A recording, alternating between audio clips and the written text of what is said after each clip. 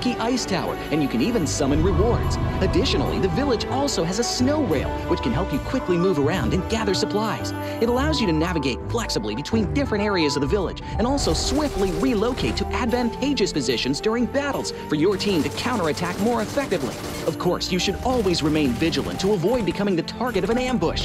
What's more, the village also features a special two-seat vehicle, the reindeer. It's also a great choice for transportation as it allows you to swiftly move all over the map. For intense battles, we've also prepared festive and practical battle equipment for you, the Snowball Blaster and Snowboard. The Snowball Blaster can be used in many ways and has loads of functionality. When you aim it at the ground or a building, it can create a snow pile cover for you. When used on enemies, you can temporarily transform them into lively snow piles to restrict their movement. When facing bodies of water, you can use the Snowball Blaster to freeze the surface so that you can walk on it. It's definitely a practical yet entertaining weapon. After transforming into a lively snow pal, you will be unable to use firearms to do battle. You'll only be able to rely on basic actions such as walking, running, jumping, and swimming to evade enemy pursuit. It takes some time before you can revert to your human form. Let's build a snowman together. The snowboard will also bring you a whole new experience. Apart from helping you glide and move on various surfaces, it can also be used with the Snowball Blaster. Explore the many possibilities and use these two items to have all kinds of fun. We've also designed various interactive mechanics, such as searching for snow toddlers, lucky ice, and the snow blast zone. When you encounter a lucky snowman on the map, don't be in a rush to leave. There are 4 lost little snowmen hidden near the lucky snowman. Search for the 4 hidden snow toddlers and bring them back to the large snowman. You'll then receive a token of gratitude. There are lots of lucky ice scattered across the map. Shatter the ice to get the supplies inside. Try using a melee weapon to break the ice more easily. Furthermore, you'll find that snow has engulfed some red zones on the map, and the falling snow will bring about many interesting effects. Players within a snow blast zone will be transformed into a lively snow pal if they're hit by the snow. If the snow lands on the ground, a snow pile cover will be created. In this World of Wonder update, we'll be introducing a brand new transformation skill gameplay and a catch me hide and seek gameplay for you to enjoy the transformation skills to the fullest. Of course, you can also use this skill to create more interesting creations. We've also added a Snowy Village map template to celebrate the Frost Festival with creators. Additionally, we've also made some updates and improvements to gameplay devices, game parameter settings, and the editor. For more details, please follow the official PUBG Mobile community. We'll continue introducing the latest WoW content to everyone. As for Classic Mode, we've also made some improvements to vehicles, firearms, creation mode, emotes, settings, and more. First, we've enhanced the designated marksman rifles. Some DMRs can be equipped with the full auto mod to fire in full auto. We've also improved the attributes and handling of some vehicles to enhance your driving experience. We've also added a new garage mechanic. From now on, you can choose your dream ride during matches. Meanwhile, we've also added a custom SFX adjustment feature. You can adjust the volume of some sound effects to whatever best suits you. As for creation mode, we'll be introducing some quick view features for watching the victory dance and fireworks displays and the new Frozen Kingdom themed performance in order to provide players with more possibilities for creative content. Furthermore, we've expanded the emote backpack. Now you can equip more emotes before entering the battleground. That's a wrap for the main content in this new version. In addition, new content will be added to the Popularity Battle event, Metro Royale, and Season Rewards. For more details, follow our official PUBG Mobile community. Snow Battle is coming to town. Winner, winner, chicken dinner.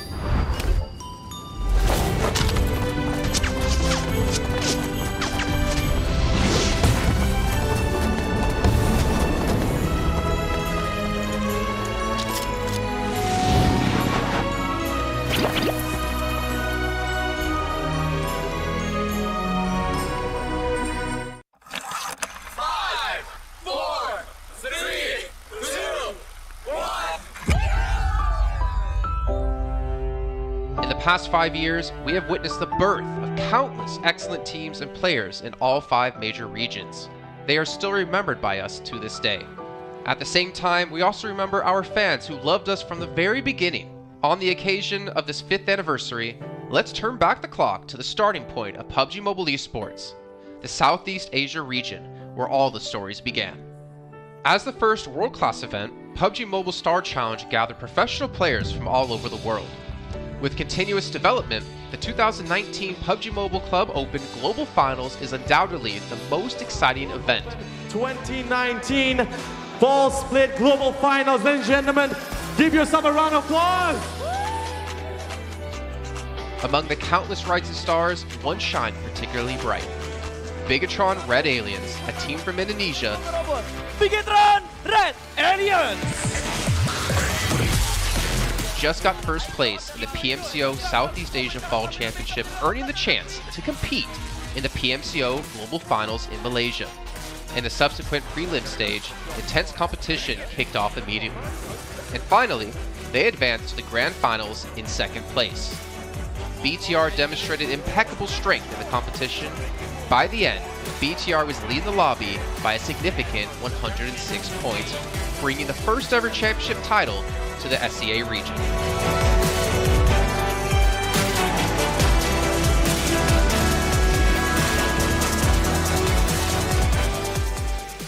Di saat itu siapa yang gak kenal dengan nama Bigatron gitu? Tim yang punya segudang prestasi, mereka juara dunia di PMCO Global Finals tahun 2019. Mereka banyak banget melahirkan pemain-pemain berbakat, Zuxi, Luxi, Ryzen, Microboy. Terus habis itu Zuxi, Luxi juga saat mereka menjadi juara dunia, mereka berada di masa prime-nya mereka banget.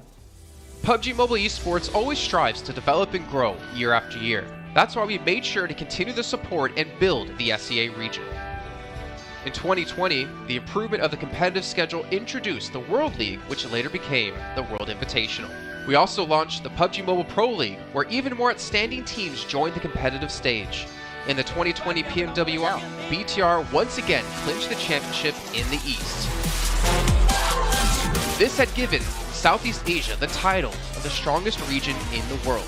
They hoped to continue their legacy at the PUBG Mobile Global Championship, the pinnacle of PUBG Mobile esports. However, BTR was not able to repeat their performance from the previous year. Top 2 teams is going to take those this round. Winner with a chicken dinner, Nova XQL. With the rise of Team Nova, countless brilliant moments were had, but this also left many players with regret. After BTR Red Alien won at the Global Championship in Kuala Lumpur, we thought C region was the best. We thought nobody could beat C region except maybe RRQ Athena, maybe Illuminate the Murder, maybe Mega Conqueror, but C region was the best at the time. And we get to the league. We heard of a team called Nova. We thought maybe this team is not that good. On the contrary, they owned all the teams. They were very good. Let's move forward to the year 2021. With continuous efforts, more teams and players joined the Pro League. For example, Xavier, who placed third in the 2020 PMWI East League, also secured second place in the PMGC East League. FaZe Clan also made their debut on the world stage. Có thể nói 2021 là năm thành công nhất của Dingo Xavier trên đấu trường quốc tế, khẳng định vị thế và tên tuổi của Việt Nam vô cùng mạnh mẽ. Còn với FaZe Clan, đây là năm đầu tiên họ đặt chân đến với giải đấu cao cấp nhất của PUBG Mobile, nhưng lại khiến tất cả những đối thủ khác đều phải dè chừng và e ngại. Undoubtedly, the year 2022 has brought the greatest changes to the SEA region. Vampire Esports emerged, dominating 2022 PMWI, winning both the main and after-party tournaments, while also setting records for most chicken dinners, most eliminations, and more. They were not only facing competitors from the SEA region, but from all over the world. Everyone was talking about VPE and wondering if they can maintain their performance at the Global Championship or if it was just a stroke of good luck. On the last day of the 2022 PMGC Grand Finals, VPE won 3 chicken dinners alone, moving from the bottom of the table to 6th place, achieving the best result for the SEA region. They pulled off another miracle, but sadly, it was not enough to win it all. In 2023, BPE continued their impressive performance. They once again won everything at the 2023 PMWI. 2023 PUBG Mobile World Invitational Champions, Vampire Esports!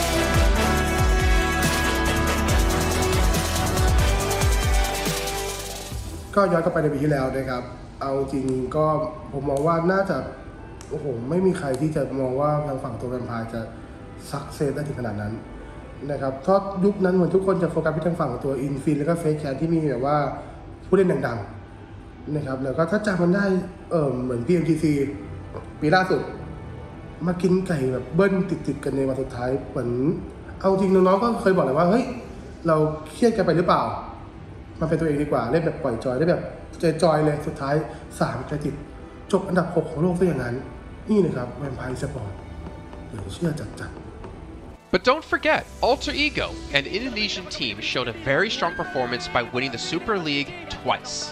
The SCA Super League was an upgrade to the previous championship, which by many is considered to be the most competitive league in PUBG Mobile.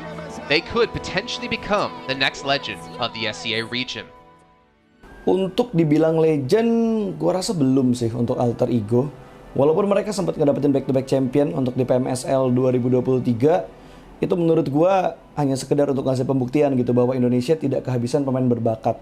Ya mungkin contohnya Rosemary gitu. Datangnya dia ke Alter Ego tuh benar-benar jadi ujung tombak untuk Alter Ego. Dan gak berhenti di Rosemary. Masih ada Alpha juga yang didatangkan oleh Alter Ego untuk mengisi kekosongan atau kekurangan dari Alter Ego. Dan gue rasa PMGC 2023 ini akan menjadi ajang global championship pertama gitu untuk Rosemary dan juga si Alpha. Jadi wajib banget kita nantikan performnya mereka di PMGC 2023. Dan please di notes pastikan tonton Alter Ego sampai akhir. Of course, there are many more teams we haven't mentioned, but these teams will all take part in the 2023 PUBG Mobile Global Championship. So what do you think? Who will be the ultimate winner in this year's PMGC? Will they be from SCA? Well, there's only one way to find out.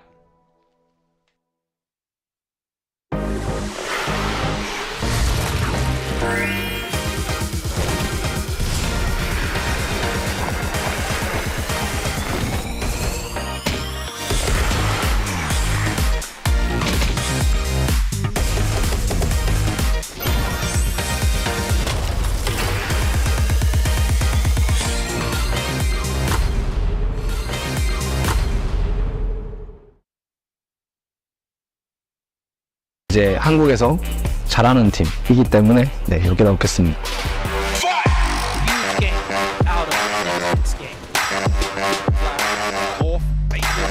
Oh, XZY absolutely on the swivel. It's time for them to shine now. Aaron Gale, are you kidding me? I mean, faced with a cold. Level kita orang kat sini lah. So lain lah. Well, New Alliance might just be going down here and now. The loose flags is excellent. ไม่มีนะไม่มีรู้สึกเป็นส่วนตัวกับทีมไหนสักทีมผม But no time was just New team? Yeah, they're kind of newcomers. We haven't really met them before. New challengers? Yeah, new challengers. And in comes Red Force. Make the Galaxy looking to try and hold them off, but it's Who do you think is the strongest team in Pro Red? Next Ruya. To the northeast, but here comes Next Ruya. Right onto Nongchim. Red Force, who have tried to send back over the water.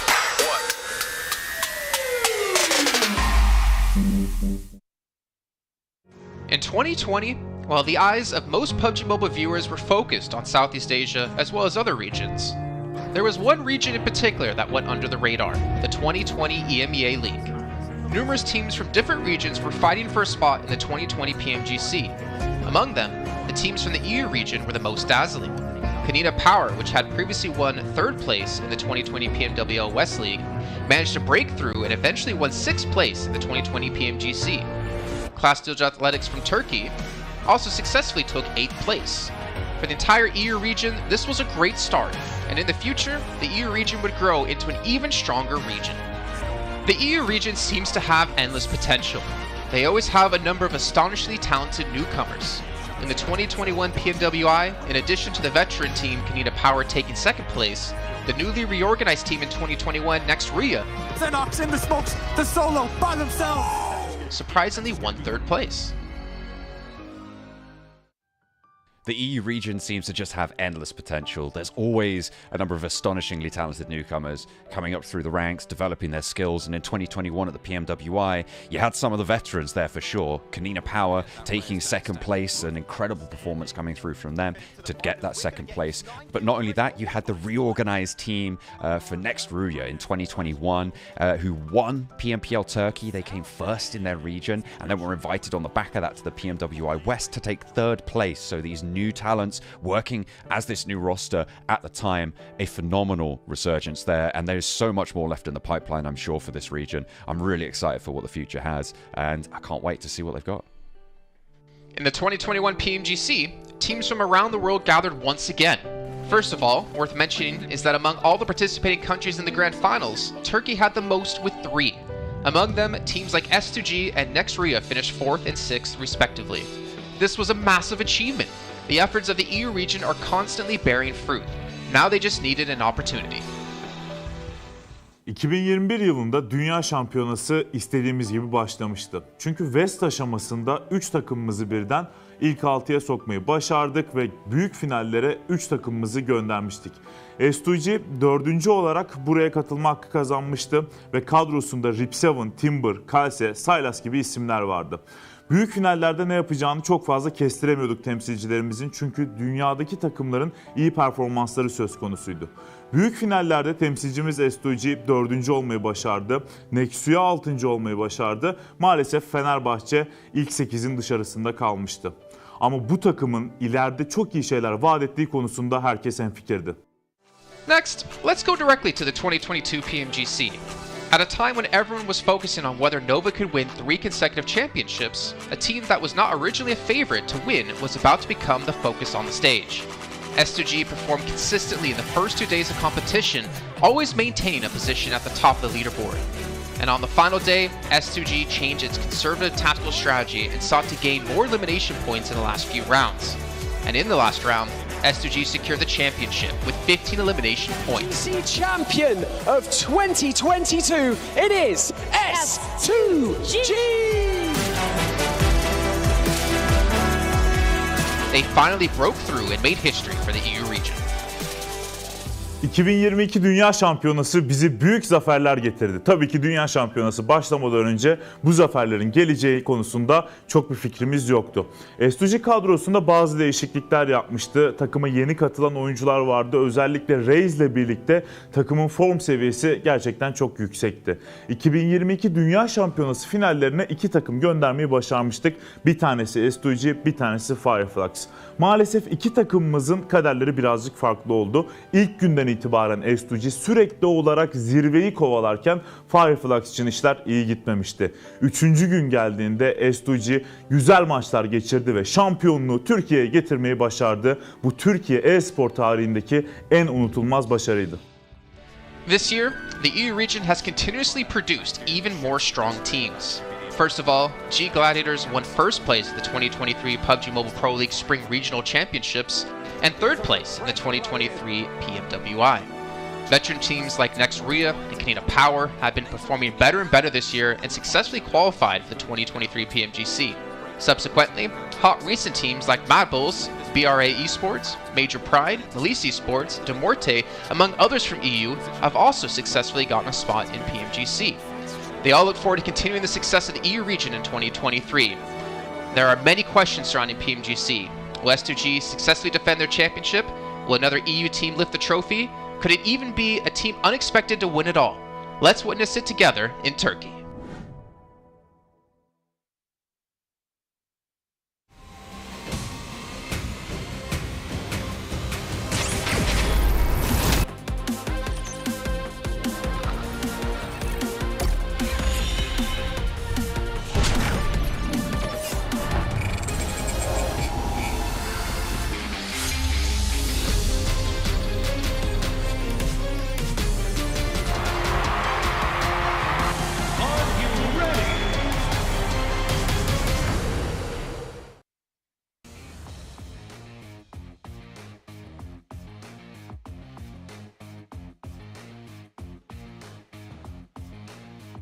While most teams find glory in attaining chicken dinners, one team finds that consistency is key to propel them forward. And this team with me is Major Pride, who managed to rack up over 50 points yesterday. Over 54 points yesterday, putting them right behind BTR. Only 18 points divides these two teams. And with me, I have Nomi.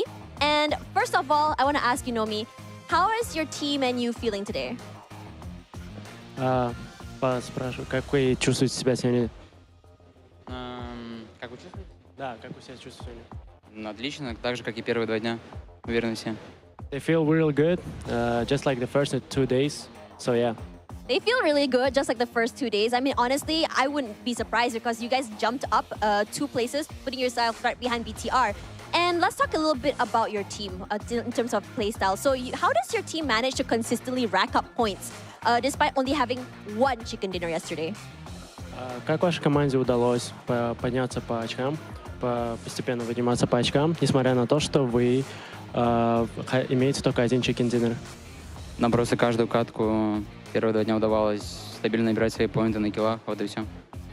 They just keep getting kills, you know, that's how they constantly get the points. Yeah, that's how it is. So that means that what you guys are looking for here is the elimination points rather than trying to go for the placement points. Is that what you're saying here?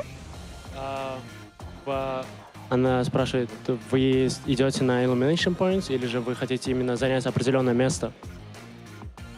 Определенное место? Да, определенное место в таблице. У вас какие есть? Но ближайшие цели у нас это пройти в топ-3 в гранд-финал с этой группы.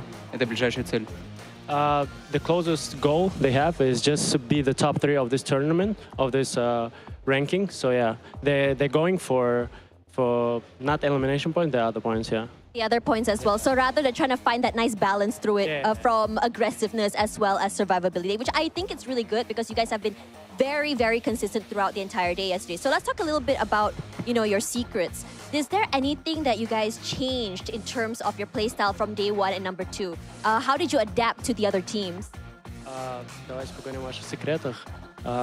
Что у вас изменилось по сравнению с первым днем и как вы адаптируетесь по другими командами? По сравнению с первым и вторым днем практически ничего не изменилось. Максимум построились под определенные команды, которые вокруг нас лутаются. А секреты, на то и секреты. So, secrets meant to be secrets. There's no actually. They're not supposed to tell. But in terms of compared to the first day, they just adapted to the other teams. That's how I did. That's all. Was there like a lot of changes, like a lot of adaptation needed from day 1 and day 2? Были ли много изменений по сравнению с первым днем? Многие ли адаптации по сравнению с первым днем по другие команды? Или же вы просто, у вас была определенная тактика, и вы шли по этому? Ну, можно сказать, что была определенная тактика, и придерживаемся ее. Просто немного, чуть-чуть что-то изменили, не кардинально, в отношении команд, которые вокруг нас лутаются. They don't have like specific tactics. They just adapt it. Depends on how other teams is loading. So yeah, they just go for it. All right, just going for it. I think it's really good that you guys have a lot of pages in your playbook when it comes to adapting to these other teams. Okay, let's talk a little bit about what you guys have on for today. You guys are on 2nd place right now, 18 points behind BTR, which honestly, if you guys can maintain this today and tomorrow, you're practically already on your way to Turkey. So, what are your team's expectations and goals for the 2023 PMGC? Какие ваши ожидания и цели на этот турнир? Вы практически на 2-м месте, всего лишь остаетесь на 18 очков от 1-го места, и вы уже, считаю, практически в Турции. И вот какие ваши ожидания и цели на этот турнир? Ну, ожиданий у нас никаких нет, есть только цель. Это вот, как я уже повторяюсь, пройти с этой группы в топ-3 в гранд-финал. Поздравлять нас еще рано, что-то пройдено только половина пути. They don't have expectations, they have only the goals to be top 3 of this tournament and be on the Grand Finals. So it's too early to say because it's not the last day. Yeah, we still have to go. And I like that mindset. Honestly, thank you so much for spending time and answering these questions because that mindset is really important because they're kind of focusing on the now instead of thinking too far ahead. Regardless, this is still Group Yellow, the group of death dubbed, and there are so many strong teams on board today. So now I'm gonna toss it to our panelists to really just rack up and just give us the predictions of today. Which team do you think will be able to end the day strong? Will BTR continue to be a number one?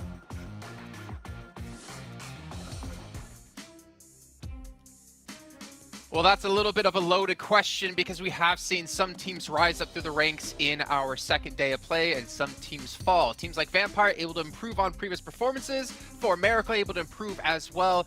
Honestly, I still think top 3 is up for grabs for quite a few of these different teams. I'm your host, Jason Kaplan, joined by my handsome gentlemen. My handsome, not yours. They're my gentlemen.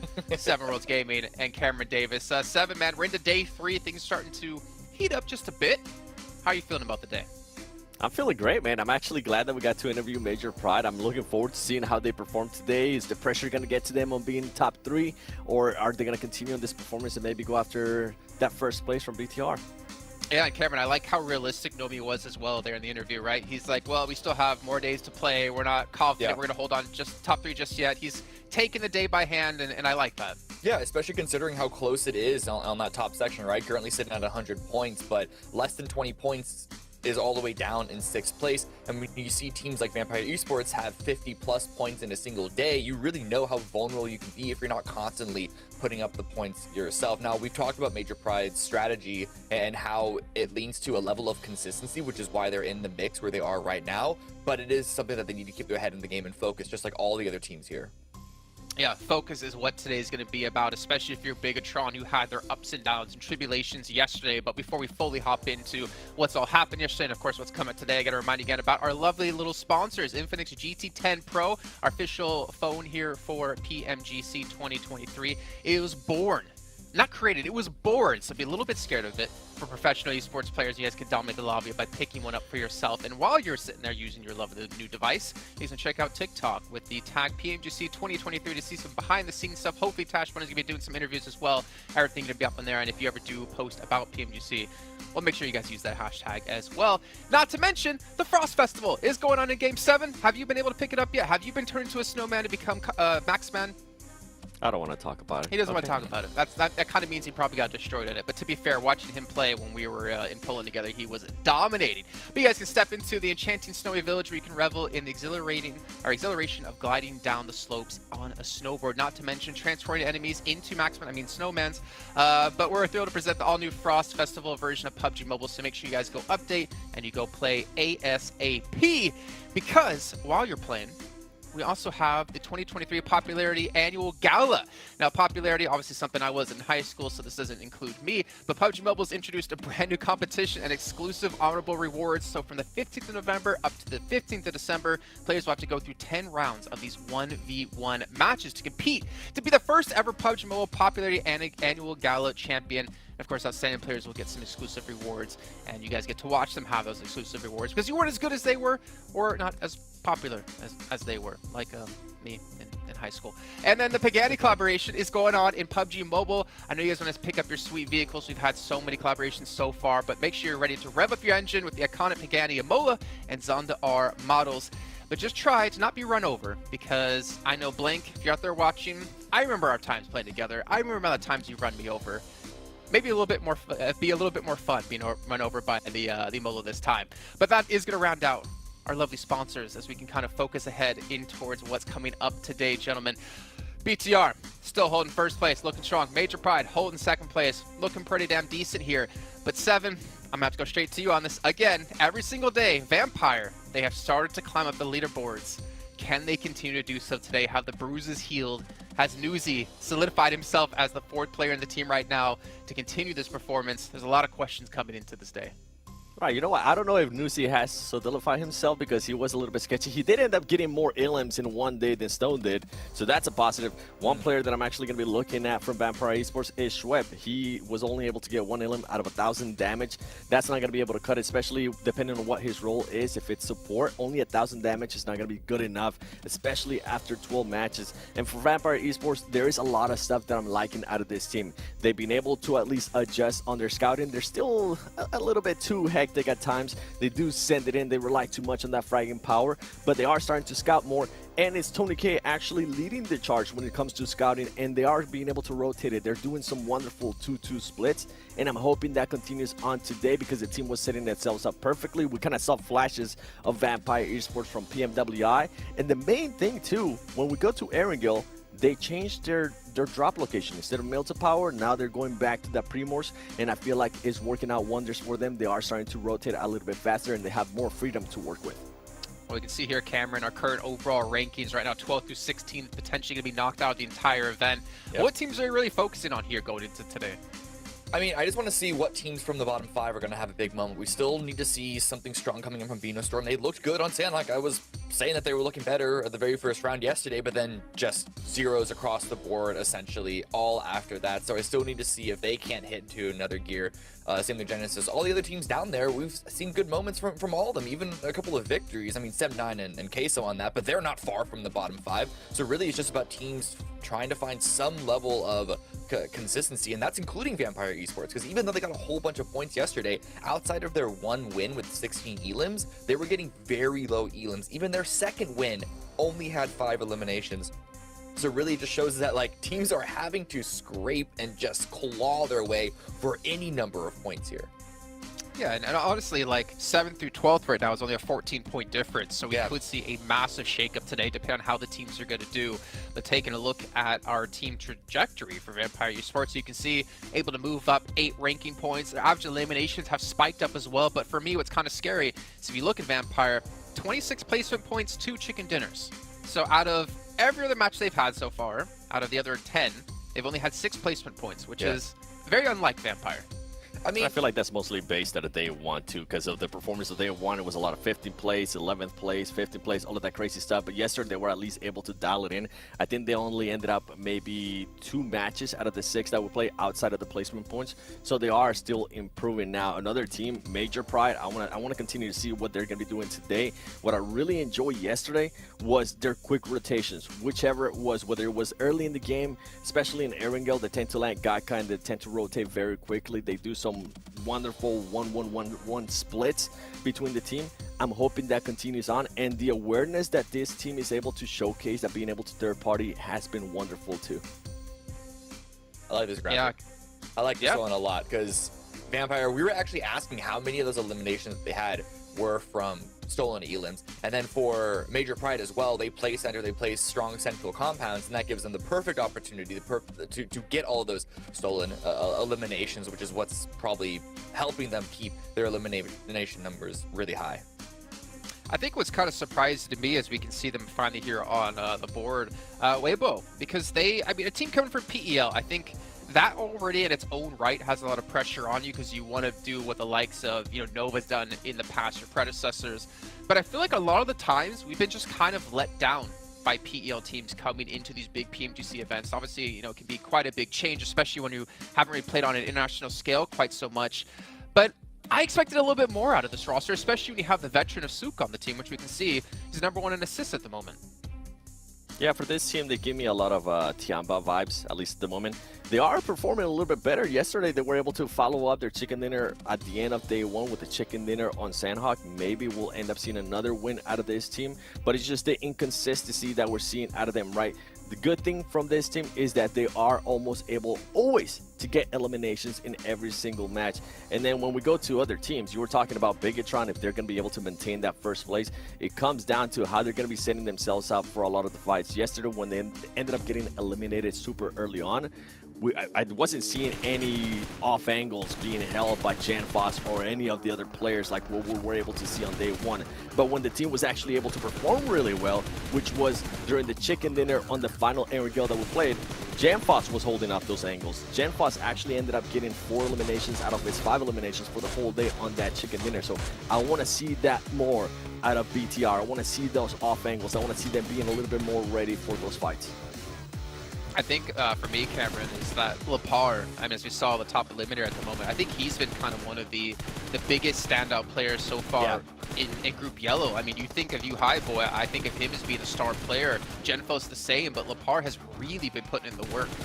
Oh, yeah, absolutely. And it wasn't even just a day 1 thing. There's always a chance when you have 2 seconds and then a first in a row that it's going to elevate one player's stats for the rest of the run, at least for a little bit, but he was getting those numbers consistently throughout the day 2 as well, even with a slightly, marginally lower performance overall for the team. So really, this is a player that you really have to look at and say, this guy's going to help carry them, I have to assume, to victory all the way to the very end, at least into the Grand Finals, because 118 points, it's possible to fall out of the top 3, but I have yet to see any sign that makes me really particularly worried about it. Sure, yesterday started off a bit slow for them, but they got a couple of really good rounds under their belt, and they kept a disaster from occurring yesterday, so, you know, I don't know why that wouldn't happen again today. And I mean, at least the silver lining for them is the fact that with the amount of points they have built up already, they should make it into the survival stage no matter what. Like, they still have that second chance if they don't qualify for the Grand Finals here in the next 2 days. But we'll see if they continue this pace. We take a look at our top Sandhawk performers. And Influence Rage, we haven't talked too much about them, and I know they were one of our most consistent teams yesterday. But Seven, we haven't seen that explosiveness, I feel like, out of this team. This domination that we know they can pull off going back to America's region. And is it bad that I'm actually happy with the way they're currently being able to perform? We're not seeing those pop-up performances like you're mentioning, but they are being very, very consistent. And I think here in the next couple of days, now that we're past the halfway point, right, for this group yellow, we might start seeing a little bit more aggressiveness out of them. Going back to day 1, this team tried to be a little bit too aggressive, and it's ended up backfiring. For them to be able to adjust that is really impressive, considering with what happened last week with some of the Brazilian teams, that they were never able to adjust to that. Yesterday, out of this team, they ended up averaging somewhere between a 4th and a 5th place finish throughout all the matches, and then about 4 eliminations per match. That it's pretty impressive for a team that it's used to be knowing either having very, very highs or very, very lows. They're starting to find a nice consistency here. And I mean, we know what they're capable of, so it's good to see that they still have that in their back pocket. They can still frag out and end up with a chicken dinner and 15 eliminations. Okay, but we have yet to see a chicken dinner and 15 eliminations from them. At this point, you expect to have a couple of rounds go that way. I agree with you. The consistency for them is looking great. But in order to be a world-beating team, you need to be able to grab opportunities that are given to you in order to have those huge rounds that round out the overall average points total. See, I think one thing Seven mentioned, Cameron, that I actually really appreciate is that if you look at Brazil, when it comes to like firefighting, I feel like they are going to be one of the strongest regions, and if you're going to be a team that want to compete in PMGC, that's the perfect region to get that experience with Alpha 7, with Loops there, for instance, Inko. The fact is, they know they can fight people. Yeah. But I think, as Seven's kind of alluding to, they're working on that, getting their consistency down, getting to the late stage to make them like a more well-rounded team. Now, but I also agree with you, Cameron. We haven't seen that explosiveness out of what we know the team can be able to pull off. Maybe that's something they're kind of working on, and that kind of gets me a little bit excited now, actually thinking about them the next 2 days and in the Grand Finals if they get there. Yeah, I mean, if this is an active effort on their part to shore up their potential weaknesses going further into this event, because like BTR, even if they fall out of the top 3, it's incredibly unlikely for them to end up into the bottom 5, though the cutoff is slightly above 100 points from the previous 2 groups. So it's possible, but very unlikely. But even so, I don't know. Part of me is worried that, like, this is another level. This is an entirely different level of competition, and it's always possible that it's just they've been trying to go for those big plays and it just hasn't worked out, especially with the number of times that you see them lose a player early. We saw them get 12 elims in one match, so it's hard to know everything, every little micro factor that goes into every single play. I mean, in Brazil, maybe they would have had pop-off games already, but here, because of the caliber of the lobby is higher, maybe they're not able to do so. But I have a feeling that they're going to have one of those today. But let's head over to our commentators and we can finally dive into our first match. It's going to be our only Sandhawk of the day. It's going to be brought to you by Zute and John Al. That's right, it is indeed. We are going to dive on into the first Sandhawk and the early Sandhawk of today. It's going to be interesting to see how things start to shape up. We saw last week how after day 2, starting to see dynamic shifts coming on through. A lot of teams will have reorganized. Obviously, Vampire having done that a little bit earlier, and they kind of needed to, and really came out swinging yesterday. You were adding up the numbers, Zute, of their performance from yesterday, right?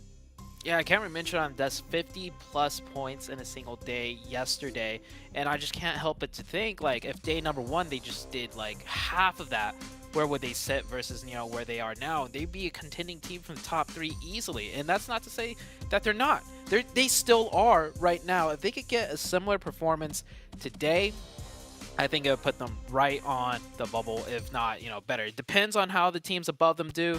And right now, for me, I feel like the top 5 teams minus BTR, they're just kind of like shuffling the points back around. Like, this team will get a big win, and then this team will get a big win. Let's see who gets the first big win today, though, on Sandhawk. And I mean, when teams just keep trading off big wins, that's where the Moneyball strats play out for Influence Rage as well. We know that they love to keep it consistent. And even on Sandhawk, they're doing more than that. They're on 10.5 average. 14.5 on Weibo, though. So Northwest Island seemingly playing well for them. We'll have to wait and see where this circle goes. We have had that Northwest Island circle already. So we've seen that one. We'll see if we can go back over to the mainland and have a little bit more normalcy. So teams out over boot camp. Potentially a split here for BTR around this Influence Rage position. They've changed their position. They're normally on the confluence. Yeah, am I seeing a BTR player drop in? Oh, yeah. Right outside boot camp, a 2 versus 2 right now. Influence Rage adjusting very quickly to counter the 2 of BTR with their own 2. Who's going to win this 2v2, though? It looks like BTR trying to win that. And no, it was a 2v1 at the end. And Influence Rage will get a quick 2 points. And oh, the hot drop, we can't forget about this one. This time it's finally fully blowing out. Genesis versus D+. D+, looks like they took care of everyone but the last player of Genesis. No, 2 eliminations. There's 1 more left. Trying Master Chi, trying to do his best with the UMP. Gets 1 knock, switches to the M4. Doesn't get the knock, though. He really needed that one, and he will go down. Coming into day number 3, looks like the pace has quickened on Sandhawk. Finally, we are seeing those hot drops, and it is playing through. We've seen 2 teams in Paradise Resort now, I think for the past 2 days at least. I can't quite remember exactly on the first day if this happened as well. But yeah, the fact that it's only just now started to be an actual fight is kind of crazy. And we are seeing a much faster Sandhawk, you're right. With BTR changing up their drop spot, which, to be honest, I'm not entirely sure about. I don't think it was necessary. They didn't see the circle, so it wasn't a circle-based decision. Having that confluence position is really, really valuable. So, yeah, I'm not entirely sure about that choice for Lapar and Satalis to go north of boot camp. I think, given the circle as it is now, they could have rotated south down to that walled compound just north of Painan. Had a great position. Yeah, I see why they might have tried to do that. With that 2-2 split, they basically get access to the entire map, no matter where the first circle pops, based on where the teams drop, right? You have the river, the trifecta, that northwest secured, southwest secured, and with 2 players on the north side, Paradise Resort secured. You don't have to move past Influence Rage anymore when you have that 2-2 split, if it worked. And you also surround Influence Rage in a way, so they're kind of like pinned in. Kudos to Influence Rage, though, for adjusting and, spotting that out very quickly. Usually when a team, changes their drop and encroaches on you at the last second, when you're not expecting it, you default to just grouping up. But Influence Rage made that call, made that adjustment, and luckily for them, they won that 2v2. It could have gone either way at that small little compound. I think it really came down to who picked up the guns.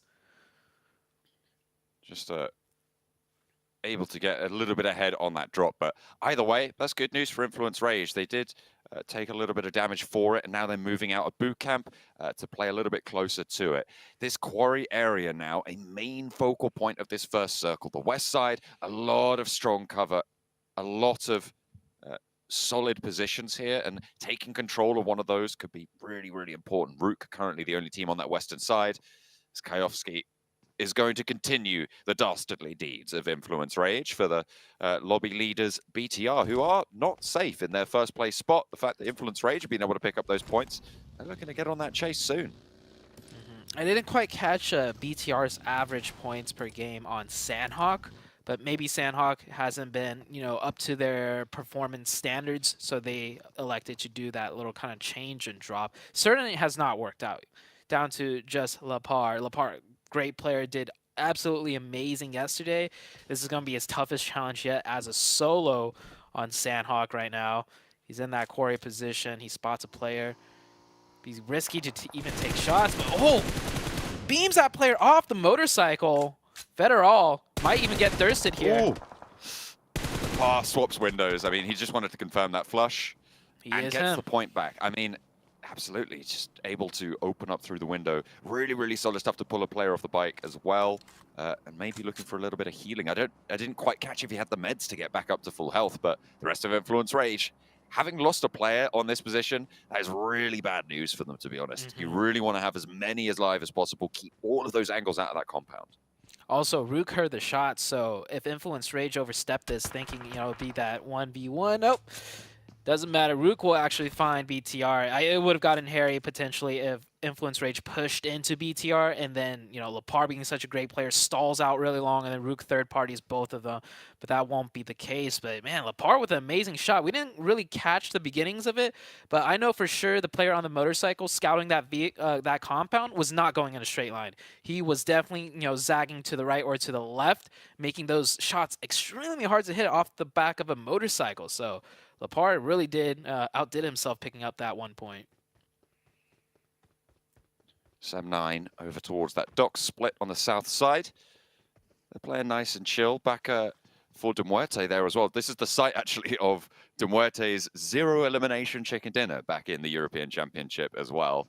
They were able to heal out in cave on the low ground to actually put themselves in the running to get those qualification spots. So a really, really solid position for them. Good memories on that south coast for them. So SCM, better watch out, although Kenny's already on the inside of that cave, so they can't take it freely just yet.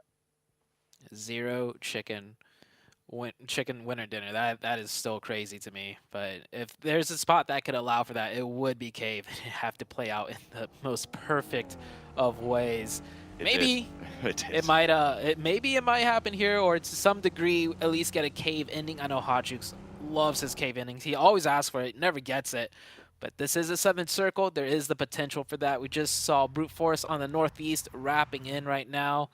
The central focal point of this map, not heavily populated just yet, because it is quite tough to make it all the way down south. And with the first circle shift to the east, to the north, that could change a lot. Corker looking for control over the top of the cave hill. On that south side, you see Influence Rage up to the compound, just drawn a little bit short of Rook right now. The north edge of Quarry also occupied. Stage 2 just about to reveal itself. And we're going to go to Quarry again. So those compounds that Rook currently have a lot of control over, very valuable. And the Major Pride 2-2 split has paid off quite nicely as well. They are going to regroup. You can see them going very, very quickly up into their forward position. So getting those edge of Quarry compounds on the menu for a lot of teams, certainly on the mind as well. Weibo making that northern rotation past Paradise now. Major Pride in a lovely position right there. Not only is it center zone, it's on a hilltop that allows them visions to the north, to the south, basically 360 all around. And there's pathings that they could take wherever the circle shifts, so they set themselves up in a great position. Brute Force on the northeast has met some opposition in the form of IHC. They have lost 1 player. Sam9, ooh, blown up vehicle. Not sure if there was a casualty there, as Demuertes do have 4 up, but on the other side of the same things, Queso catches one of the Vampire players off guard, and it is quickly traded back here, though. A little bit too far forwards there for Schweppes, unfortunately. Does get knocked and immediately flushed. Tony K trying to divert past the Vibes players who are on the other side of the river at the moment. Everyone trying to get across as Queso are eliminated. Vampire down to 3, losing one of their players, and Vibes playing as a 2 right now on a 2-2 split. Both relatively close to one another, within about 150 meters, and they have got vehicles, so they are very much within support distance. And the fact that they've been able to take down a player from Vampire really assuages that threat from the western side. The question is, how much further in can they go? They'll have to push in just a few moments. This crossing from the southwest to the east through that bridge, or there's 2 bridges, is so difficult. There's always teams right around the corners of those areas, and even if there isn't, the further you drive in, you're passing through high ground, right? There's the hilltop on the northern bridge just south of Pinon, and then there's that huge hilltop on top of Cave. So both bridge crossings are very dangerous, very hard to execute. We've seen this plenty of times before where teams do struggle quite a bit if they do have to make that rotation. It looks like Vampire still on the other side, just has crossed the bridge. They get that compound for themselves. They're still on the edge of the zone with many teams in front of them on the high grounds. Muerte playing between the two hilltops right now, have fully regrouped over Vibes on the west side. Disengaging there. Vampire moving a little bit further south to get across. They have now got that compound away. DRS behind them over in Camp Charlie, still yet to cross, so they'll have to get through the water there. Not an easy move to make with the number of teams on that southwest corner. Meanwhile, over on the northeast side, Brute Force and Weibo have been on these long rotations, waiting to get into the circle, jousting back and forth with one another, as Brute Force kind of taking the brunt of the punishment at the moment. Weibo having all four of their players alive, sure, a bit of damage tagged onto Gap, but we're still in stage 2. It's very healable out in the blue zone. Ado trying to crawl back in. I'm not sure if Weibo Gaming rotated this way to target Brute Force or not, because Weibo is coming in from the northwest. They are purposely wrapping over to the east. This might be a pathing strategy for them, or break into this type of circle, and just so happens Brute Force is here. But Brute Force lost one to IHC. Potentially Weibo Gaming put the 2 and 2 together to know on the northeast side there's some fighting to be had, and they're picking up the scraps down to just the one player now. Weibo Gaming really getting these elim points. Blue zone is ticking just a little bit here. The last Brute Force player should go down very soon. He does catch a knock though. Tries to go for that confirmation. Not in time. Weibo Gaming pick up 3 elim points. We'll get that revive. And a hard shift to the west. This might actually work out for Weibo, because now they can wrap and swing around again. They still are in the blue zone, and looks like they've still got plenty of meds on board. So you're right, they do have a little bit more leg room to stretch out into. DRS, they're trying to play on that south side. They took the swim across the channel from Camp Charlie. Now they have this ridge line to start to move north on. You can see not too many teams in their way. SEM9 across the bay over towards the Cave Hill. They'll be worried about that position. They can start to encroach forwards. Demuerte moved into that position and disengaged from that cave hill, and now I feel like they're in one of the best spots. The difficulty they'll have, I think, is holding the teams from the north. The south hold a little bit easier. Yeah, they're so center zone, though, I feel like, on a circle this small that even no matter where it shifts, one side will have a buffer zone for them. There's going to be multiple teams on that side having to push past each other into them. So they just have to worry about one team at most, no matter where the circle goes, in my opinion. We'll see how this plays out, though. IHC wrapping hard down on the southeast side. They will have to take that fight with SEM9, potentially. There is some compounds open right on the roadside. Let's see if they can manage to find that info and scout it out. IHC pulling up to Tam here. He's lying in wait with a DPS. These shacks are so dangerous. You know the players are going to be moving on in. He does shuffle a little bit. I wonder if they can hear that. Maybe divert away. Okay, some shots from across the way. A third party might have just saved Tam, or maybe even saved IHC. I remember yesterday we were talking a lot about how IHC were just losing a lot of players off the rip fairly consistently. So today they want to try and keep as many alive as possible, as is generally the goal for a lot of teams, but maybe a little bit more important for this roster.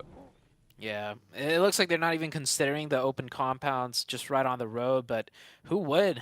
Those compounds are usually taken in a zone like this, so they're just trying to wrap around and fight their way in on the open ridgeline sides, looking towards Bino Storm here, just over the ridge top. And I think, yeah, they'll figure it out. No shots being fired from here. The last second, they do call it out. They rotate in. Not going to be able to save all the vehicles. Readjusting one. They know how strong vehicles are, especially on the edge of zone. They're probably going to have to make another fast rotation. They make it in with a couple vehicles, all 4 alive, most importantly, as we do head into the next shift. And Weibo Gaming did wrap around back to the northwest. And it's a hard northern shift. I mean, this compound to the west of Quarry right now for Rook, this is a really, really good spot. Can they hold it out? Because they've got D+ and Weibo on the north, Influence Rage on that west. Demuerte are going to sail straight on in to a position on their south side. Major Pride going to have to figure out how to get through. It looks like they're actually going to go potentially over the middle of Quarry. I'm not entirely sure that that's... I mean, there isn't really a best choice here, but I think, okay, Naomi's just moving down to the other angles there, so they do have an off angle to cover the south side of Quarry. Yeah, huge circle shift here. I think Major Pride recognizes with their, like, elevation advantage. They're just looking to push all the teams away and then third party from distance before even trying to move more central. Because if you move more central, you give up that high ground, a full team's coming in right behind you. IHC goes up to the high ground onto Cave. We'll take that fight with DRS. Alex gets a quick one. DRS getting picked apart right now. IHC with only one player knocked. Rules on the low ground, catches one. It is a 2v2 situation here. No, 2v1. Alex, the last one up. Third party from distance, I think. IHC looking to try and keep it together, but Alex goes down to a nade, and that's it for them. DRS looking to res on the top of hill in the meantime. Demuerte have taken some knocks across the way. I think that's coming from Rook over to the west side of Quarry, and they are going to look to get that res.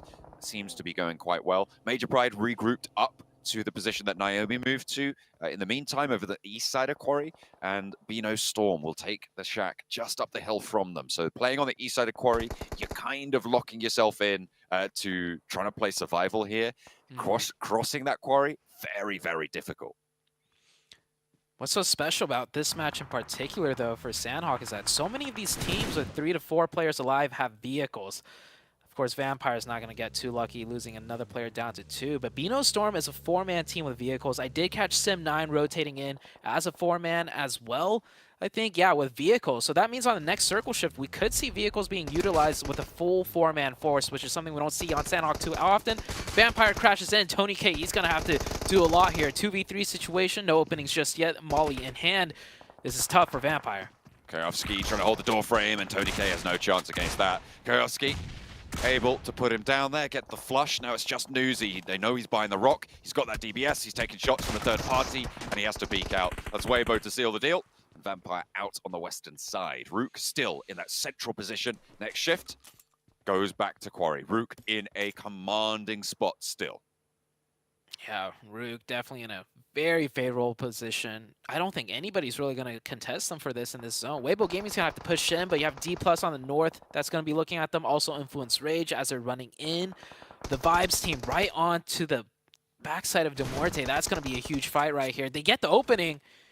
3v2 situation. Demuerte with only 2 up goes for that quick revive. Vibes with 3. Time's ticking. They need to push down before the revive goes through. Try and get that one back together. Try and keep everyone in the mix. Demuerte on 3 players alive, 3 players active here. Trying to fend off against the Vibe squad out the back who have managed to get up into the wall. It's a 3v3. Furia cooking the nade over towards East, who puts his nade back in the pocket.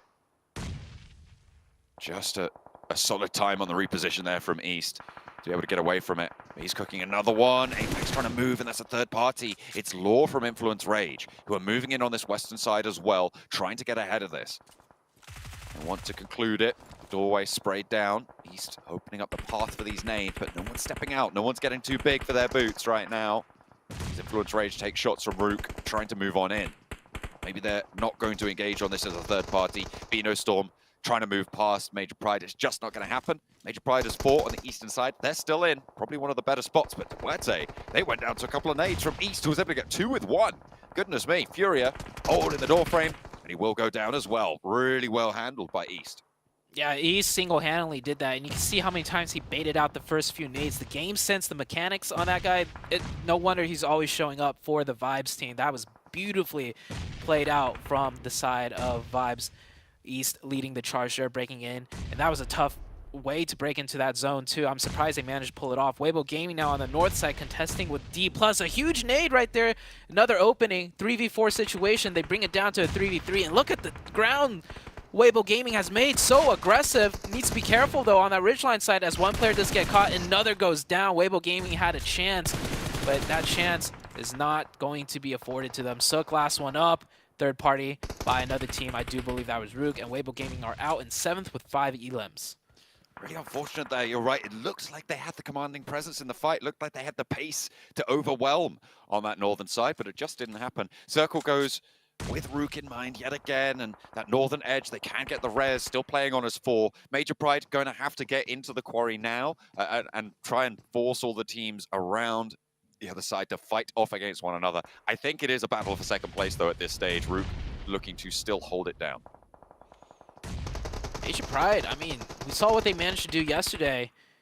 They might be keeping that momentum going here. Major Pride with 4 up, 2nd place on the leaderboards. They saw BTR went down very early. Might spur them into action to actually taking this game down themselves. D+ down to the solo. They've gone for a 3. They've moved 3 players already across the north side of the quarry. Really, really fast. D+ were embroiled, and now D+ have gone down to 1. A couple of nades from Major Pride north of that. The north side completely dominated still by Major Pride. Nomi can look to regroup through as well as vibes start to fall out in the open. 7-9, Rook, and Major Pride, the major factors in this circle. East is still up for vibes, though. It is a 1v4. I don't think he can pull off a miracle here. Yeah, he goes down. We are down to the last 4 teams, minus D+ on the north side. He is the 5th remaining team, but should go down quickly here. Yep. The last 4 teams, Sim9 going at it with DRS on that minimap on the southeast. It looks like DRS cut down to the last player. We're going to have a 3-way 4v4? It seems like it. Major Pride have managed to move across the quarry. No mean feat. The teams on the north kind of took care of each other and they leapt on that opportunity. A nice decisive move, which is what we always like to see from Major Pride. They've been doing it fairly consistently. 7-9 though, they've held the south edge of quarry, and Rook now kind of actually have their work cut out for them. They're right on the edge of this zone. It's likely to push out after that. I don't think anyone's going to go for a full breach. We'll see if people can hold them out. Major Pride keeping that 3-1 split. Nomi, of course, the one being split off. That's the most difficult position to play, the lurker. You have to know when to time your crossings, know how long to sit to provide that off-angle support. And with blue zone closing in, Nomi will group up with the team a little bit more. Might be a knock in this zone, but that should be it. Yep, the knock does come out. Smokes are being laid down. Oh, that's more than just 1 knock. That's 2 knocks. Will Sim9 take this opening and pressure them in? Towards Nomi as well. Look at that, down in the open. You can't get that back up for Major Pride unless he makes that long crawl up towards the ramp, gets back into the middle. But look at the forward position from Naomi. They're looking to try and control the center of this next stage so that they can hold the middle. The res came through and Major Pride will play on as 3, but Rook will start to have sightlines now. 7-9 kind of making this really, really difficult here. And I think Nomi is just going to be a sacrifice at this stage. Nade in hand for Kenny. But are 7-9 overcommitting to just getting this 1 knock and stopping themselves from really getting around anything else? Kenny could just really save those nades, unless they think there might be someone there getting a revive. Sim9 focusing on 2 teams right now. I like the patience out of Sim9. You know, if they overcommitted on that double knock, that's Rue coming in with a 3rd party and probably just taking the win. Sim9 keeps 4 up. The last zone is up. Center is onto Naomi, most likely. But the 2 players for Sim9 down the hill, they went out to get the flush. They didn't even land those nades, and now they're going to have to move through the blue zone in order to get up the ramp. Dino has to get this heal off, but there's a player trying to rotate through the blue behind him. He goes down. There's just no way. Sim9 have thrown 2 of their players down there to go for a confirm, and they've wasted that opportunity. They could have all been on that top ground, all been on that high ground. If Major Pride could just survive for a little bit longer, they might even be able to throw a couple of nades over towards Rook. Actually, their supplies have run dry, so they're a little bit down on their luck. It's all up to the gunfights, and Punisher goes low. Effect with that DBS goes prone, takes a massive amount of damage. He gets knocked. That was crucial. Naomi, last one up, will be taken out. And this is a Rook win because the last player out of Sim9 is downhill, no, in the blue zone. Yeah, and it is done. Rook with the circle blesses at that compound will take the dub. That was you could say that was an easy one for them, but for all the teams getting into 2nd, 3rd, and 4th, that was a fight to be had from all corners of the maps. Everyone condensed in, and it was just an absolute bloodshed. Absolutely. I mean, Rook just had to wait, right? I still do not know what those 2 players from 7-9 were kind of going for there. They went down, and the blue zone was closing. They lost their route back up. They took a little bit of damage, and you just couldn't step out into the blue. It's zone 8. You can't withstand that take damage for that long. I think that would have gone very differently. And in fact, I think either Major Pride or 7-9 could have won that against Rook if that play had not have happened, if they didn't go down the hill. Yeah, it would have been it would have been a toss-up because Sim9 would be running into 2 teams. It would have been a 3-way fight. Definitely, though, Rook got the better end of that with Sim9 going downhill and nading the last player, or one of the players of Major Pride too. So Rook with a huge win. Pusher with 1,000 133 damage right there. And Eugene with... Didn't they have 4 up towards the end? Or maybe they only had 3 up, but Eugene with 0 might have got taken out early. I mean, he didn't take any damage, though. So that makes me think something's wrong Oh, with wait. that. Yeah. Yeah, Huh. I'm not entirely sure what's going on with Eugene's stats there, but either way, Pusher, you're right, 6 knockouts, 6 limbs, keeping it nice and level. So really great stuff from Rook. They, as you said, did get that circle blessing. So it's kind of, as we were talking about for a while, not unexpected that Rook were able to take that one home. Yeah, the big thing for me, for the storyline at least, is BTR going out early and Major Pride finishing out in 3rd place with a decent amount of elims. So I think that gap has closed once again. Yeah, they were sat in 2nd place at the start of today. There was an 18-point gap, and so every single point that they were able to earn here against BTR's total was absolute gravy. They got late, but they only got 3rd place, unfortunately. It was Rook to be able to take down the first chicken dinner on Sandhawk today. Well, we didn't get the K finish that Zute was talking about, but, you know, the Corey finish can be something we can be happy about, or the semi-Corey finish. We see Rook taking a very needed win. 12th place going into this match, and 7, this win should catapult them potentially into 7th place. Remember, I said it was only like a 14-point difference or 12-point difference between 7th and 13 or 12th. I think they might have been able to get onto the front page now. Oh, 100% they should be able to get to the front page, and it's good to see that they're able to carry the good performances from the end of the day yesterday to here on the final match. Yeah, given that they were circle blessed, but the proactiveness that we saw of that team for the longest time, I was like, okay, are they getting any eliminations? And then we end up looking at their elims, end up with more 10 or more. Impressive out of this team, but to be honest, the major takeaway out of all this is Major Pride.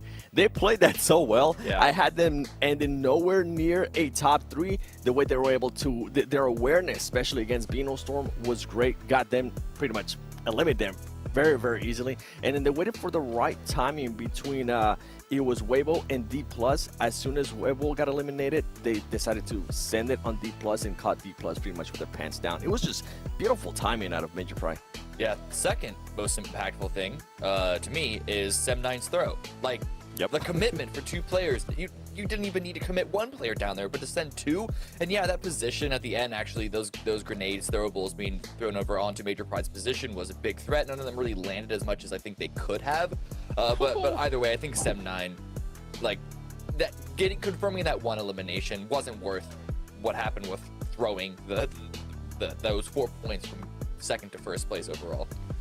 You can see, by the way, Cameron, Vampire falling from 7th to 11th. But I'm going to go one step further. The 3rd most impactful thing about that game for me, D+, man, Paradise. They finally took the fight against Genesis. They wiped them out. They finally looked more confident. They got a lot more eliminations than we see on average for them. It's nice to see D+ have some life back in them, as they're currently up to 8th place now as well. I think a lot of teams, 7-9, D+, Rook, even Major Pride, to kind of solidify their spot in 2nd place, had a very important match for them to either help, maintain a position or to move themselves up the leaderboard finally.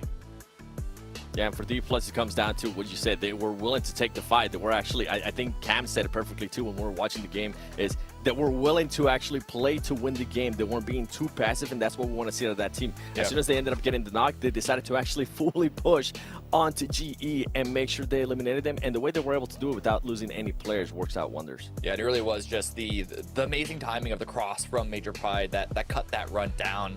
So I'm curious to see if they would have gotten, how many more eliminations after that they would have got if Major Pride didn't just swerve right in front of them. But going over to Erangel, we see the top performers here. This is where you really kind of want to expect Bigatron to unlock themselves, because the start of this game for them was not good at all. It was just, warming up the fingies. That's all that was.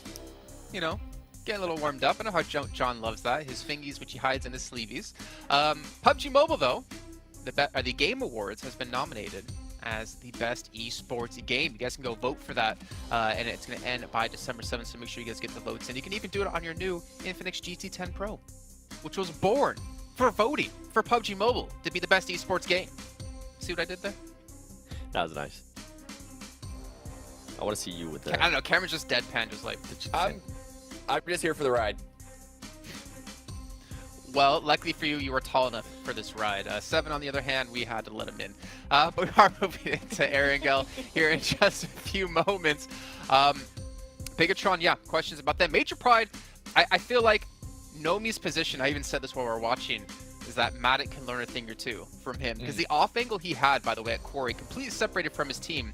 I feel like he eliminated Osal from being somewhat in the fight to stop Major Pride from taking out his teammates because of that position he had. I think we've seen Major Pride just have a really good understanding of positions they can take, a really good understanding of like where all the teams are around them. Like when they took out Beano Storm, they knew their backside was completely clear and they could play around this. Major Pride for me are honestly becoming a pretty major contender for PMGC Grand Finals, and I never would have said that looking at them necessarily in EU Regionals. Yeah, I mean, the momentum is behind them, so it's totally understandable why we're all kind of falling in love with them, jumping on the bandwagon right now. But going over to Erangel, like, this is a map that is a lot more, I mean, one, teams have significantly more reps, they're a lot more familiar with it, but it gives more opportunities for teams to find more strategic clutch plays. So we'll see if they can't continue this momentum as we go through the rest of the day. Okay, well, let's head over to our commentators. We're going to dive into our first Erangel of 3 here on day 3 of the PMGC Group Yellow. Take it away, John and Zute. Of course, once more going into that middle block of Erangel matches. It's great to be back on those grassy pastures as always. So we'll see which teams are going to be able to take that first step forward. We didn't see Vampire perform too well on Sanhok yesterday. That's repeated today. But then on that Erangel, they started to step up into the really, really strong point scoring day that they had. So I'm hoping the Vampire are going to be able to bring this one back into the fold and replicate yesterday's performance. Yeah, I think Vampire need to not just replicate yesterday's performance, but find some consistency. Because if they keep getting these like really terrible games and then these huge blowout games, it's gonna come down to luck almost. Like on the final day, are they gonna find that big chicken dinner, or are they not? I think they need a little bit of that influence rage consistency. That would definitely help them out in terms of, you know, the points. But we will see what happens today. So far, every day has changed up quite a bit, going from day 1 to day 2 and coming into day number 3. The only consistent thing I see so far is Major Pride keeping that momentum from their last chicken dinner yesterday. They are keeping up the pace, which is good, but it's only been one match, and you know, we can always find it within ourselves to forgive a single match. The question is, multiple consistent matches need to be kept up to pace with. Influence Rage, sure, they didn't have the greatest match in that previous game, but they still got 5 points, so they still managed to get that one up. South Plane Path on the first Erangel. It goes from Primorsk up to, I think, just south of Lipovka, and so it's going to cut out a lot of places towards that northern side. Potential for some vehicle hot drops, as you will always see on plane paths that lean directly to one side. Yesterday we had a reversed plane path of this. It came from the east to the west, but similar, very south. And we saw a contested hot drop, not even a hot drop, just like a scrap, just north of northwest of Quarry. It was like 2 teams dropping out of compound, probably for vehicles, and then forced to engage each other. I think it looks like the teams have adjusted now, though, because right now it's just Vampire and one other team. IHC. Yeah, that is IHC indeed. And Vibes going towards a military base. Queso's sticking with their split drop right outside of military base towards the bridge on the main island. Doesn't look like much hot drops could happen on the west, but towards the east, that just means more teams will be dropping out towards that eastern side and stretching north. We should see something happen here. I'm counting at least 4 different teams moving in that central group over towards Shelter, and the circle does go east, keeps a lot of the military island in, but mostly on that mainland. Could always go south, but we'll have to wait and see. Still, that area around between school and up to mansion is really, really hotly contested. It looks like they have just about managed to extricate themselves from one another, but I'm still looking at Genesis over on that west near to D+, near that school and apartments area. Still could be a little bit of trouble in that spot. That's 3 teams really close to each other in that area, but hold on, Sem9, not towards school. This is just straight down that middle, catches Influence Rage. This looks like a flash from the past, but it was BTR last time chasing down these eliminations. This time it's Sem9 onto the most consistent team, so that's definitely going to put a damper on that consistency. Influence Rage down to 2 members, and they might even find that other player in law hiding in the shack. Influence Rage. I mean, they did it to BTR. Have to yeah, they're have coming. a taste their own medicine. They will scout this one out. And Law trying to hide, but he can't quite get it done. Tries to slash with the knife at the door frame, but the DBS is ready and waiting. And it will bark plenty loudly. Law will fall. And now just one player left. I think it's Federal for Influence Rage and Yasnaya. The only player in Yasnaya, actually. Rook might be able to divert in. Yeah, Federal, the lone survivor. Influence Rage, finally, well, the game's not over yet for them, but, I mean, this is definitely going to be their worst performing map, most likely, or performing match, most likely, down to just the one player. Weibo Gaming, Vibes right below them on that leaderboards. They might drop out of that top 3 here in this very game. Could be dangerous. Vibes have to cross, though. And I feel like a lot of teams are going to be on that south coast, so it's going to be a treacherous maneuver to try and make. The question is timing, as I think it will be for Vibes. When do they go for the crossing? It's most likely... I mean, they haven't gone for it yet, which indicates to me that they're probably going to wait for maybe even next phase to make that move from that south island before they can mount on up. Vampire, they're looting through Primorsk. They're split up towards some of the quarry compounds as well, with IHC going a little bit further north on the west coast. So they haven't had much trouble to start things off, but they're going to have to move east as well, past Major Pride, past Weibo, and Team Queso. Yeah, IHC out here should not be looting here. They should have gone for vehicles and just gone up to, you know, their usual spot in Georgepol. This is... I don't know if this is a primary loot location for them. I mean, the loot's not terrible here. Could be better if you just drive up a little north, and it looks like they are doing that now. Or they might go for a fast rotation, but with the circle so far east, I don't think they really have any circle priority in getting into a favorable position. And yeah, it looks like they are going to go north and continue looting up in Georgepol. It just took a while for them to find a vehicle, maybe not finding any over that stretch as they were jumping out of the plane. Weibo Gaming rotating out of Pachinki already, going to a more central focused position. The teams around the bridge still there, so Team Queso, DRS. Well, DRS isn't on the bridge, but just a little bit off of it. The military base crossing, like you mentioned, will be difficult, especially with the circle being this far south. It does prompt a lot of teams to hover around the bridge locations. Weibo shifting on through. Nice and liquid in their rotations right now. On the south side, nothing much in their way, so they will just be able to flow through past Farm. D+ on the north side of it, moving down from Potato Hill. Got to get a little bit closer to there as well, but draw up a little bit shorter and players four together. I haven't seen a punished split from D+ recently, so I'm not sure if that's been fixed fully, but it hasn't certainly punished them as it has done previously. We'll have to wait and see for that to be confirmed, though. I think it definitely has been addressed to some degree within their team, with just how disastrous the splits have been.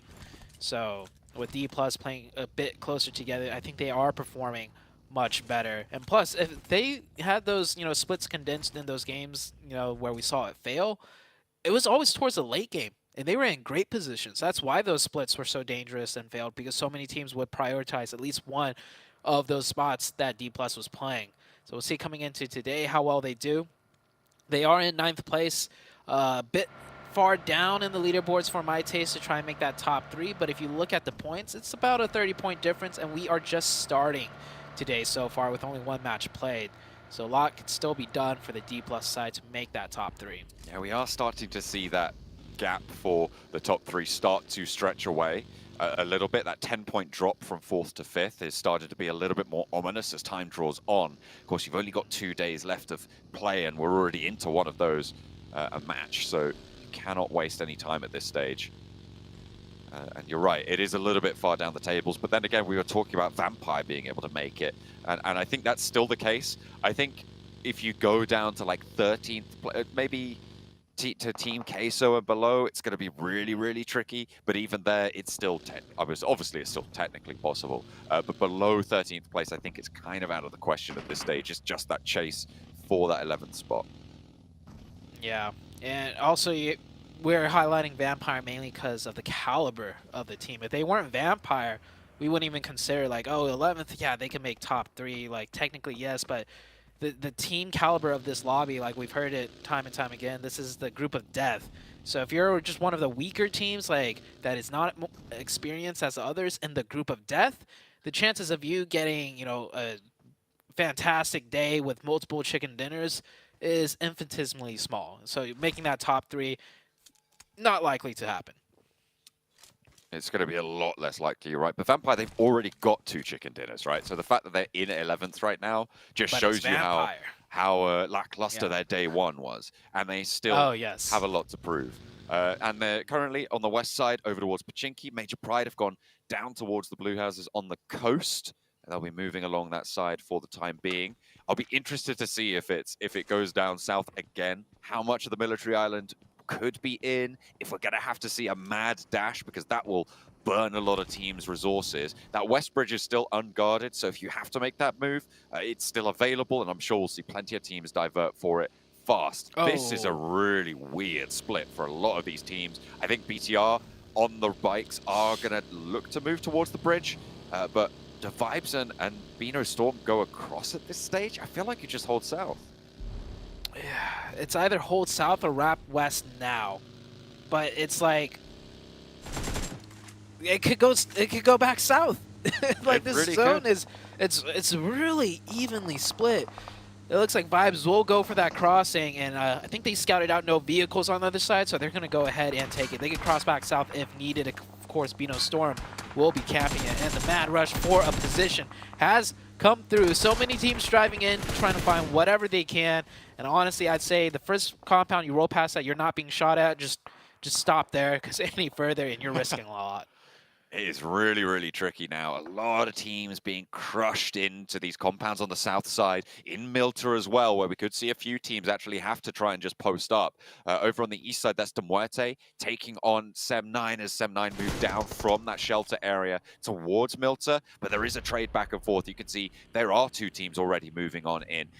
Bigatron just a little bit further across the way. Malloy down and far forwards for De Muerte. A little bit inaccessible for Corker, but in comes Milky Way for the off-angle cover. Malloy takes another tick of damage from a nade. Now Sem9 need to be careful, but the suppression from Milky Way trying to keep Malloy in the mix. Nade coming out from Tam, firing towards, falls just short of Milky Way. Milky Way with the smokes. Yeah, he definitely wants to get into some better hard cover out there. Malloy goes down. Good trade right back by Korka. They're going to re-aggress here. I think they realize Sem19 is split with the pressure fire coming in from their west side, so they're going to isolate this, go for the finish, try and stop that revive. The revive will come through, but I don't think the player will get the first aid off. Those mollies doing a little bit more harm, potentially slowing them down. Revive is up. Falls back down. Mikhail with that DBS. Maybe could get a first aid. No, another nade. Mikhail getting no luck and trying to stay in this fight. And Tam trying to eject out of here. Gets a quick couple of shots and a knock. Down to 1 HP though. And the nades are good out of De Muerte. Kenny isolated on the other side of the road, just gets out of there with the buggy, but he's taking damage. I think that's from BTR on the hill, and he will fall. Sem9 out of action. De Muerte down to 3 players. Corker can get rezzed here. Shouldn't be too much of a problem. Now, are the rest of the teams going to be able to find a location? Because Genesis have started to split over the hills to the northwest of Milta. BTR are playing split on that south side. You can see the compounds that they control right now. Really, really important in this next circle. Team Queso, Big Milo playing that split again. Yesterday, he redeemed himself for sure, showing he can get the work done. So they're going to continue with that 3-1 split. And it's very obvious he is the designated off-angle player trying to do more for the team. A very tough role to take on as a circle. I mean, it just shifts right back into the center. Military base kind of out of question. The bigger question is, can we see a bridge ending if it goes south? I mean, it's certainly possible. Vampire holding off IHC on the west side. IHC did, in fact, go up to South George in the end, so they took your advice, grabbed some vehicles, went up there, and then rotated in late. Similar kind of story for Brute Force. I feel like we're seeing Brute Force do a lot of this, just stay in the blue for a long, long time. I wonder if we can get some stats on just how much time they've spent in the blue, because I feel like it's almost every game we're seeing them coming in late to these circles, and they are making an entrance on the north side now towards Genesis. In the meantime, D+ and DRS sharing a compound on the peninsula. DRS with only 3 though, and D+ with 4 grouped together this time around. This is a numbers advantage for D+, but the angles do favor DRS a little bit, as they are spread out a little more than the side of D+. It's going to be hard for D+ to mount an offensive push here, and they are not aware that the fact this is a 3-man team that has breached their complex area. So it might just end in that stalemate. Zone still ticking very slowly in, so it might be a bit before we see where the circle goes, which will prompt the teams to fight or just continue to stay as neighbors. Brute Force coming in very late from the northern side, looking around, trying to control all the open terrain to open up their options. I'm looking at what Vampire are doing right now. Sure, Brute Force are coming in late from the north side, but Vampire, they had a position on the west behind Major Pride. They've diverted to the west bridge. They're now on the military island and moving across the north side of it. I'm not entirely sure what the goal is here. I mean, it must be to go across the east bridge, right? I mean, it has to be. But how are they going to make this work? I mean, it's a really interesting call. I don't know. I'm going to have to wait and see what the idea of it is, because it feels like a little bit of a misstep. But maybe they know something I don't. I see a potential line. I would love to have the mini-map up to explain this, but for the viewers that might be able to get it, there's that ridge line right outside the gas station at the bridge complex. And from the southern military island, you can see if there are teams there. So maybe they're hoping to swim into the center of zone, potentially. That could be the only thing that comes to my mind, because fighting in from the southern side of the bridge, it's not free. That's the problem. It's not a free rotation. I'm very confused by it, to be honest. I'm really interested. I mean, you could see it on the minimap now. Vampire on the south side. They were just behind Major Pride out on the west, but now they held out IHC. We saw that earlier. Yeah, so this is crazy. This is crazy from Vampire, and they're going to have to move. So we'll see what their plan is from here on out. But it keeps a lot of water in this next circle, Zute. So for everybody else in this lobby as well, this is desolate land. Yeah, and treacherous waters too, because we're going to see teams elect to go for that water play. Look, Major Pride already doing so. They might go for that swim up to that gas station ridgeline that I was just talking about. That's the only viable play from the west side in that water now. And it could work out, because the thing with D+ and DRS right here, they're kind of just barely enough in the zone where that better position, further down, they might not go for it. No, D+ spots it out. They are going to elect to take the superior positioning. Great choice out of D+. All on bikes. Just that little ridge on the beach side will give them enough cover to make it here. And, oh, what a great rotation out of D+. Launching over the ridge straight into the gas station, too. You can't do that with any other vehicle. Oh, never. Oh, he didn't make it. Okay, I thought he did. No, the first player did. There were 2 bikes, right? And I think that was the second player. He hopped out. You can see that bike down there on the left. And actually, a lot of shots coming through from Vibes over on the bridge. A really nice high ground there as BTR trying to hold off against Brute Force's crash. They sail straight on through from the north side. They were on the hills northwest of Milta. They managed to find a route through. Genesis couldn't quite take them down. And Genforce a little bit too far forwards to hold out on his own. They're going to have to wait. Ravenclaw and the rest of Vampire as well starting to move across the bridge now. Maybe this was their plan all along. They know where this circle's going to go, and they like to play the back of the bridge. So they'll crunch these teams on the bridge, Beano Storm and Vibes. But the high ground is dangerous. Beano Storm still lying in wait. Ooh, being patient with his shots right there. Newsy doesn't want to give away his position. Oh, leans and scopes to the left. Misses his chance. He's going to have to go fishing there. I don't think Vampire's expecting 2 teams here. They're probably expecting at most 1. They've already dealt with Beano Storm out of the picture, so if they spot another player, they might get a decent idea that, hold on, this doesn't seem right. It might be a second team on the bridge. On the other side of things are heating up in the land. It looks like Brute Force is going to control that compound. IHC stuck at the shack on the outside, and still so many teams here with strong positions. Major Pride have been swimming over to the bridge for the whole time. Look at this angle from Doc, and nade over to Schweppes. That should be on the money perfectly. I wonder if they know where it's come from as well, because he hasn't given that gunfire away. Tony K seems to be unaware, but a banked nade drops into the middle. That might be a little bit more obvious. The next one sails over to the stairs, and Tony K just about evades the full damage of it, but he's got another in the pocket, and so does East. 2 players from Vampire going down, and Doc's position, he can now start to step up. He can now look for these trades.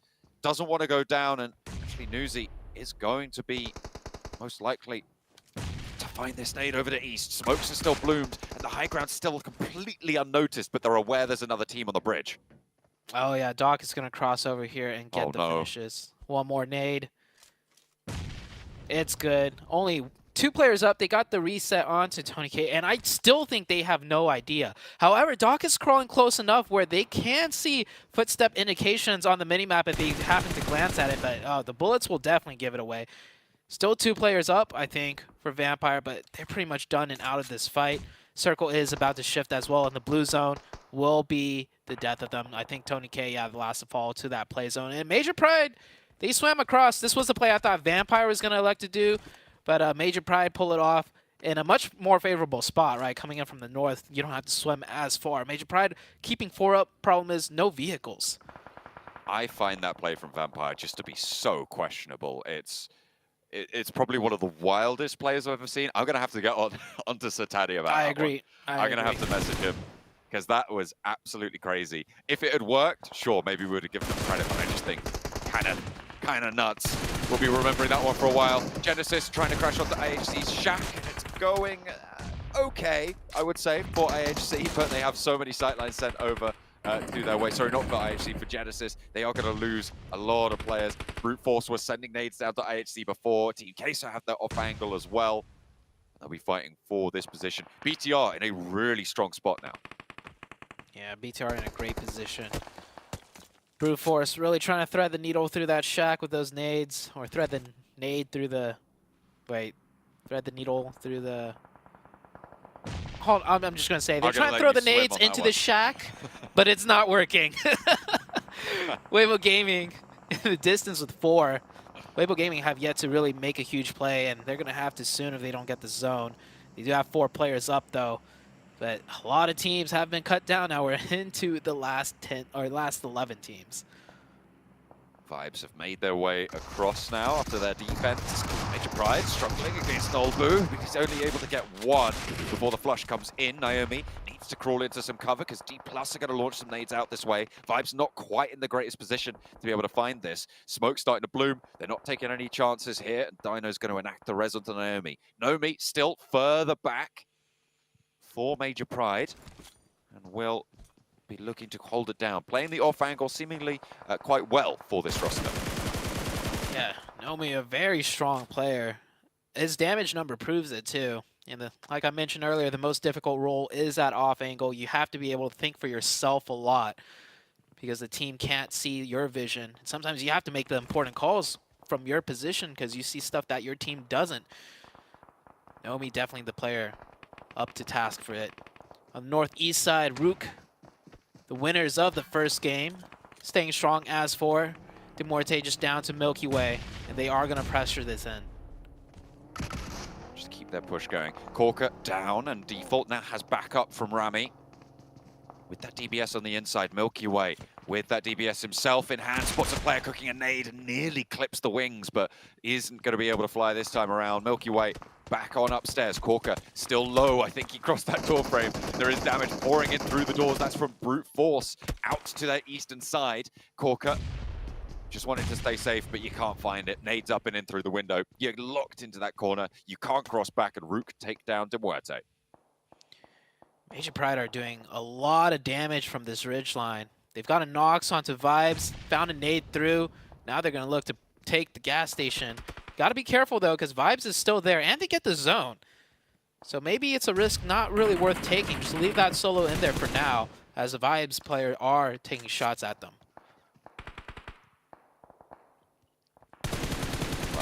Trying to survive with Fabian in the gas station.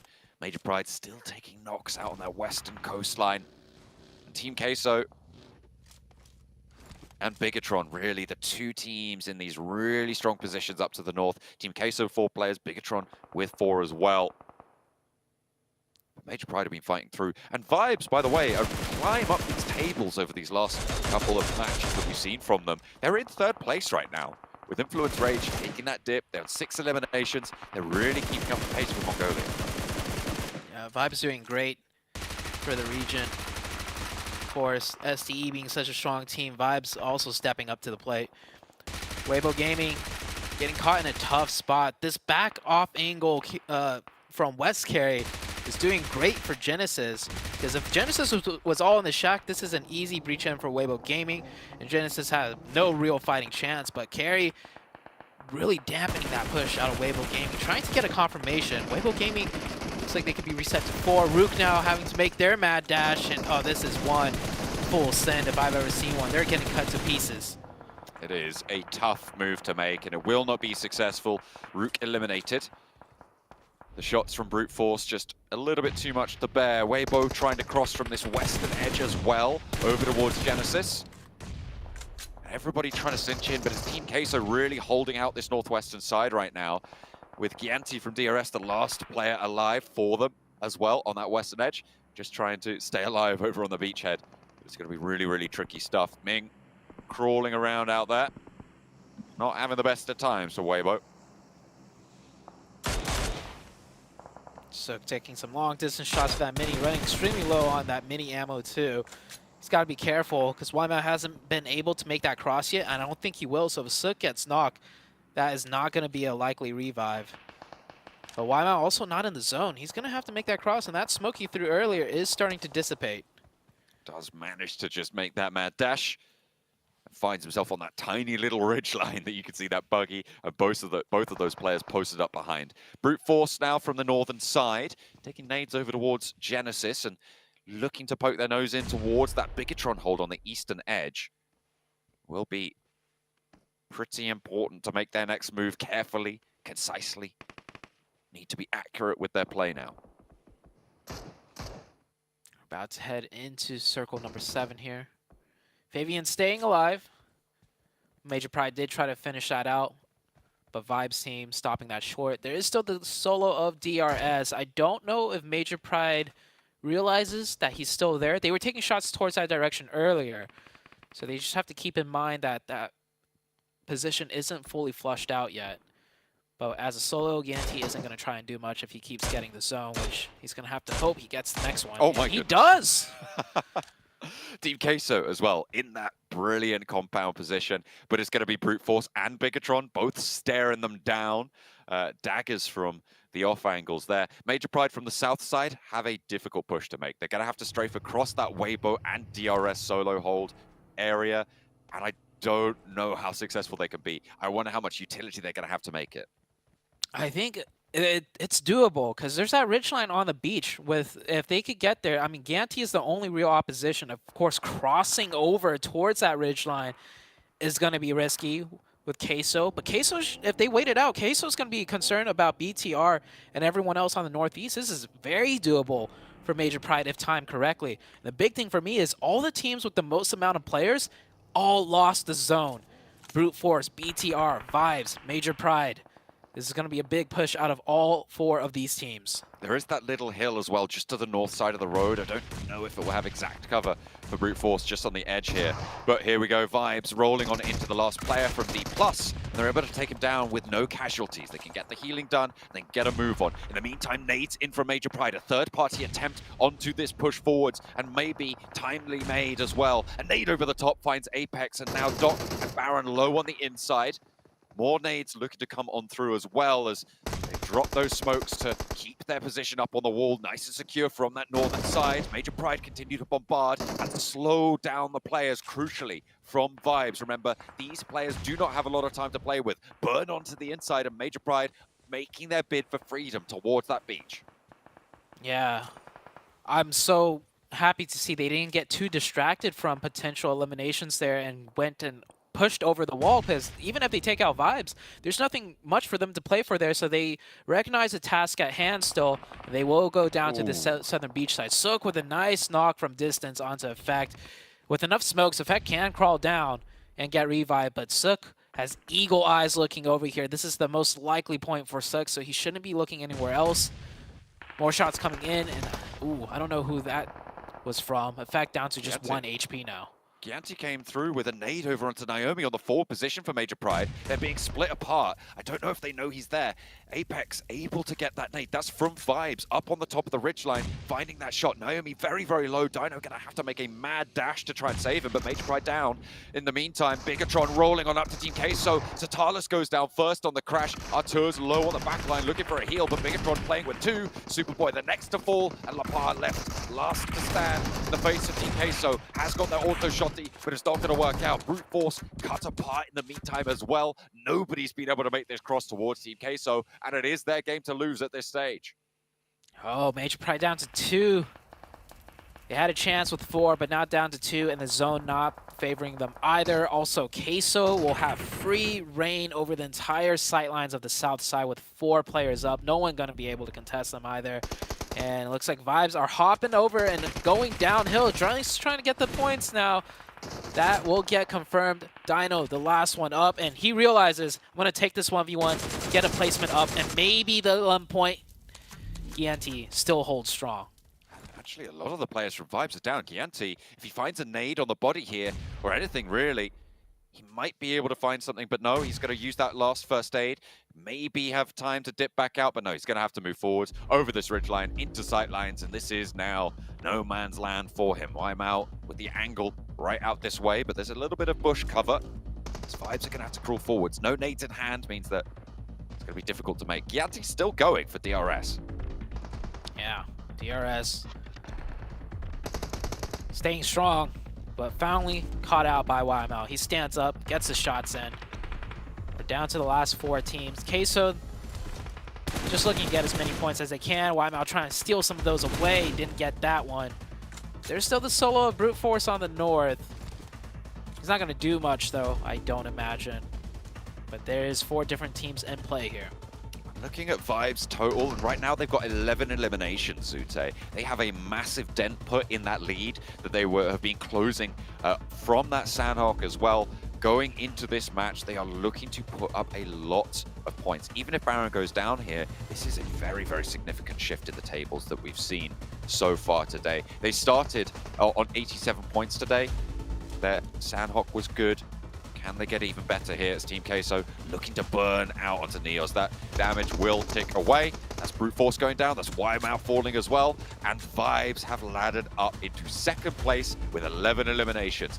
Sits down in the blue, denies the point here. Team Queso will be able to take this one down from the compound that they were holding on that side. They didn't have to leave it. They did get a little bit of a blessing, but they played for 9 eliminations on that chicken dinner and a really, really solid position coming through for the team. And once more, they're looking at T-pose on us. They did it yesterday when they were able to get a chicken dinner, and they're going to do it again today. Yeah, get the pictures in.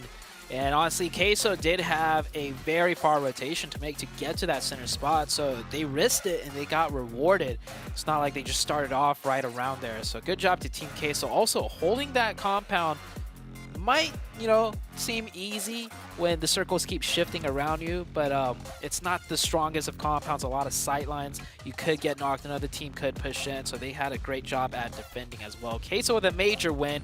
Vibes, though, for me, just rising into that second place position with a lot of elims is one of the bigger stories for me.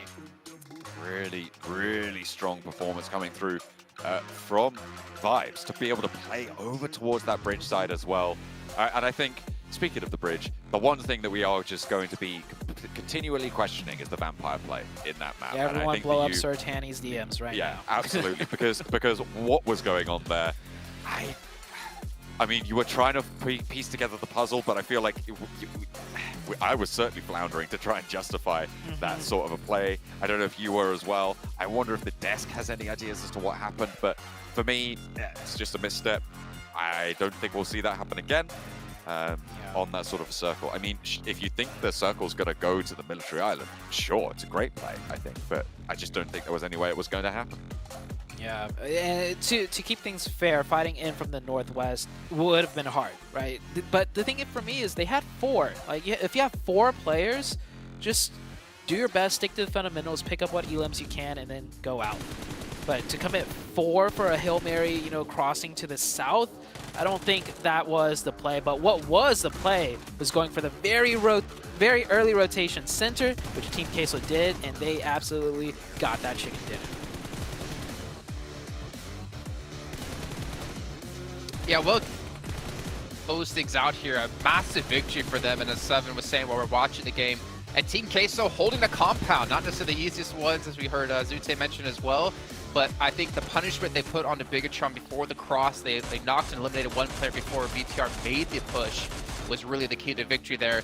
But I do kind of wonder, gentlemen, if the zone went towards Bigatron instead, would Queso have been able to penetrate that compound and have still taken the game? No. That's absolutely not. I was impressed. I mean, you heard me talking about it. I was so impressed that they were even able to survive that, the push from the compounds, and they also got kind of blessed a little bit that a lot of the other teams were not focused within that compound because, like Sutil was saying, that compound is so hard to hold. There's so many windows, there's so many angles that you can actually get shot from. But overall, honestly, for a team that needs a good performance at a Team Queso, 11 Ilms, they're able to take advantage of that circle bless. But I'm more impressed by For Miracle, the way that they were. Who was it? I think it was Doc, if I'm not mistaken. Yep. The grenades that he was able to throw on Vampire Esports, realizing that, hey, they're going to think that it's my teammates throwing that and waiting for the right time to actually go and shoot them. And then continuing on from that, pushing the gas station. Overall, For Miracle, great performance out of them. Considering this is a team that was in top 3 or in top 5 at least without any chicken dinners. Yeah, honestly, I'm actually even more impressed by what they did after the bridge. Sure, that cheeky position on top was neat, it was clever, it was fun, got a couple of eliminations there, but then pushing up in the gas station, going towards the east, the circle shifts west, they then sweep back around, back through D+, try to go through Major Pride. 11 eliminations, really good performance by them, and having to go through so many different trials and tribulations for that, and it's going to put them in 3rd place. They're going to jump right back up, and again, it's just because of how tight this entire leaderboard is still looking after all of these games. But they have 114 points. They broke the 3-digit break. I want to give a shout out to Major Pride as well, because we had the zone shift out down towards that bridge on the east side of Military, right? But then you see Major Pride swim across towards that bridge to actually get up onto land yet again. They defend, or actually they push into D+, who was already handicapped by For Miracle, who took down a player getting into the gas station, but they're able to defend that position, use smokes to shoot over as well to keep DRS at bay, to try to put as much pressure down. Nomi as well, trying to play an off angle. But then obviously, like you mentioned, Cameron, getting kind of shot in the back by For Miracle as they had to rotate towards the zone. Honestly, a lot of teams put out a pretty good performance. I think Bigatron was the one I kind of felt bad for because they had such a great position. It's just the zone went away from them and they had to kind of play things out with the game they were given. I mean, you know, that is what it is. I did actually want to note Queso's current position on the overall leaderboard. They put themselves up in, I believe, 7th place or so. But what stood out to me is actually where their points came from. If you remove the 2 rounds, the 2 wins that they got, they have 14 placements in 12 rounds, which isn't great. It's not terrible. It's still above 1 per game, just marginally. It's actually the eliminations that they're still slightly lagging behind. And so this again puts us into the question of how are they defending a compound, maybe perhaps pushing a compound themselves, and actually really getting into these gunfights, because again, these like straight up 4v4s, those are the things that can make or break a team trying to go for good successes. I'll say this though, still better than Vampire, who only has 6 points outside of their 2 victories when it comes to placements. So at least doing better than Vampire, but it is a very good point. It's about the consistency that we're looking for. And speaking of consistency, I gotta be consistent in my sponsor callouts, because Infinix, the GT10 Pro, you guys can pick one up, which was born for esports professionals. You guys can pick one up for yourselves and dominate the lobby. And of course, in between your matches, or if you get knocked and eliminated early on, you can get over to TikTok and find some sweet stuff from PMGC. Just look for PMGC 2023. And if you ever do post about, obviously, this event, make sure you use that tag as well. Not to mention, on that, while you're playing, we have the new Frost Festival happening. You guys can revel in the fact that you can ski or snowboard down a hill, pop a 360, turn someone into a snowman, take them out, and then look for other players and potentially make Seven a little bit more sad, as well as he just doesn't seem to have the same luck without a Raging Berserker on the map to get looted up with. On that as well, we do have the Popularity Annual Gala, which we do have 10 players to win 10 1v1s to potentially be called the best, and of course our champion of the gala on top of that with exclusive rewards they can get for themselves and they can show off to all their friends. And on top of that, the Bugatti collaboration is live in PUBG Mobile. If you guys don't have a sweet vehicle, if you don't have a Tesla, you can pick up one of these bad boys and potentially show it off to your friends. I know Zute's significant other is probably sporting hers as I think she got a few days ago, if I'm not mistaken. We have the Amola, we have the Zonda R available for you guys to pick up and potentially get some road kills with. But in the meantime, we're going to head to a short break while we get things ready to go for our second airing of the day. It's going to be our third match overall, and we'll see you guys in just a few.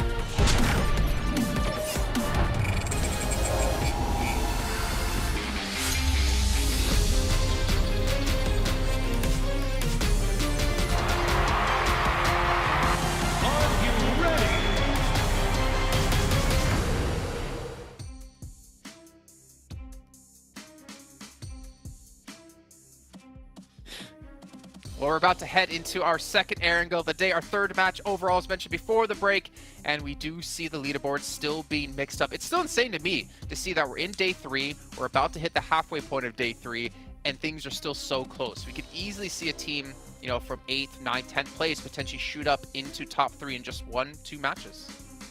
Yeah, for me, I'm actually going to be looking at a team that's no longer in top 3, and I was kind of praising earlier in regards to their consistency. Influence Rage, that's right. The two performances that we've had at the start of the day, yeah, they were able to get some eliminations in Sandhawk, but kind of backfired there in Airgill. Please show us something here, Influence Rage. Yeah, had consistency in day 2, and well, they've had some consistency in day 3 of not performing well. Let's see if they can turn their tide around here. So you head back to our commentators of John and Zute. Hopefully they can start to step up, because losing that top 3 position is going to be a little bit of kick up the backside, hopefully, for them. Maybe give them a little bit more firepower into the remaining Erangels of the day. Obviously, Vibes playing really, really well. I liked Cameron's breakdown of their set of rotations that they were able to achieve over on that eastern side. I really enjoyed watching it unfold as well. As much as I was kind of rooting for Major Pride to be able to clinch it out as the European representatives, but it just wasn't going to happen in the face of Vibes and their strength. Yeah, I think Major Pride and Vibes did the absolute best they can with the situation given at hand, and they maximized the amount of points that was possible in the match. A team that didn't maximize any points at all was Influence Rage that Seven was talking about, but we saw what happened off drop. They lost 3 players off drop, so it was going to be a given that they were going to get knocked out of the top 3. Question now is Influence Rage going to kind of switch their gears now and go for a potential big chicken win versus a nice consistent placement until they catch back into the top 3? So we might see a gear change now out of Influence Rage. Maybe not this game, but maybe the next, depending on where they are in the rankings, as we do get a very nice playing path going straight down the middle, north to south. We are seeing a little bit of a development in the bubble positions as well, right? Because third place now 114 points. The drop-off is now to 97. That's fairly significant. That's up to 17 points total difference between third place and fourth place, which is starting to become a lot more ominous. As I said, time keeps marching on. It will not slow down. So a lot of teams are going to be looking to try and keep up that pace. And even beyond that, it's only really down to 6th now that I'm kind of counting in for the race of top 3 as we get another hard south shift over towards that military base. This one's a lot more down to that island, so crossings quickly potentially on the cards. The rotation I'm going to look at, so I'm going to ramble on for a little bit longer, is Vampire. Making that rotation down south on the boats. Our Team Queso going to be able to guard it out again as they did in the previous military circle. Yeah, and we saw on day 1 a military zone hard south, like 100% confirmed military zone. So many teams rotated onto military base very quickly. We actually had all like 63 players alive with more than half the lobby onto military base. But that was with a really hard southern circle, like dead onto military base. Will we see similar fast rotations out of some of these teams? We will be able to tell in just a few moments. It looks like Queso is going to be one of the teams to commit to that crossing, as they are looking to cross that bridge in vehicles right now. And Brute Force, yeah, like, that's a fast rotation. We are very, very early into the match, but Vibes just already prepped for it. I mean, they did their research into yesterday's match, right? They know Team Queso just gets across fast on a circle that's likely military, so they just set up a camp. And that's a really, really good adjustment coming on through. Vibes absolutely playing the way they need to be against Team Queso. That frees up the south coast and potentially allows Vampire an easier boat rotation on that south edge. So we'll have to wait and see if that's going to come through as well. Yeah, because last time Vampire lost their boats to Team Queso, who was camping the ridgelines, and Vampire had to just swim in, and it did not work out too great. They actually made it kind of far into the game on that match, but not the points that they definitely wanted to try and get. Vibes with a nice adjustment, like you mentioned, and I'm kind of surprised they went for it. It's because this zone isn't that far into military base, so there's an off chance Queso would instead, you know, camp the bridge on the north side and then take the crossing, depending on the shift. But Vibes, they did a little bit of a gamble. They said, if we're going to camp the bridge, we're going to have to do it very quick and particularly right against Queso. So that was a very set play, and it paid out favorably. Very, very nice stuff. I mean, I always find that it's easier to get back from Military Island than to get. Hang on a minute, that was a BTR player going straight on through as well. Interesting. I thought they were all on the same team, but no, Genfos scouting it out. They'll know there's a team there, however, which is good news for BTR's remaining cross. But I was going to say, I've always find that it to be easier to leave Military Island than to get onto Military Island late. So out of the two choices, obviously it looks like that's what Team Queso are going to prioritize. And if you're already on that Military Island, you're not going to leave it at this stage. You just want to post up and give yourself options. So even though it's not fully committed, it's kind of a good idea to get your foot in the door when it comes to having that military position.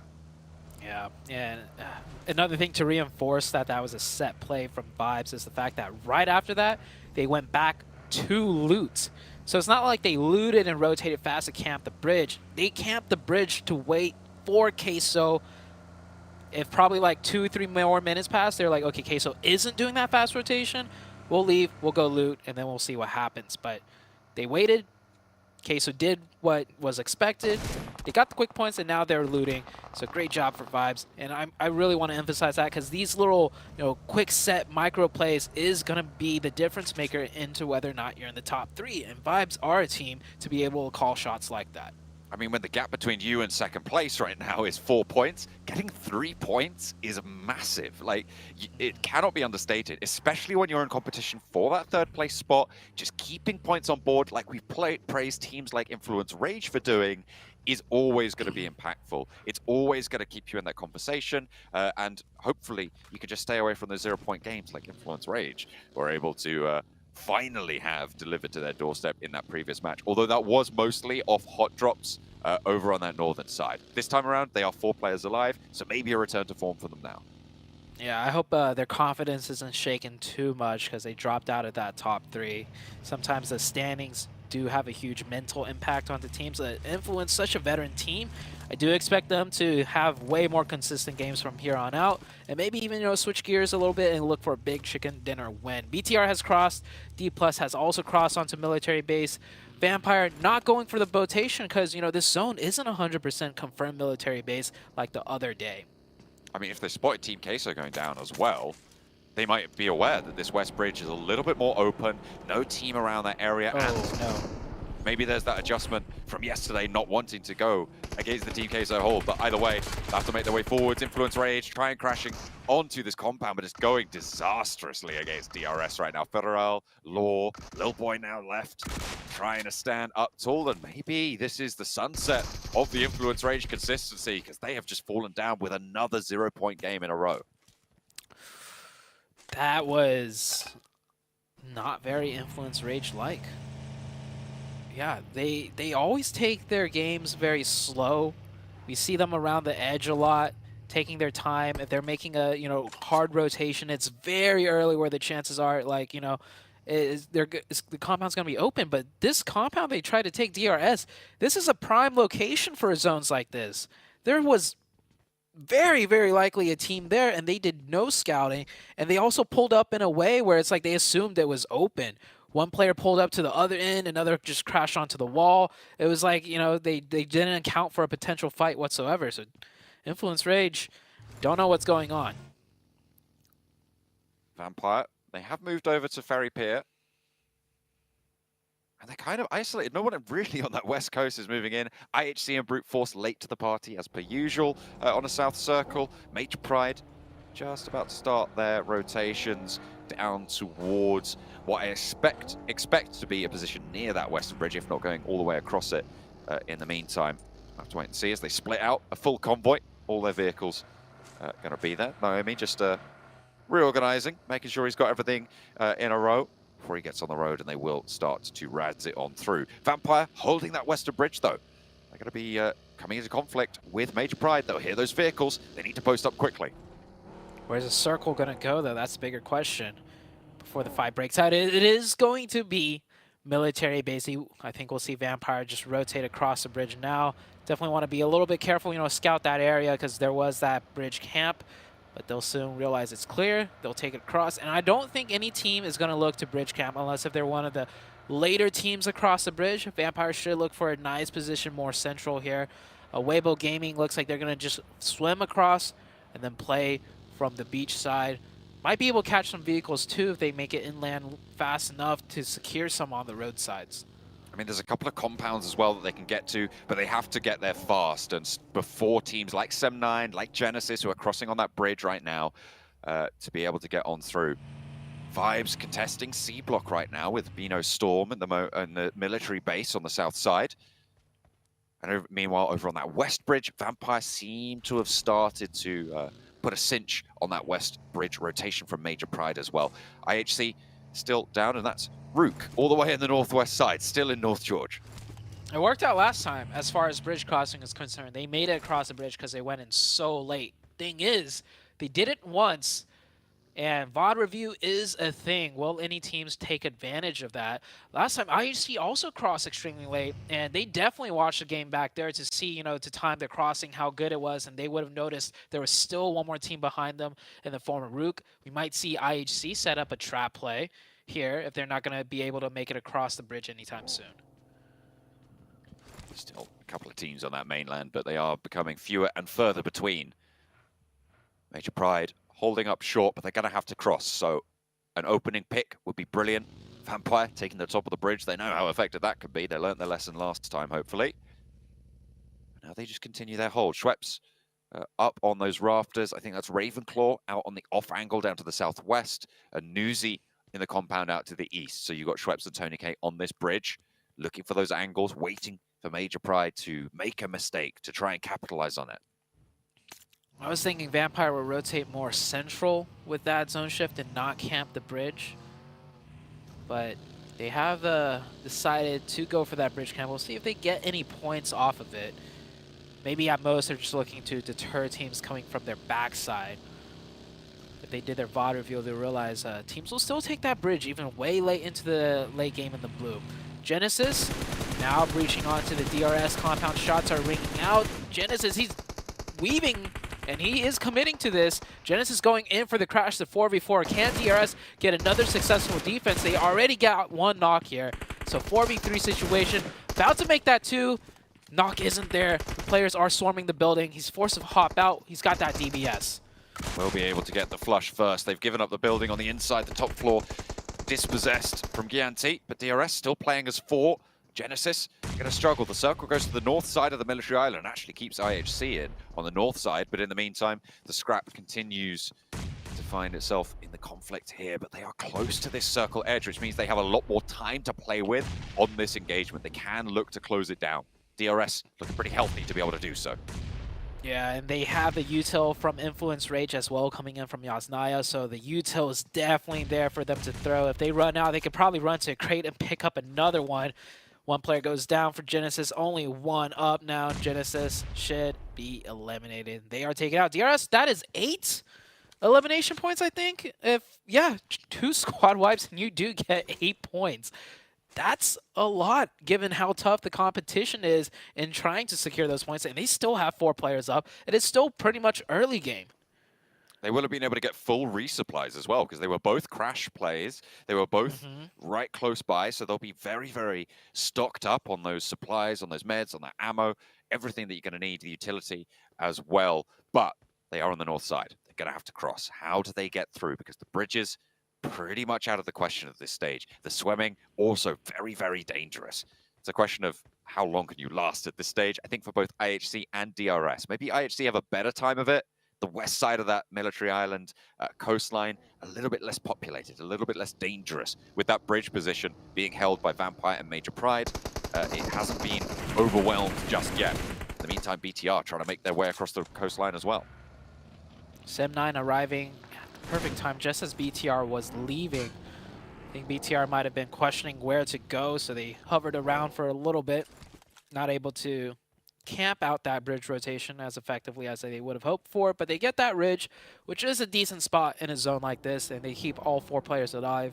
Sem9 make it across, yet to find a spot in the zone, and well, Rook, your very late crossing across the bridge is impeded because Vampire's camping out Major Pride. So Major Pride have just been trying to outweight Vampire, and they're gifted with another team pushing behind them. Rook probably not going to send their other 3 players over, but Major Pride are going to pull the trigger on this rotation. They're going to go forwards. I'm imagining we're going to see them tumble out one side of the bridge. With the reposition from Vampire, they know the blue zones push them off that. Weibo Gaming here. Only 1 elimination so far. I do think that knock player in the water was due to Weibo Gaming, so that second point should be coming in. Weibo Gaming, their advantage though is playing into the late game with 4, but Vampire's here as well. And Vampire have been looking good this match. Been looking a little bit better than the last match, certainly. Tony K close, hits the deck, dodges all the damage from Gap, but not from Sook, unfortunately. That's a quick flush out as well, so Vampire down on 3, trying to fend off this aggression from Vampire. Sook goes down, Schweppes lands the nade onto the target, a little bit far forwards and out of the zone. Kind of going to have a tough time here to try and go for this res. You've got IHC to worry about in the meantime as well. Demo is still there, and Weibo cannot fully commit here. Demo does go down, and that is going to allow them a little bit more breathing room, but Nuzi has taken the opportunity to move up to Gap, get this knock, and Weibo are starting to suffer now. Vampire take the high ground away from them, and Ming tries to repossess it, but it's not going to go well. Raven goes right on over, but it's just taken down in time. Ming is there to save the day. Into the smoke he goes to try and crawl away, to try and survive, but Schweppes is low as well, and the duo from Weibo trying to piece it back together. It's looking good. Vampire on the last legs. Vampire still with 2 though. They could easily turn this around. 1 nade and the numbers are matched. Nuzi's on that higher ground. He could have the sightlines for the nades, the DBS in hand. A little bit long range. That nade could have been disastrous. Does do a lot of damage. Isn't enough. Nuzi's already down on the top side, and Weibo Gaming will clutch it out, but they do lose 2 members. And with all that noise, BTR is here to look for more points. Yeah, they've rotated back all the way from the southeast side. Goodness me, they're looking at third party again. This is the aggression that we've been missing from BTR yesterday, and they look for more. Find 2. That's 7 eliminations now that they'll be able to add to their total. Playing on this northwest side, they do have a little bit of open ground to cover though, Zute. All these spearheads have been done with just a 3-man push, by the way. Even onto Sem9, Satar sat back and was just watching for info, looking elsewhere. And this time around, once again, Satar sitting back, being the anchor player for the team to make sure everything is staying the same on the spot that they just left. And the spearhead being led by Superboy, Genfos, and the third player is just... Man, they're doing so good. This is the BTR out of day number 1. Just keep taking those fights, and they get a nice zone shift, too. D+ on that western edge. just about still in on their 2-2 split across the road. A really nice spot there. I think Vibes might struggle here. They're going to have to descend from the hill, maybe have to regroup onto Baron's position. And BNS, Bino Storm on the east side, they're only playing as 2. I imagine that's Bigatron's next target. If they've been scouting this out for a while, if they've got the info, they know there's only 2 players in here. Bino Storm realizes that the team from the north will most likely push them. And I think from all the noise that has been happening out of the BTR camp, they know it is BTR on the north side. They have the work cut out for them. Just the 2 duo defending. D+, that's a split that I don't mind, okay? That 2-2, close enough to help each other out. D+ making into the late game once again here with 4 players alive. And they get that zone right onto their backside on the west side. Spray from Nanakuni over towards a BTR player, but he's just getting back behind cover there.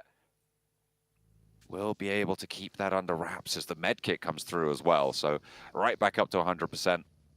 Ready for the next scrap. Level 3s. Looking not fully healthy, but certainly still enough to keep them nice and safe. Vibes slowly moving on down to the north as they have to crest these ridge lines, start to go downhill.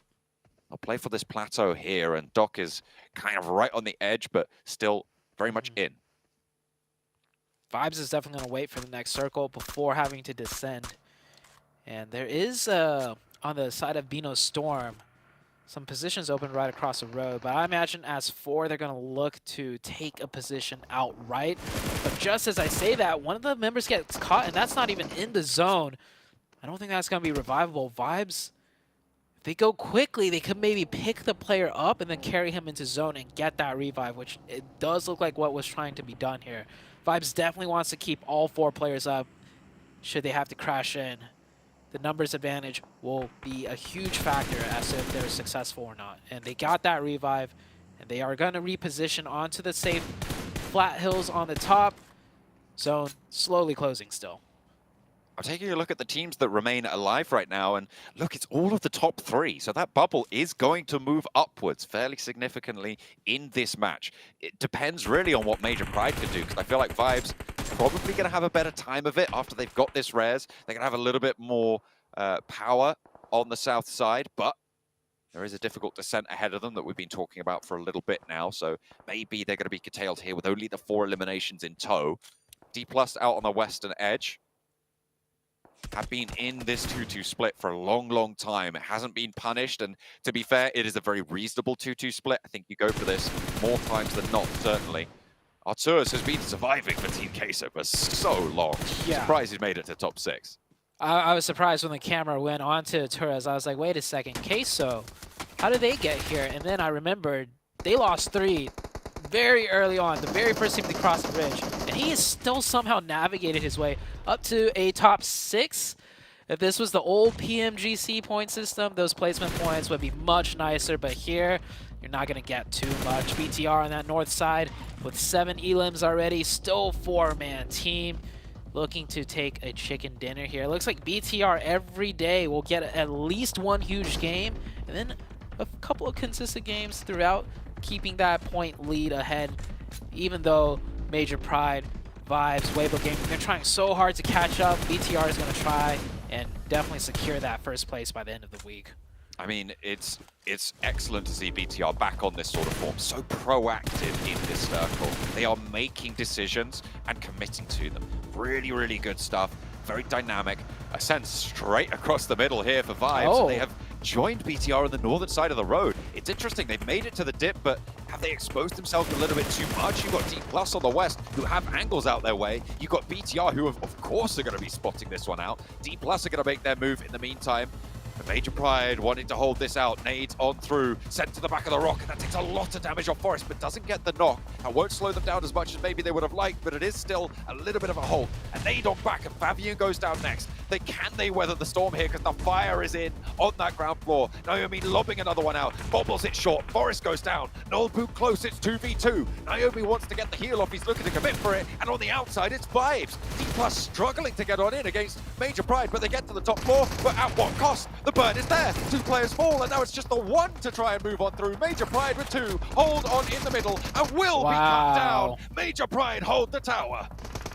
What a defense out of Major Pride. I thought they were done for. 4v2, they hold it off. Meanwhile, on the other side thing, Vibes is up with 4, and take a look at how many BTR have. BTR is actually down to a 2-man. Vibes with a decisive game-winning play. This is that risk versus reward I was talking about. Influence Rage usually goes for the more consistent play. Vibes, though, they want the chicken dinner. When they have 4, they'll go for the risky play, driving across the battlefield, across so many sightlines, across so many players to take on the other strongest team on the north side, BTR, and they're out ahead. BTR down to 2. Same with the other 2 teams. It could be a Vibes chicken dinner. Certainly could. What a way to kick off this day. Vibes have been brutally efficient so far. They were able to get some decent results on both of their maps of the first day, but they haven't got that chicken dinner to crown it. Is this their opportunity? They want to find it here and now, solidify themselves, and these 3 teams are the top 3 teams on the tables as well. The bubble is moving. It will continue to stretch up and up and up. But what is that nade coming on through? 2 players from Vibes, maybe going down and evening the score lines across the board. If they get flushed here, it's unlikely, but we could see a little bit more sent their way. Naomi down, and Dino's going to have to look for this res on the top floor. Oh, the angle just barely out of reach from Nagon in that Wizard Tower. The full reset is there. BTR also get their reset, but they get a favorable knock as another player goes down. And yeah, now's the time to push. You get 1 more. You're not going to get much more advantage out of the Yuto. They go for the full send. I mean, that was really the only play at that point. They tried. It didn't work out. 7 elims, 4th place. Vibes with another full reset. The other 2 teams can't really push because they'll just run into sightlines of one another. So Vibes will be vibing with 4 players in the very last zone. Major Pride only have 2 smokes to try and make this one work. I think you're right. This one will be looking solid to go the Vibes direction. But you never know. With those 2 off angles, Vibes are going to have to push forwards as well. Even with the positions they hold, this is stage 9. It's going to close right about now. We'll start to push on the tower very, very hard. And where do you go if you're Major Pride? They are dropping those smokes out. The sprays over towards Dino Storm in the meantime. It's going to be Major Pride taking shots out their way. Nagon goes down first. I'm assuming it's going to be very, very soon for Nanokuni, but he's got that crate to play with. Just being tickled on the back. Gets a heal off, actually. So Major Pride might be going down first out of the mix. And 2nd place laddered up for Nanokuni behind the crate. Looks for the shots around the edge, but it is bleed out time here as Vibes continue just to encircle this zone and close out a 3rd strong match in a row with a chicken dinner to put themselves up and a high elimination count. They could be very much right next door to taking that top spot on the tables.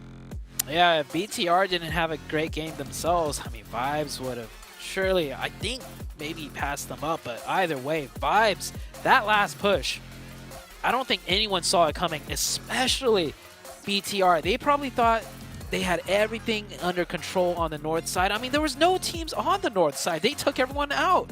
But then Vibes from the south, driving past 3 teams pretty much, to just take that northern little ridge. It wasn't even a strong spot either. Immediately when they got there, BTR could have still won it, but Vibes got a quick 2 finishes. The nades, the Yuto was great. East, his name keeps popping up for me, and for good reason. The MVP of that match for the side of Vibes. For Miracle Vibes, a really strong chicken dinner that sends down the hill to get to that north side of the road is what won them that match.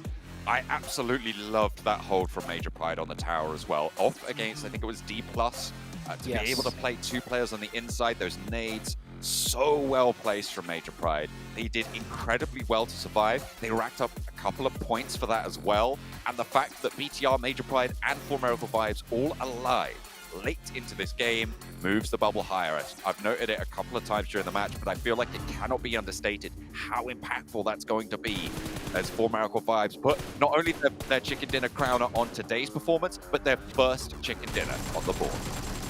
Oh, I'm lagging really bad. I'm lagging out. What a performance there. Finally, 4Miracle, Cam, they're able to get that chicken dinner. We were wondering if they were going to be able to do it. If I remember, I mean, the way they were able to perform right there, being able to close out that match, that's what we want to see.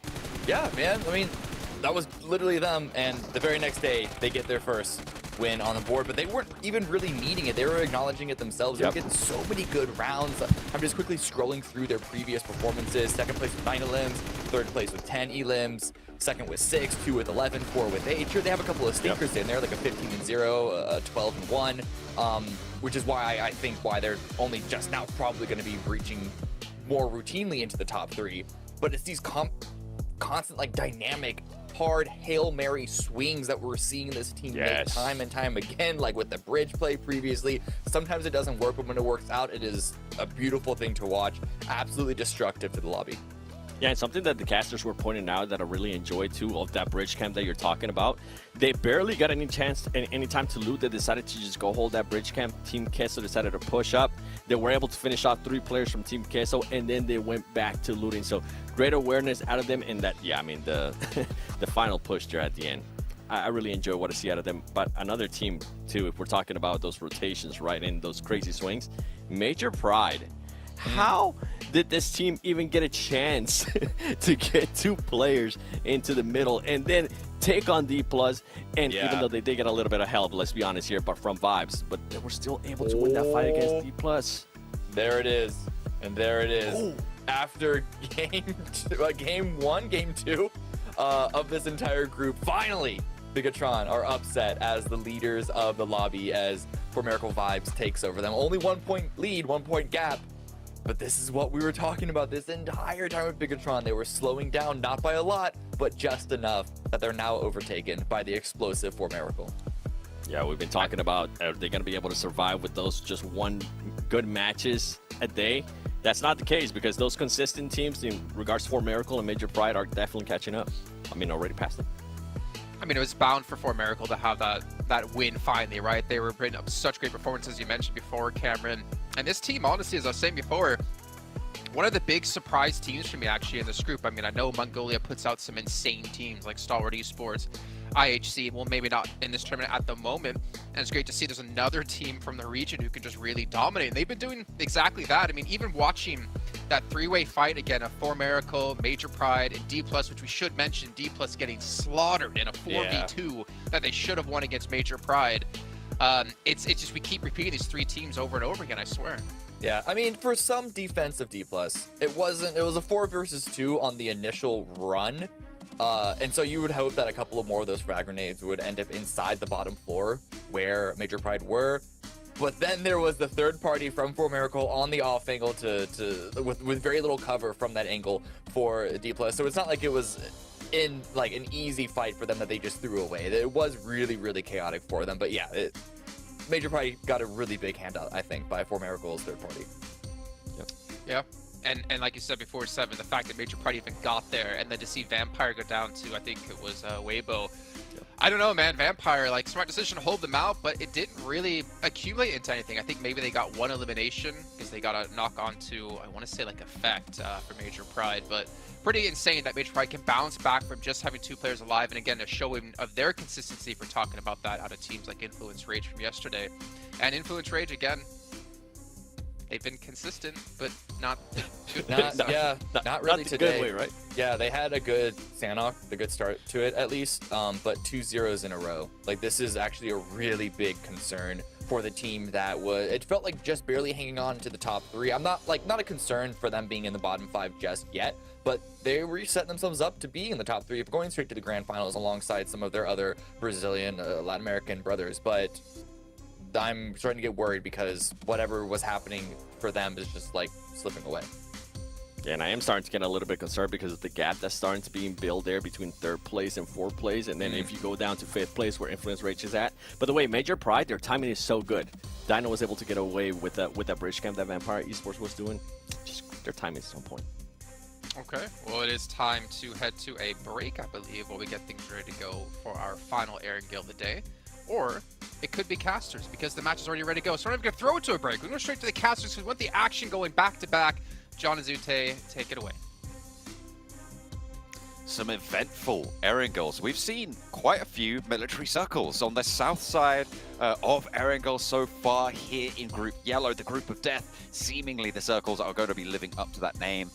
We've seen that South Island as well on Miramar, so we're having a little bit of a crazy time with these shifts in this group as well, and I'm really enjoying seeing how teams are dealing with it. I agree wholeheartedly that Major Pride's timing, probably one of the best in this lobby, maybe some of the best in the world.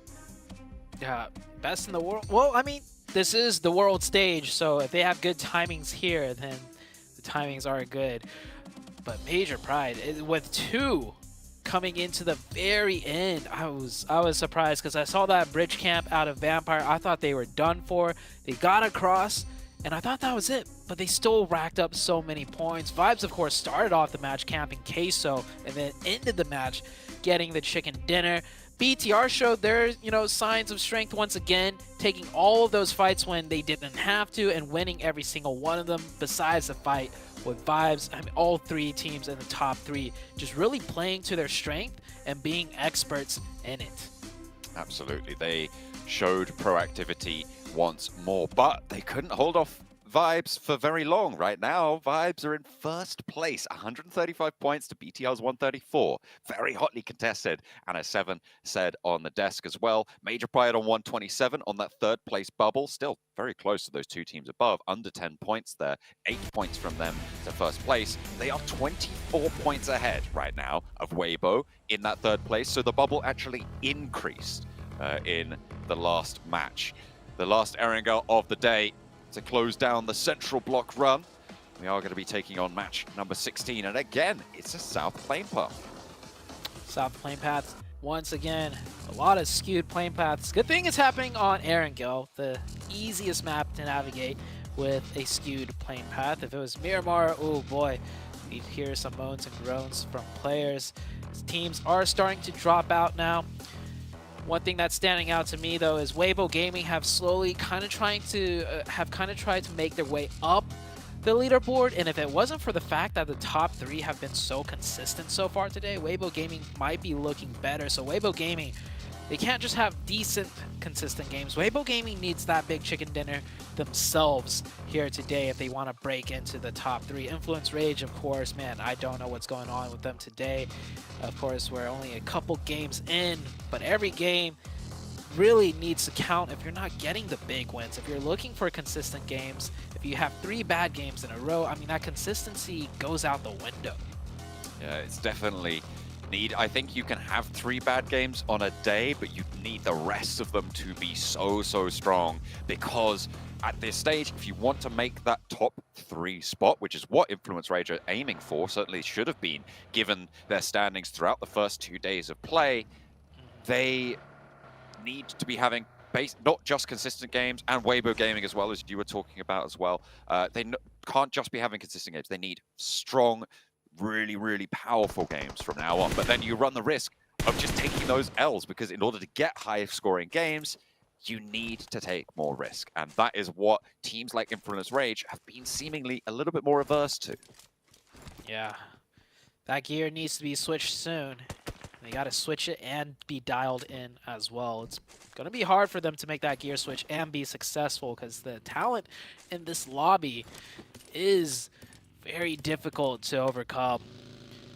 And I want to give some credit to Queso too. They're not really in the running, I'd say, for top 3, but they're sitting in 7th place, 82 points. I want to give them a shout out because I think after day 1-ish, 2, I just recall them being in like 14th or 15th place. So Queso has been laddering up a lot, trying to make a name for themselves. And if they ladder up anymore, hey, they could aim for that top 3. I think that's still a little bit far away right now. It Team is. Queso, though, 82 points to Major Pride's 127. That's a 45-point gap right there. That's very, very difficult to make happen, even with the number of matches that they have left. They've got 3 today and 6 tomorrow. That's 9 matches total. A 43-point gap over the course of that. You're looking at some real tough stuff. It's pretty much, I think it's 5 points extra per game, something like that, somewhere in that sort of region, over that bubble position. And with the consistency of the top 3, I'm not sure about that one. Yeah, I don't think it's going to happen. I just wanted to give them the credit, the acknowledgement before it becomes a thing, right? So then if it does, I could be the one to say like, hey, oh, that's true. I called them out. Yeah. Yeah, Okay. I called them out. They were a team to watch out for. It's like with Major Pride, when we started really noticing things, and then they just popped off on the Miramar match yesterday, and they've been trailblazing it through today. So you got to give them, got to give these teams credit for the work they have put in, and you never know, they might show out at the very end. Of course, it is tough. It is going to be tough for Queso. Major Pride in a much better situation, and so far we've seen a lot of shooting, no knocks just yet, as that circle has popped up. See some teams rotating in. Influence Rage making a fast rotation. I don't know if that's typical of them, but I think that actually fast rotation was towards their loot spot, towards Yasnaya. Yeah. I'm taking a look at it now. Okay, yeah, they're just trying to get to Yasnaya. Yeah, they generally loot out there, obviously, with the plane path as it was on that southwest cut. One of the furthest drop spots for any team in this lobby right now. So they are just still making their way over there, but they'll be nice and safe for the time being in this circle. They've got a lot of time to play with, so I'm sure we'll see them plenty later on. The question is how much later on, because they haven't had the best of luck today. They've had their worst run of the tournament so far. They're still looking pretty healthy to stay in the top 11, certainly. I think I would be very, very surprised to not see them in the top 11 and into survival stage. But this is a team that was kind of a lock for most people's top 3 predictions coming into the Group Yellow. And honestly, they were not a lock-in until today. But that's just because of their abysmal performance and the teams right around them all popping off today. So it's a perfect disaster for the side of Influence Rage to really get knocked out of the top 3. And it's not even the top 3 that kind of knocked them out. The teams like kind of below them have also all had decent games. Weibo Gaming rising up past them, and soon to be Brute Force might even rise up past Influence Rage. And Team Queso, as you highlighted, have that potential. They got that firepower. Still very volatile around that bubble on 11th place as well. I mean, you've got 82 points for Team Queso in 7th place, and you've got 71 in 13th place. This is a very, very small gap, all things considered, with the amount of pop-off performances we're seeing in this section of the field. And one of the most notable gaps, as mentioned earlier quite a few times, is that top 3. It was so close, but now 3rd place, creating a decent lead over 4th place. And coming into the last day, the top 3 now, maybe the top 3 at the end of the week, but in what order? That's definitely a guess I would not want to take. All 3 of the top 3, man, so strong in their own unique ways, right? So I think it just comes down to who's feeling it more that day and which one gets the circle favor just a tad bit more than the others. Be waiting for it. We're waiting to see it. BTR, we felt their power a little bit once again. The old dog learned a new trick or two in that last Erangel. They're rolling around that circle, happy to take those fights, and that's what you want to see from this BTR roster. Day 1, they said aggression was their game plan. They said they were going to keep it up for day number 2, but that proved to be false. Today, though, maybe a return to that form. Day number 2, they still did decent. It was just that they did so well day 1 that expectations were high. They didn't have a terrible day 2 if you just look at the points gained alone. They held in there. I mean, they came in today 1st place still, right? So if they had a terrible day 2, it wouldn't have been the case. But right now, just 1 point behind Vibes. And looking at the map now, teams are rotating in. The Vibes team, they're still coming in from military base, and so they'll wait for that 2nd circle shift to make that big rotation. As the center of the map, not too compacted, but all throughout just evenly spread. I think all the teams playing towards a potential shift towards their side, and if they don't get it, they'll have a different plan in mind. Teams starting to group up now. No real early conflicts to be seen. Looking at the split from D+, are we going to see another punishment on that angle? The circle goes very central here and isolates the south side of the central river. A lot of easy decisions to make. Difficult executions, though, will be happening on that central set of areas. You've got a lot of open ground just to the southwest of Rozhok, to the east of Ruins, where Major Pride and Vampire are. And you've got some difficult compound fights as well, more central on that area. The north side of Potato Hill's involved as well. There's a lot of interesting dynamics going to happen, and I think it's going to be a lot of teams struggling to execute on them. School could be a major factor in a zone like this. We'll see if it keeps centering up right here. Many teams are going to be compacted now. How many teams are going to take the school apartments? I'm thinking at least maybe 1 to 2. Potentially even a third team might just crash into school apartments here now with a zone like this. I mean, this is circle 2. This is a big circle. Things could change a lot from the center, as we are now getting casualties. One player going down here, and that's Major Pride losing a player and picking up a player as far as the points go with the 1v1. Good pre-fire though, and we'll get the finish. IHC getting the better end of that one. Major Pride down to 2 players. Hey, it's the bubble team as well.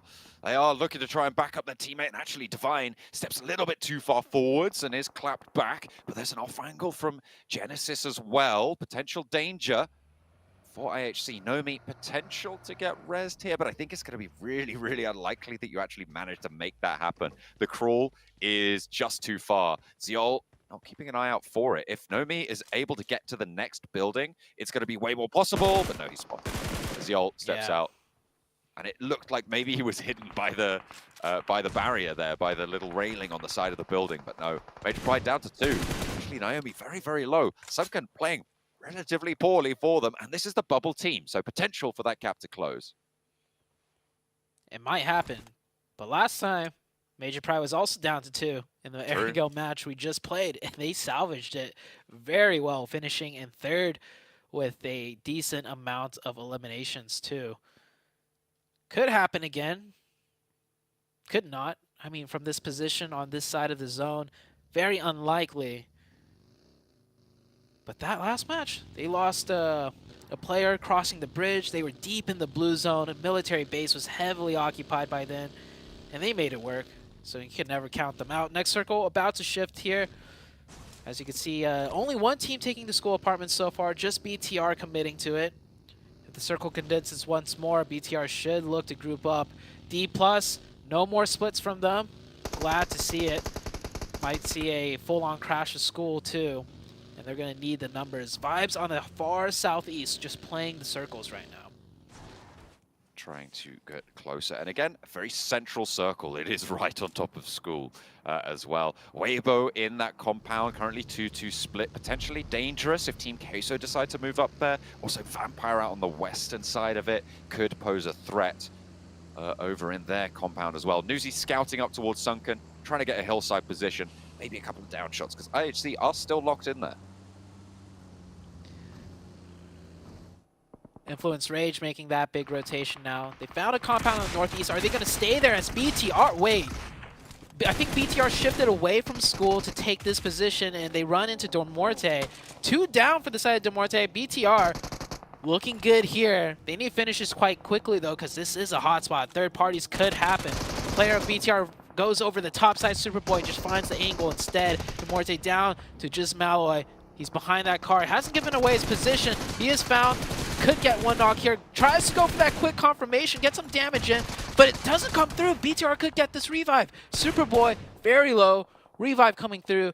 My question to you, John, is did BTR get a knock from inside school apps and push up here in ridiculous aggressive fashion? Or were they looking to play there and ran into a team? I don't know if you caught it. I didn't catch that either. No, that was really, really fast. I mean, it was aggressive from BTR, right? But this is another one of the top 3 teams taking a little bit of punishment early into this match. Sure, they've gotten 3 points for it, but maybe we're going to see a little bit more of a crunch back around that bubble, right? Because we've seen that bubble now extend to 24 points. So the question is, can Weibo, can Influence Rage, can Brute Force even start to eat into that point differential? Because vibes are still going. They are on that south side. They swung from that southeast side, and they're pushing up the Pachinki Hills on the east side, just to the west of Potato Hill, and they'll vie off with Team Queso. I'm watching the minimap, and Satar branched back into the school apartments, so there is a likely chance that they got a knock and just made a ridiculous aggressive push. That push, I almost say, is not a good one because you are kind of really disadvantaged. Potential for third parties when that zone popped up. I mean, if that was the case, man, BTR is just on another level when it comes to pure aggression. One knock, and we push no matter the situation, and it's working. They lost a player, however, but they pick up 3 points. That's a good start. Well, I was talking about how it's a great start to pick up those 3 points for, I think it was for Miracle Vibes last match, just at the start, having those 3 points on board, really, really comforting, especially when For Miracle Vibes are only 1 point ahead of you. So they are now currently in first place as it stands, but with 3 players, their point scoring potential in this match is just that little bit curtailed. Still, the 2 players from Major Pride over in Sunken City are staying alive. Vampire have established a perimeter, though, on that south edge. Look at Nuzi and Schweppes looking to bring the pain. Weibo get the central shift again, but now I think they're going to have to choose the side of the road to go to and stay there. Yeah, they could keep a split, but whoever is being split off definitely has to be ready to just eject from there and group up. This could be Weibo's chance to not break into the top 3 because there is a point gap, but definitely catch up because Major Pride down to 2 players might not be able to put up many points here. We'll see how things play out. Vibes will have to rotate a little bit into the zone from the south side. And Vampire, I think, will keep that huge western split, which does give them a lot of control towards the center of the map outside of Weibo's compound. Outside for the time being. See if they can breach that gap in the next circle or two. DRS trying to move out and deal with SAM9.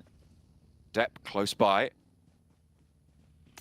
Snade send back their way. Not really looking for a scrap right now, seemingly. They've still got their backstop, so SAM9 just looking to put a little bit of pressure on. But they're going to have to move forwards fairly soon.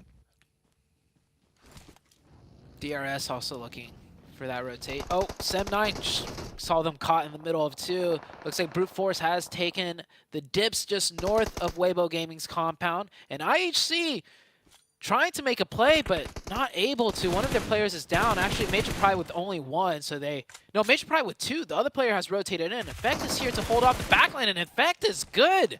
Holding off 3 players right now of IHC. Demo's last one up. He's got that DBS in hand. Effect pops off the first aid, but Demo with a nicely timed shot around the corner. We'll get that full reset onto the team. Major Pride with only 1. Fighting all around now as Rook pushes onto Genesis. Major Pride out now. IHC going to have to leave, and that's going to be a tough task ahead with Vampire right in their way. The nades going back and forth, but not much hard aggression right now. Rook actually sending someone forwards along the ridgeline. Eugene is there. The nade onto Smile is good for the flush. Ichi for Genesis giving ground now. I don't think you could really realistically hold this one as far forwards as they would have liked. So they're playing on this south hill of Rozhok. They're going to have to descend near to school. Queso taking the warehouse we just saw as Brute Force was in the dip on the north. The only isolated fight really going on now, though, is on the northern side, Genesis versus Rook. And Genesis is in a little bit of a better and stronger position, but Rook have the player advantage if that player stays alive, that is, as he almost went down. Delta getting a knock from Bino Storm. That's happening on the south side. And yeah, DRS and SAM9 on the south side still have to fight their way in. That's a 3-way fight that might be happening right here.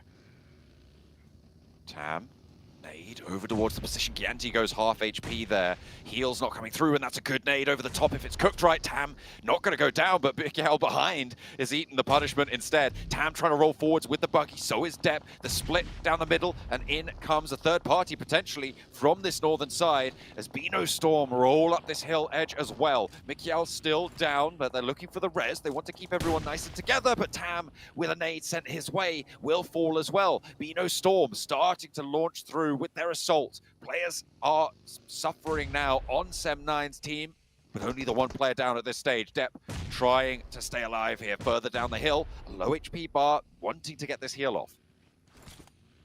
Bino Storm with a beautiful nade right onto the opening of Sem9. Sem9 driving around the buggies, just trying to get info, trying to bait out shots, and a great shot from Divine rips a player out of the buggy, and at that point, I think Sem9 is just going to have to give up this one and just find a spot in zone to survive in. And oh man, the nades are so good out of Bino Storm.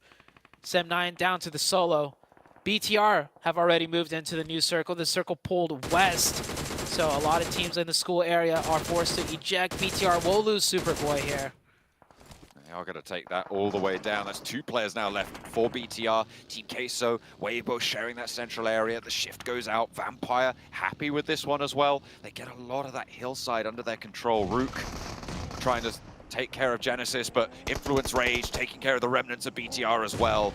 Two players go down to a nade and a third as well. It's disaster strikes as they try and take down the final member of BTR. Just the one left remaining. It's Genfos. He gets that heal off, and now it's just Little Boy up on the high ground. The spray downs are there. That's actually D+ stealing away a bunch of those eliminations. But 4 points are in, and that is so, so sad for Influence Rage. It looked like they had a good time of it, but D+ roll in and ruin the day. Genfos on the off angle now trying to move up onto the high ground, spots the player, looks for the nade, launches it towards Lil Boy on the cook. Can he get it right? It's right on the ridgeline, but it doesn't quite tag the full damage. Instead, hits only a little bit. Genfos puts another one forwards, tries to scare him. The nade is cooked. Lil Boy with the DPS gets cut down, and Genfos claims victory. Genfos absolutely demolishing the Influence Rage team. Unfortunate he couldn't confirm all 4 points, but he was the one to take down all 4 players. A 1v4, a true 1v4, as he was the only player up alive for BTR. He may have wanted a couple more points than the 5 elims they got here, but that's a highlight clip in the books for BTR, and he's not done yet. It's not just yet. He could still get something happening here as D+. A little bit worried to take on this force in the form of Genfos, and he's still putting out damage. He is still alive.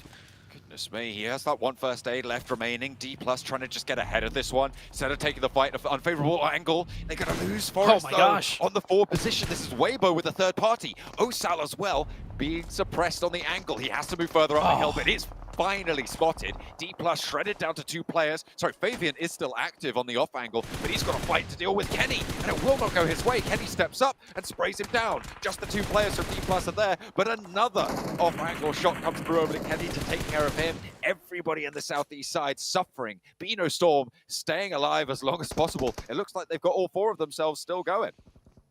BTR almost had the run right there. Weibo Gaming almost took down the player that took out BTR. He was 1 HP. If Weibo Gaming landed just one more shot earlier on, BTR could still be in this, but that is not the case. D+ will salvage up with 2 players on the east side. Vampire have been very quiet, but of course with the zones constantly to their back, they have been putting out very well-established circle control, just pushing everyone away. So they'll stay alive with 4. With how many elim points though? 0 elimination points. They're going to need to pick up a lot more because they are in the 11th place. 4 Miracle vibes as well across those fields to the northeast side of Pachinki. And they're going to have to get across soon as well to figure out where they want to crash. As Rook moving in, so are the remnants of D+, who have managed to get 2 players back onto their feet, but maybe not quite as favorable as it could have been. Into the smoke, they're repositioning, they're just trying to find their way in with these vehicles. Genesis trying to hold the angle, and Forrest goes down to it. Mernat's there, Weibo maybe unaware of their neighbor. I think they should have known at this stage. Maybe they were just willing to give this one over, but Mernat will be burnt away by this Molotov in the corner. If it spreads correctly, I think it might have just missed on the tag. I mean, the concrete keeping him safe there. Osal with a nade now cooked. Spino Storm trying to move in. In the meantime, Murnat does go down. Now Forrest can get rezzed on the angle if Osal can make the cross. He does.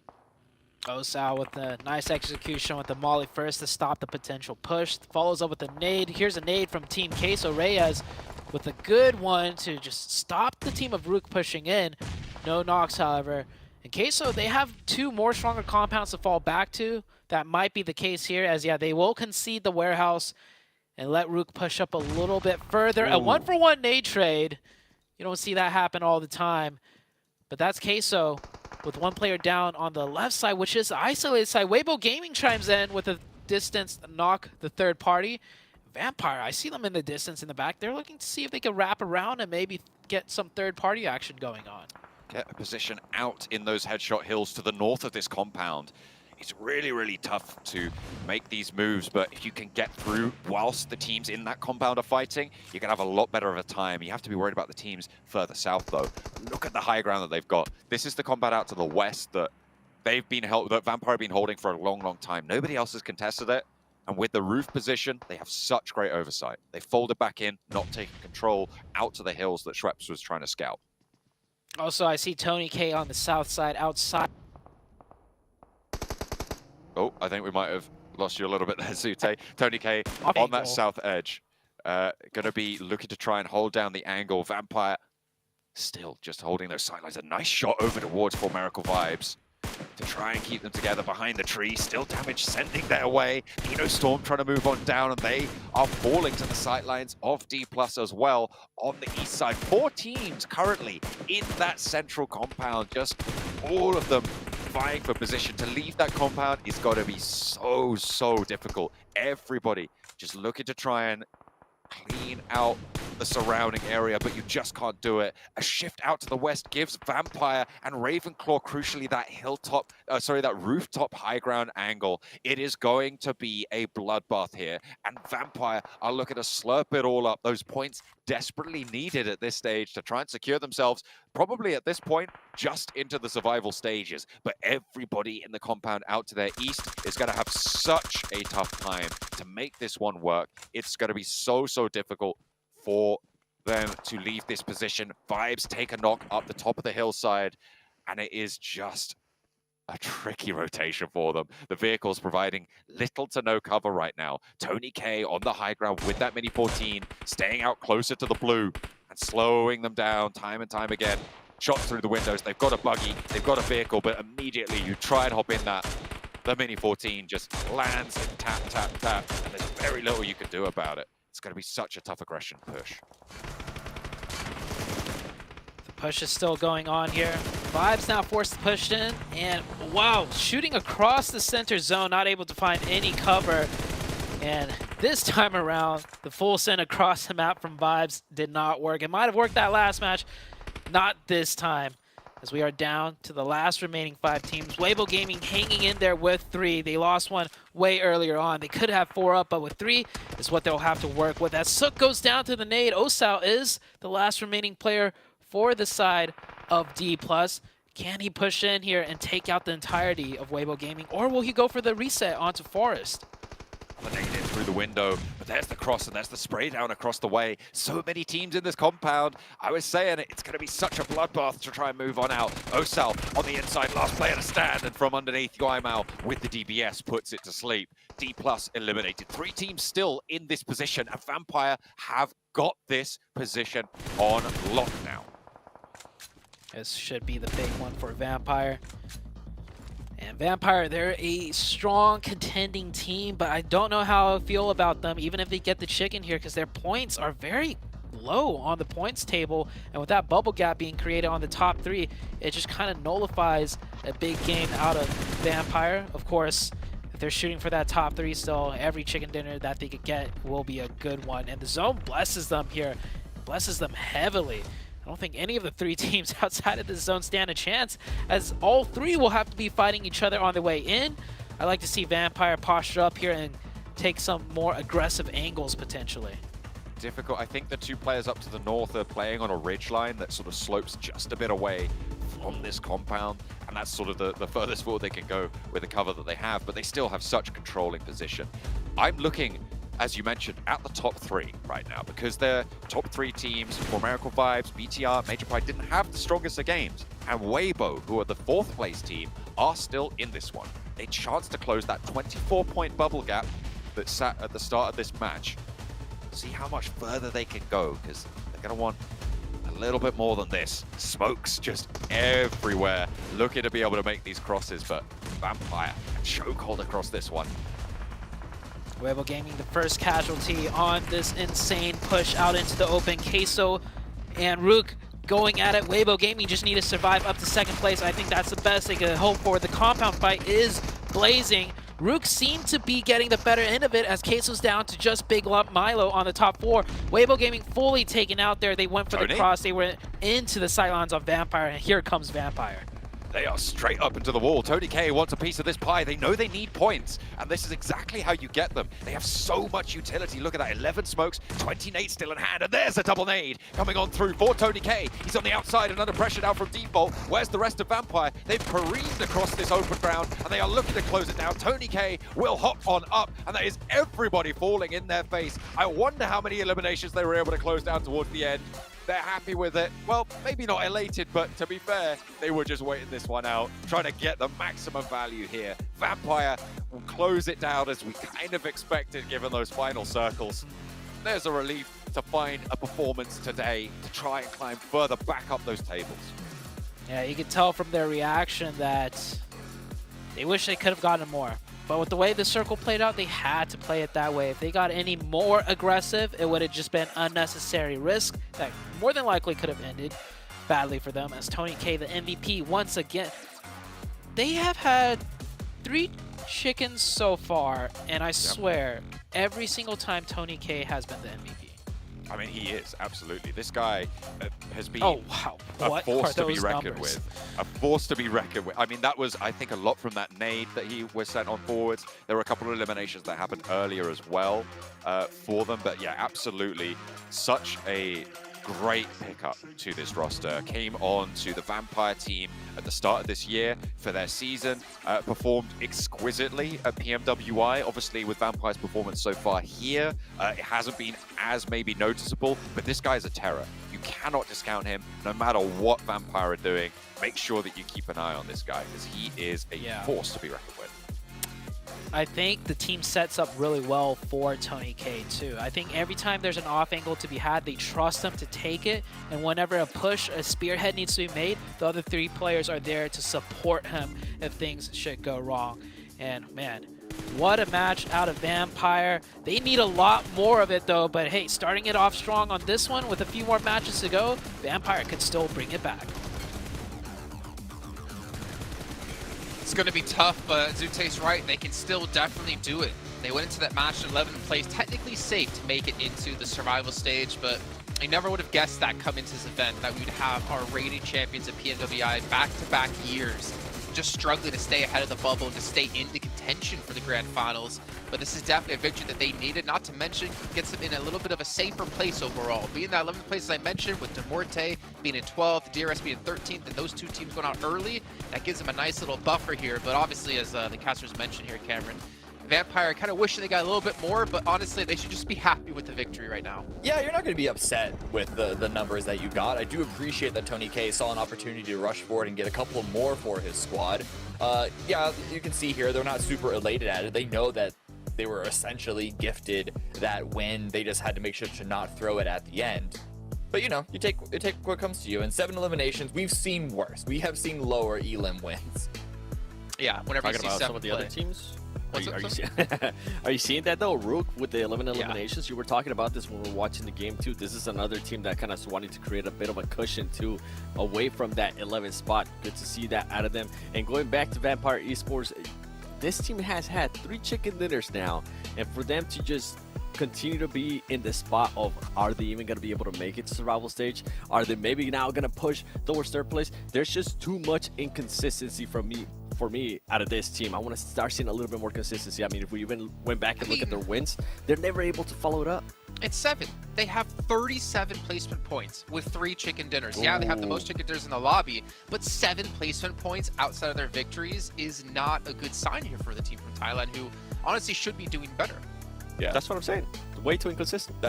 I didn't realize it was that bad. That's really. It's the really worst bad. ratio I think we have, actually. Yeah, it is the worst ratio we have. Yep. Yeah, I mean, yeah, look, even at the bottom, Genesis have 8 and 16. Wait, they had the lowest placement points outside of chicken dinners. Yeah, Genesis with 8, they have 7. Like, not good. Yeah, I don't know. I don't know. It's we sort of been hounding on them this entire time. I think that they should make the decision that the second it hits phase 3 to stop using vehicles, because that's usually where the trouble arises, right? But it's so hard to like count them out though, because you'll see rounds constantly, and honestly, so much of it is on the back of Tony K. You'll see all of these rounds where he'll just create something out of nothing, and it's unfortunate that those sorts of rounds only happen every once in a while. But there's it's like there's this like level of magic that we're starting to really like see there. Okay. I do like a little bit of magic, especially when I'm watching some PUBG Mobile. I mean, we're gonna harsh on Vampire. We're gonna hound on them because, I mean, if Michael Jordan, was putting up like 5 points a game, of course they hound on him. One of the goats of, well, I was gonna say the goats of all time, but that's saying like rip in peace. One of like the best ever. You got to be able to perform when it counts. But either way, I mean, Vampire. Yeah, I know, right? But either way, I mean, there's 7th place, Rook in 6th place. I'm actually quite surprised to see Rook be up at this kind of level right now, but really happy to see it. I mean, we saw him towards the north side, as you mentioned, 7, saying I noticed them, and I was like, how many limbs do they have there? Because I feel like they were quiet, and then you look, and they have like 7, 8 limbs, and I'm like, okay, this team is going a little bit under the radar, but getting themselves ever so closer to potentially breaching top 3. For you guys who are potentially looking to breach top 3 in your own way, you can go vote for PUBG Mobile to be the best esports game. It was brought up by, or nominated by, the Game Awards. Make sure you guys check that out. Voting's going to end on December 7th, so make sure you guys get your votes in. 7, did you get your votes in? I haven't. I'm going to. Cameron, did you? Oh, instantly. Yeah, thank you. I already had a computer set. I already had a bot set up to do it for me.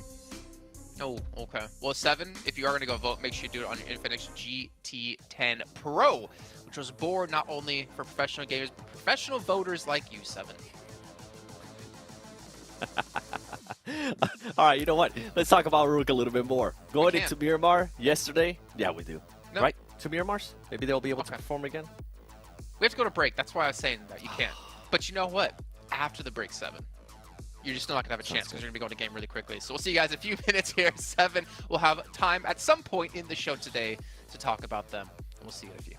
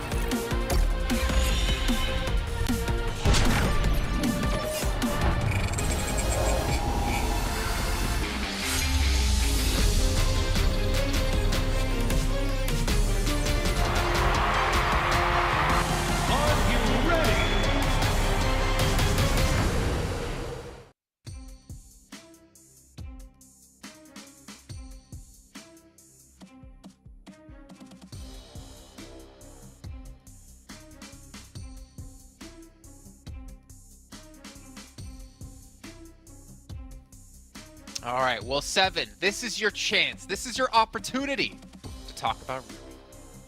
Now, let's talk about the fall. Yesterday, he was able to put up a good performance. Those 10 eliminations that he ended up getting yesterday. Today is not just the fall. Today, we're starting to see some of the other players also starting to perform, and that's what we want to see. That's what we've been seeing out of PUBG Mobile for the last couple of years, not just one player being able to carry. And then another one, that just out of Rook, right? Another one with Vampire Esports. I just want to deep dive a little bit more into this. we need to start seeing some consistency. You mentioned it perfectly there, Jason, in regards to their placement points. Outside of those chicken dinners, they're barely being able to get those placement points. We need to start seeing at least some good finishes because they got the fragging power. I feel like they just keep sending it. Even at the beginning of the day, what was it? They went south and they didn't have to go to the military circle. Whatever, it's all in the past. All that's matter is where they are right now. 7th place, and they're going to look to climb the leaderboards even further as we head into our first Miramar of the day. They haven't got long left, though. That's the thing. It's going to be weighing pretty heavily on their minds. Securing their position in survival stage is also not a guarantee with the 92 points they've been able to achieve. 83 right now is the 11th place team, although the team below that, Demuerte, 72 points. So maybe a little bit more leeway there. But if they want to chase up to the top, you're right. They have to be more consistent. Yeah, the bubble to get into that top 3, also the bubble to drop out of the survival stage group it's just anything could happen to the teams right dead in the middle of the pack. And I'm looking at the scores right now. So many of these teams are sharing similar amount of points, so that's multiple squads that could make it into top 3 and also could drop out and not even make it through to the survival stage. Of course, you know, with 2 more games and a whole day left, we'll get a much better idea by the end of the day as to the fates of all of these certain teams. And that top 3, it closed the gap just a little bit. Weibo Gaming a little bit closer to that top 3 now. I think what's dividing them is a 15-point difference. So little by little, Weibo Gaming are working their way up, and also little by little, Influence Rage is dropping further and further down. Yeah, they are having a tough time of it. I mean, if they continue on this track, and they lack the consistency that we were praising them so heavily for over the last 2 days, there's a very real danger that they could be near that bottom bubble as well, remember, to not even make it to the survival stage if they stay the course. The bubble for the previous 2 weeks was 116 back in Group Green, and in Group Red it was 123. This is for the 11th place team. So that's the sort of measure that you're going to be looking to. Once you've passed that 120-point boundary, it's pretty likely that you're going to be seeing yourself up in that survival stage guaranteed. And obviously, more than that, you're going to be looking towards the top bubble, which is around that 180 to 190-point sort of barrier. So no team has managed to cross that threshold just yet. We've still got a long way to go. We're having a little bit of a hot drop here for Demuerte. Seems like we might be. Is this IHC? I feel like it might be as well. These guys love an early fight. Demuerte and IHC into the hot drop fight. Here we go. Circle pops up. It is far south opposite of plane path. This southern circle is on Miramar, just like every single time with this group, it seems. As the fight rages on now, the hot drop, one of the players of IHC, Alex, only with the pistol in hand. UMP for Korka. He's on the outside balcony. I think Demo can see him there from the third-person angle, and oh, that nade almost sails into Alex, and oh, the lean peek out the windowsill, almost. He still gets caught though. Zael from a different angle catches him. With the micro Uzi as well, Alex has got that sawn-off in hand. Pretty dangerous, especially when you're looking for the flushes. Opens the door, baits the shots, but no shots come on through. Malloy here on the high ground with the Scar. IHC currently doing better on this fight. Looks for the cross, Demo caught. And will be behind the wall, but that is a player down, and nade right onto his feet as well from the off angle. Godless keeps it in check, and Milky Way now repositioning. Looks to line them up with the micro Uzi in the alleyway, but he's caught too. And Demuerte looking pretty down bad right now. Furia trying to just get out of there. Milky Way might have looked for the angle for more knocks, but he did find the confirmation instead. So at least 1 point. Furia in a 1v3 situation. The stairs are a good spot to hold a 1v3 though, as he gets 1 knock. Now he needs 2 more, but he swings out a little bit too wide there. The double push is good. IHC pick up 4 quick points, lose 1 player, but at least the fight is finished over quickly, as this circle, there's a decent rotation for them to make still if they loot fast and rotate fast. Team Queso, the only team to have rotated in, but I do believe Queso is a team that loots Los Leones as well. Demuerte, 12th place right now, losing out the scrap. Really bad news. We talked a lot about that bubble, and I don't think we focused a lot on Demuerte since day one. They were able to get some decent performances. I felt like they were going to be one of the better of the two EU teams. In fact, I called it out, and it seems like Major Pride took that very personally and really stepped up their game after that point. Muerte have had that fall off as well, and it has kind of been a little bit disappointing because these players, this team, really solid mechanical stuff. I just feel like some of their positions just haven't been that great. I mean, they're making some rotations that I think could be tidied up, and they are being punished for it. By the way, if you noticed it, the viewers as well, we kind of just witnessed Beano Storm just land. They drifted from the west all the way to the eastern part of the map, just drifting their way in. So I had to do a quick double take. I look back on my mini map. Yep, they just parachuted in. So we were seeing a lot of this on. I do feel like this PMGC this year in particular, teams are employing a very long gliding parachute versus gliding in the parachute for a vehicle and then continuing on. So this is a change for me, that's for sure. Sem9 on the northeastern side, rotating in. They'll have a straight shot into the eastern side of the circle and could even make their way quite central as the whole entire eastern side of the zone is clear. Major Pride playing on the west, so the opposite end of things. On the south shift, they'll be moving past Minas de Valle, close to D+ on their southwest side, with Chumacera currently occupied by Formarical Vibes. They have got a little bit of a crunch on, but they know this ground well. They'll be able to find the spot that they're looking for, I'm sure, with D+ seemingly looking to sequester themselves a little bit closer to that coastline, rather than pushing up into the hills to the south of Chumacera. Weibo Gaming have rotated in here from Picado. Did some quick looting. It was a nice drop off plane path too, so they were able to loot up pretty quickly. And now they'll find more loot in the form of Los Leones. This is their first rotation position. I do remember them playing the same exact spot in a similar zone. So that is one of their favored positions with a southern circle, keeping Los Leones in. Right on the edge of it. So should the circle go west, they do have easy sight lines there. And if it shifts east, they're on the edge and they could wrap back around. BTR coming in from the power grid position. They do also have a straight shot as not too many teams have rotated center yet. It's just Beano Storm and Weibo Gaming, and Team Queso are actually on the southern side of Los Leones, like far south on Los Leones looting. Just trying to keep up that loot. Still a little bit of time left on this looting phase to look to break out of your position and start to claim territory that you want to hold later into this match. Stage 1 still halfway through closing and teams yet to make that break. Rook all the way up in that north side. DRS just moving past Hacienda del Patron now towards Graveyard. Genesis breaking south from San Martin. And it looks like Brute Force on the west, close to IHC, who were able to win out that scrap early on, remember. They lost a player for it, but they were able to get those 4 points. IHC by Monte Nuevo with Brute Force. IHC did not elect to go for that fast rotation, and I can't blame them with only 3 players.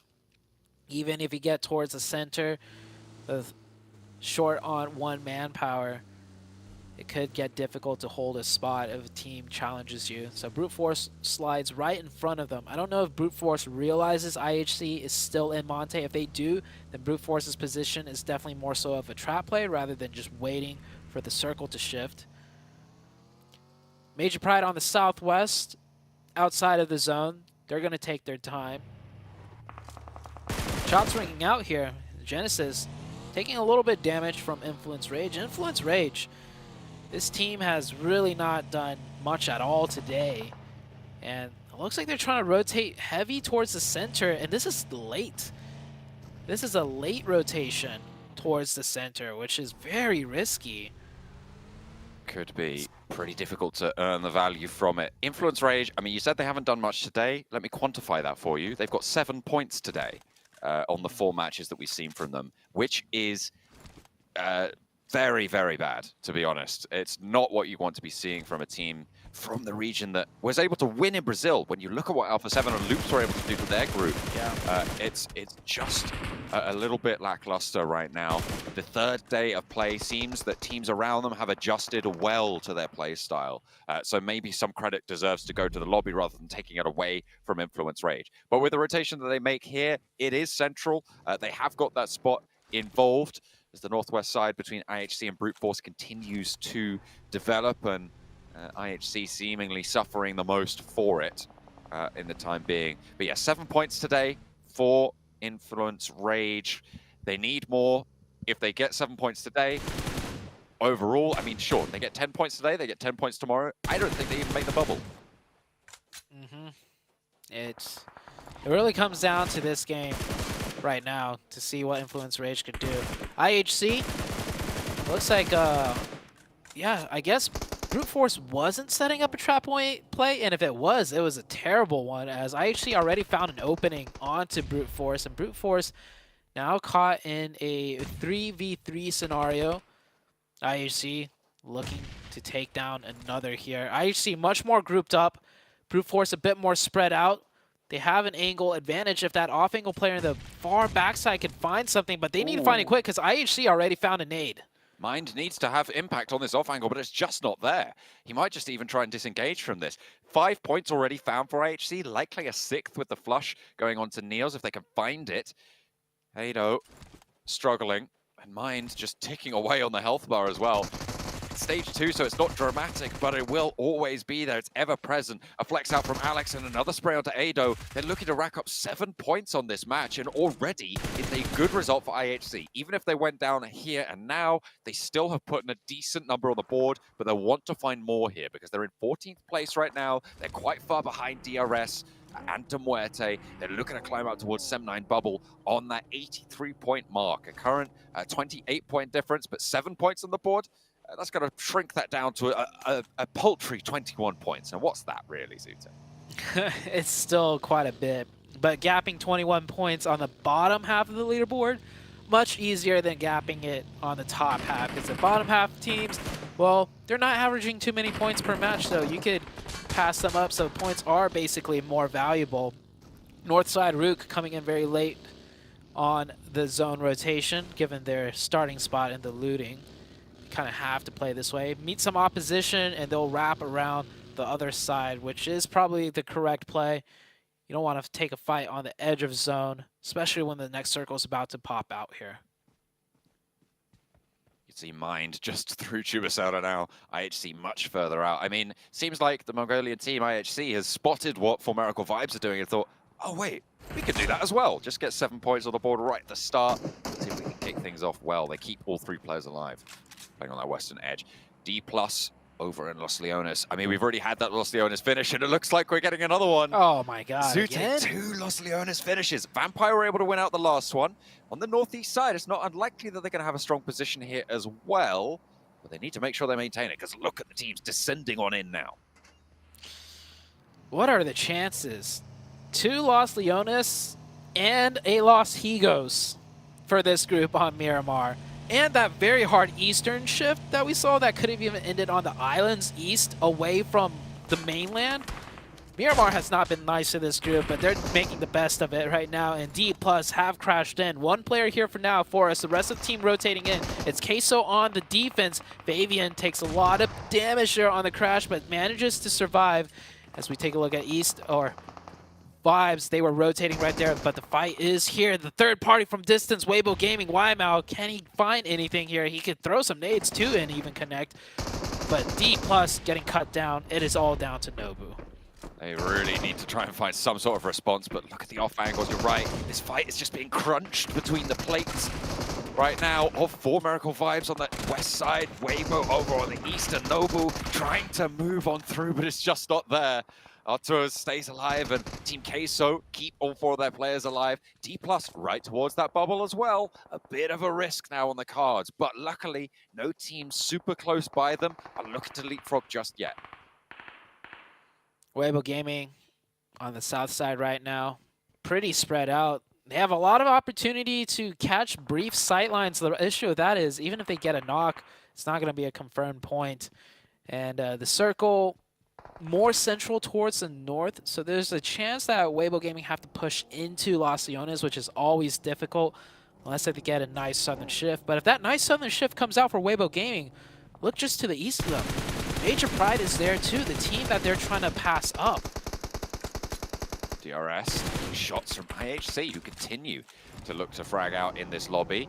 A rotation around, maybe looking to crash on this position as well towards DRS, sweep out this northern side. Alex moving forwards, Godless sweeping down low, Ziol going on that roadside. Godless and Ziol, the forward party. Rules did get res. Delta on the high ground ahead of them as IHC roll up and into the fight. Gianti behind the rock has cover. Keller displaced from this location as well. And they're a little bit split. Can IHC capitalize? Ziol tries to find that opening, really puts himself in the open right there with that vehicle. Gianti will take down that player. Looks like IHC is just trying to keep it simple. We'll just take isolated fights, less to worry about. But with one player down before this fight even erupted, it really does dampen their chances of winning it. And now cut down to 2. They'll have to give it up. They'll have to play in the zone, maybe hope for some nice circles to bump up their points a little bit more. Problem is they gave that point away to DRS, one of the teams they're trying to pass up. Real tricky rotations right now, but over in Los Leones as well, you've got some difficult choices to make. Are we going to see Major Pride take that 2 up, 2 down position that they took before? That's really weighing on my mind right now because it came back to bite them in quite significant fashion. They didn't really get the value in Los Leones for it last time. It's not often that you can so directly compare two teams play in 2 different matches in an urban environment like this, right? So it would be very interesting to see how these teams have adapted, how they've researched into the match, and how they change things in this day's game. Also, this zone might be the same, but the plane path drastically changes things and where teams come in from and the timing of things. Like for this time around, BTR is already in Los Leones, and that might be more so due to the plane path than the adjustment. But either way, BTR don't want to, face the same situation again here. Genesis inside Los Leones, one of them get knocked, and the angle from the side. Murnat will find an opening. I don't think the push is going to come through, though, as one of their players is getting revived. 2 more from the backside, so Murnat and his teammate are pushing closer, but yeah, it's not a full engage. And a re-knock. Sent over to the back lines there, Federal. Kajowski trying to hold down on the angle, but Murnat is still on the sidelines. If they want to keep 4 players alive, they'll need to position for it, but they're more worried about this glut for Genesis on the off angle. Murnat steps out, gets that flush, stops Law from getting rezzed, and in the meantime, the rest of Genesis have all gotten back to their feet. They're 4 players strong, they're playing on the east side, there's no one at their back right now. Effect is on quite a wide off angle for Major Pride, so maybe a chance for that to come into play, but Influence just down to 3. Yeah, Influence taking the position that Major Pride had the other day. And we saw it's very hard to convert from up there. If you get knocks, it's into compounds, and whoever gets knocked in the compound knows exactly where they got shot from, as Vampire taking the fight with Sem9. And actually it's Vampire with the position with the high rise that we saw Major Power have. There's 2 different ones, but I think Vampire's in the one that goes all the way to the tippy top, yeah. Major Pride still wants some high ground there. You can see Dino over on the angle. Effect still all the way back out to the southeast side, not in this zone. Vampire, are they going to go much higher than this? I mean, that's the last floor that Vampire can get to without having cover on the stairs, right? So maybe breaking that one out, trying to give a little bit of time. But Tony K goes too high up, gets spotted, and it's Rook to take the shots. I don't think he's been flushed just yet, but might be only a matter of time if he's crawling back down. Yeah, it's risky to move too, because each time you crawl down those steps, like you mentioned, there's no cover on the sides, and each little tap will cause you to bleed further and further. And you can't drop down either, because if you're already knocked, you'll confirm yourself in a way if you drop down. Sem9 looking up there too. Tony K, such a big player for the team. They really do want to try and get this revive if possible. Looks like Ravenclaw is going to go for the run up, and instantly just peppered from Rook once again. I mean, you got to know how dangerous this run is. They actually sent Tony K all the way up to the top, so instead of going down, they went up. Ravenclaw just throws it away. I feel like it's a little bit too risky to go for that push. You don't really have any smoke cover on those stairs either. But it's Tony K. That's true. It's Vampire Tony still K. have 2 players alive, though, and that's Schweppes and Nuzi. We'll see if they can do anything to try and convert Vampire's performance in the last match into a consistent climb up the tables. But right now, it's not looking super likely. Major Pride will not make the same mistake as yesterday. They haven't gone up and committed to that high ground. They're playing as 4. They're pushing in from this south. Yeah, the circle has been shifting, by the way. It just keeps going into Los Leones, so nothing's really changing besides the teams on the outside having to join the party, join the Los Leones chaos here, as we do see the last player of Brute Force trying to find some way in. The Vibes team still right on the edge of the zone. We saw them rotating right there. I don't know if they're going to make a hard committal rotation into the deep end of Los Leones, but with this wrap, it might be it. Usually teams wrap around like this to scout out a pathing to shoot straight shot in the center, and I mean, you don't want to stop at the edge because you're fighting one team and then another as the circle keeps closing. Shots across, and Influence Rage put up a point on the board as Major Pride lose 1. 3 players alive for Influence Rage still. Vibes trying to move on in. They are playing as 4 as well. A little bit split on the convoy. You can see 2 players a little bit further back. They get up to the apartment block. Have a little bit better time of the forwards too, though, because Genesis have spotted Apex up on that ridgeline, and they don't want to let him get down there. Doesn't have a vehicle, seemingly. Did hop out there. Major Pride diverting some attention to try and hold on this south edge. Moving on through the ground. Actually, just sending straight on through to regroup again. So 3 players still active for them on the buggy. Yeah, Major Pride pushing in to Los Leones initially as a 2-2, which I do like because they take 2 sides of a strong road pass. So if it goes east or west, they already have a position. But after losing that 1 player to Influence Rage, they don't want a solo player off on their own. There's no revive potential, so grouping up as 3 is the play here. Brute Force made it in, but just on the very edge. Mind also with no more meds. Not even a boost ticking. He's probably running around to look for whatever he can. Some bandages, potentially. As we are going to head into the next circle shift. Taking a look at the teams. BTR only have 3 players. Major Pride lost 1. Vibes still with 4. They're on the south side on the edge. And the other big team to watch out for right now, Weibo Gaming, does keep their 4 players up. They've been here since the very first zone. They are in a crucial position, not only in the circle, but also in the standings, right? This is a chasing team right now. They're 4th place. They're a couple of points behind Major Pride right now. With Major Pride down to 3. They're going to be a little bit limited, but in urban environments, I feel like it's just almost impossible to call these things always. I don't think anyone would have called Vampire yesterday. I don't think anyone would have called Bigatron doing as well as they did yesterday. It's so difficult to predict what's going to happen. There's so many different cases for what could. It shrinks onto that area that Major Pride have the south side of, but there's a lot of open ground in the middle of that. Yeah, it is. And if I recall correctly, don't let that compound in the middle fool you. Those long hallways, so to say, it's very difficult to get into. And I think the sides don't even have hard cover. It's like just open from the sides. So we'll see in a little bit if my memory serves correct here. Back in my days, we didn't have too many Los Leones endings. This team, or not this team, this group have had a lot more Los Leones practice than they probably would have liked.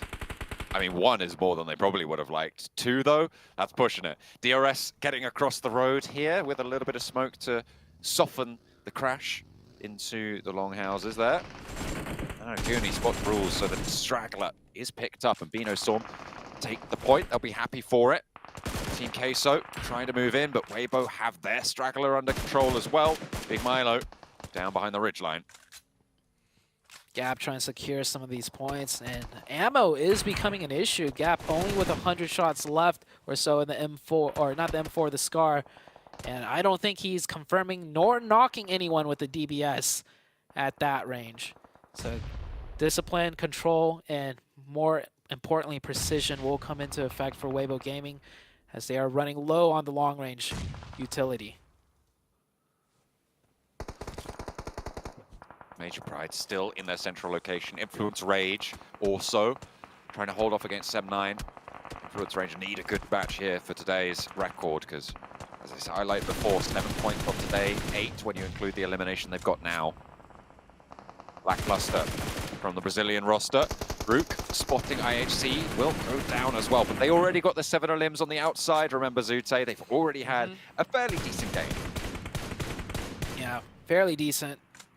Like I mentioned earlier, points on the bottom half of the leaderboard are in a way more valuable because the teams you're trying to catch up to statistically won't get that many points in each remaining game. We'll see if that will be the case though. DRS still ahead of them by a sizable amount because that point gap is there. Weibo Gaming now in a closer range engagement. The nades are coming into play, but Queso made it across with all 4 players. I like to see a 3-1 here from Weibo Gaming because this is the immediate threat.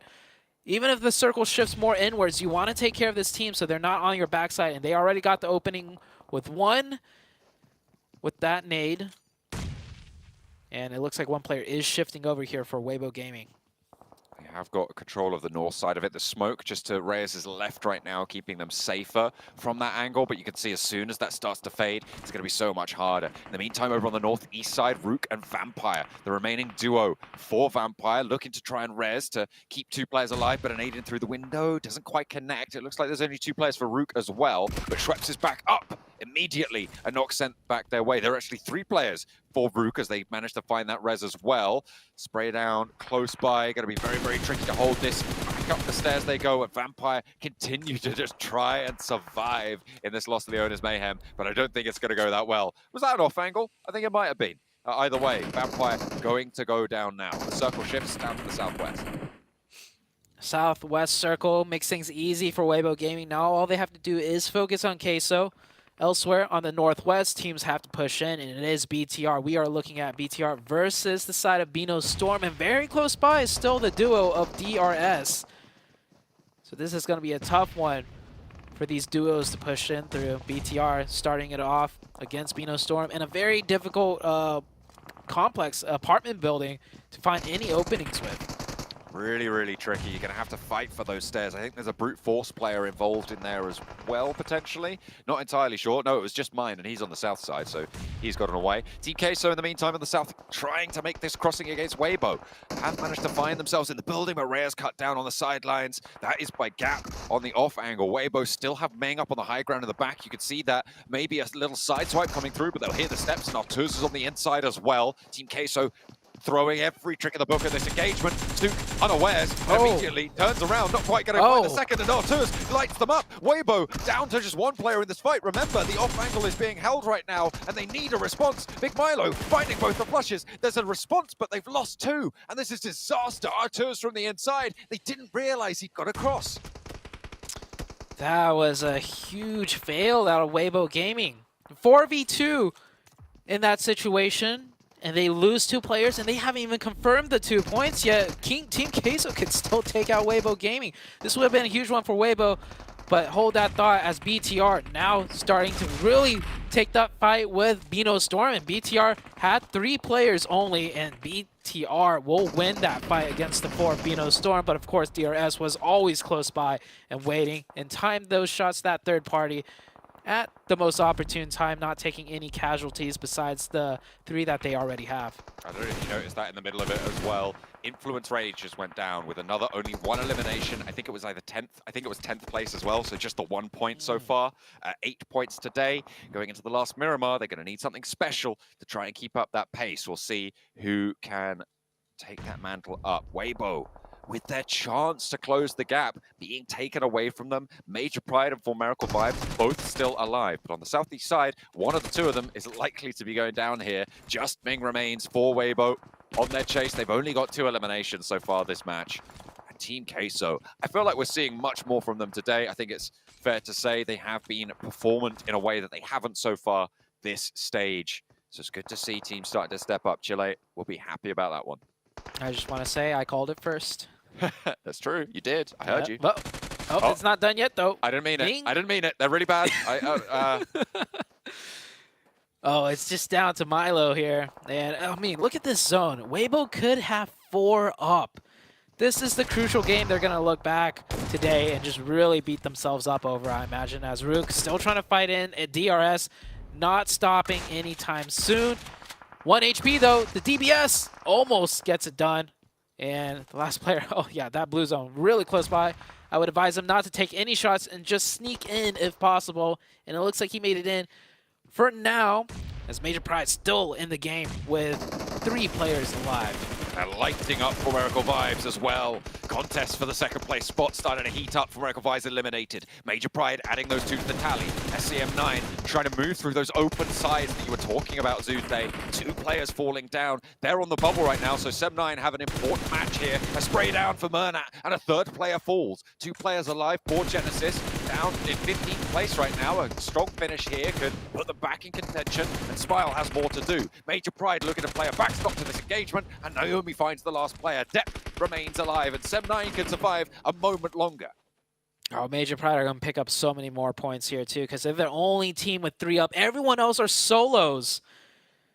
So Major Pride, even if things go terribly for them here and they get, you know, 3rd party from each different angle, because they are kind of towards the center, I do imagine they're going to pick up at least 1 more elim points, if not 2, and ladder up some more on the placement points. And there is a 2nd floor to this building, too. I don't know how effective the sightlines are from that 2nd floor, if there's a lot of windows that could be looked through. But this is the final zone. We're closing down to the middle, and the middle is in the wide open in that plaza. Weibo able to finally get their revenge a little bit, but is it too little too late because Rook is still here? Rami able to get another point on board for them. And now we're on 4 teams alive, but look at the health bars. Brute Force and Rook both pretty lackluster right now on those supplies. Mind trying to survive out in the blue, but he's going to just get crunched. The Molotov there to try and just tick away and get the point involved. The Major Pride, they really want to try and climb up as high as possible. Mind goes down for Brute Force. SCM9 on the outside have managed to get deep into this game. Top 3 and a good result here. Rami denying the point, and it's just Depp on the outside by the fountain. He does have a decent central position, so if Major Pride make a misstep, could be dangerous, but you've got to imagine with 3 players, they're going to have a good time here. Spray down onto Nomi. Can't quite connect the knock. We'll be able to find it. No nades, no first aids either. They know he's here. And actually, Major Pride are quite close to the edge here. Naomi goes low. A nade over to Depp doesn't find what he's looking for. Depp is starting to give them a little bit of nerves to worry about. Naomi down, and Effect, the last to stand, tags on with a nade, needs to win the challenge. Confirming the flush, and SCM9 want the bubble. Effect takes damage as well as he steps forwards. Depp could go all the way. It's the 1 player left for SEM9. They play through the edge, and Effect in danger. He breaks out with a nade to the wide side, and Effect sprays around the edge, tags a little bit more damage, keeps it under control. Bandage to go, spray around the side. With the bandage, he is going to be able to top himself up a little bit. Depp is closer to the center. He's got control, and it has to be Effect to make it work, but it's there. And finally, Major Pride close it down, but Depp was making it hard for them. They gave those 2 points over to the bubble, and they'll be happy to be able to close that one down. But my goodness, that was worrying. That was one for the history books of PUBG Mobile competitive. A 1v1 ring around the rosy in the middle of the fountain.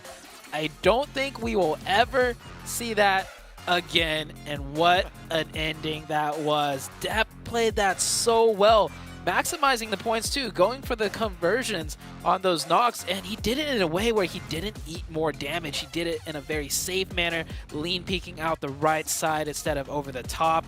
Very good job for Depp, but honestly, the spotlight goes to Nomi and the team of Major Pride. That is a huge chicken dinner win. The teams ahead of them, I don't think got too many points. All of a sudden, Major Pride wanting to take that 1st place position. And with Weibo having their power severely diminished as well, remember, by that engagement with Team Queso, their chase is going to be a little bit slower now. So up to 4 Miracle Vibes, they'll try and push up, but I think they're still going to be in 4th place. Influence Rage, again, only 1 point this match. Not going to be a good time for them, but Major Pride have the best, have the pick of the litter. They're able to get a lot of points from this match, and I'm pretty sure they're going to be at the top of the tables. I'm not going to lie, man. Major Pride has just been massively impressing me. The position they had as well in Los Leones, which obviously is going to be very difficult to win out from. As we were talking about this match, we were looking at, okay, there's like 12 or 14 teams left alive, and we're probably not going to see many go out until the final moment. But 7, the position that Major Pride had With the amount of teams surrounding them, it made it almost impossible for any team to penetrate their defense and to get into that compound they were holding. Yeah, when we were watching you, we were saying, how are they being able to maintain their composure? How are they even able to defend this compound? And I feel like you said it too. Them being able to be in the middle and just having so many openings towards their compound, nobody was going to be able to just freely push in. But when teams did start pushing in, they were able to defend it really well, considering that they only had 3 players. Now, good job, Major Pride. But a big surprise to me today has been Rook, once again, being able to put up 7 elimination points, 12 points total, being able to back up some of the performances that they did have yesterday on Miramar. Hopefully, we'll continue to see that in the last Miramar. And then last but not least here, Team Queso. A great push out of this team so far today. They ended up getting a chicken dinner earlier in the day, but they're continuing to at least mark up those points and keep themselves away from that 11th place. Yeah, for just to touch on Rook again real quick, they did have a win.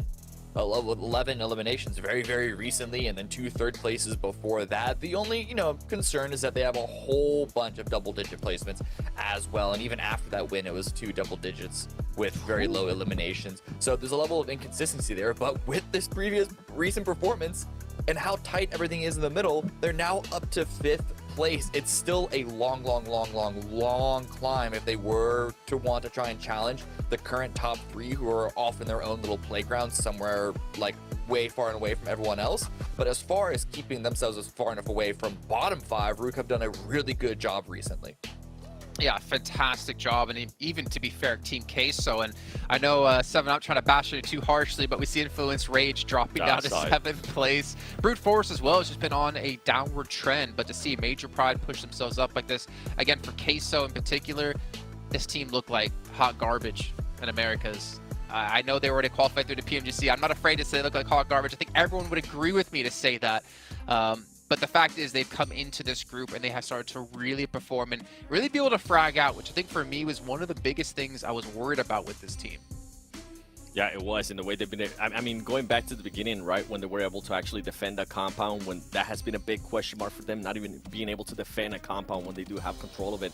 And going back to what you were saying in regards to Influence Rage, now I'm worried. I was talking about how they were being consistent. I was talking about how they were still able to maintain the top 3. That consistency has stopped, and we are not seeing any of the top-off performances. We're not seeing any of those high fragging besides just one match. I think they ended up with 12 elims.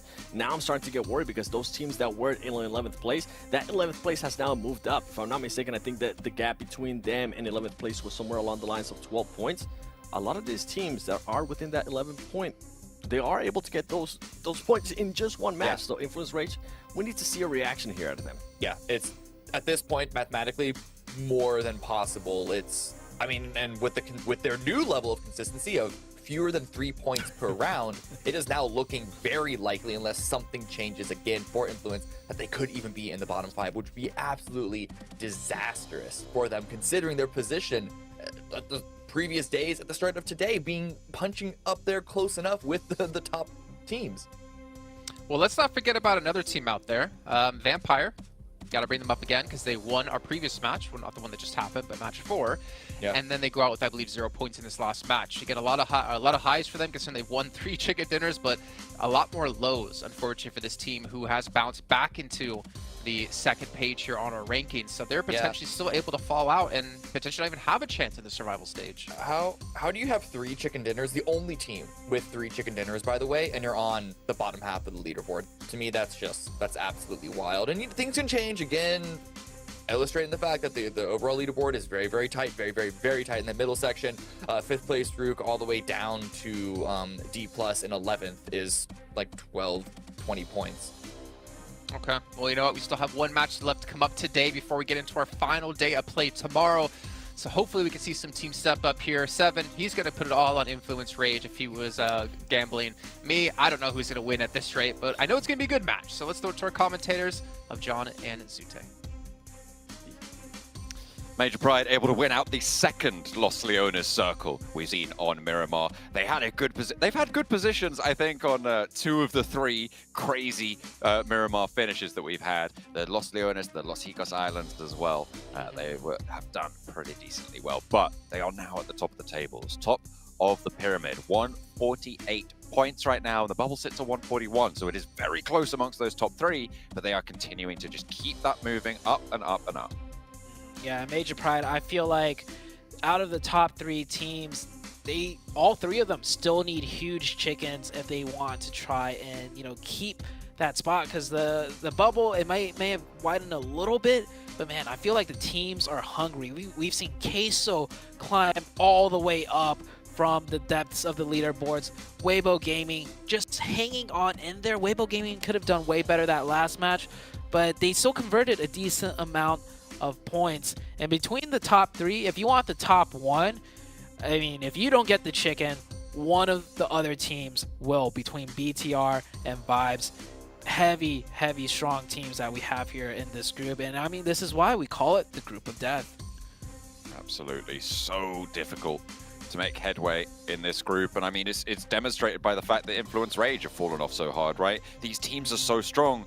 We wouldn't have even considered Influence Rage not being certainly in the contest for top 3 at this point, at the end of day 3, going into that final day. But right now, they're in the conversation for the 11th place bubble as well. I mean, this is a dangerous position to be in, and it shows you as soon as you show weakness, as soon as you start to fall off a little bit, that could be it for you. It can close down on you so fast.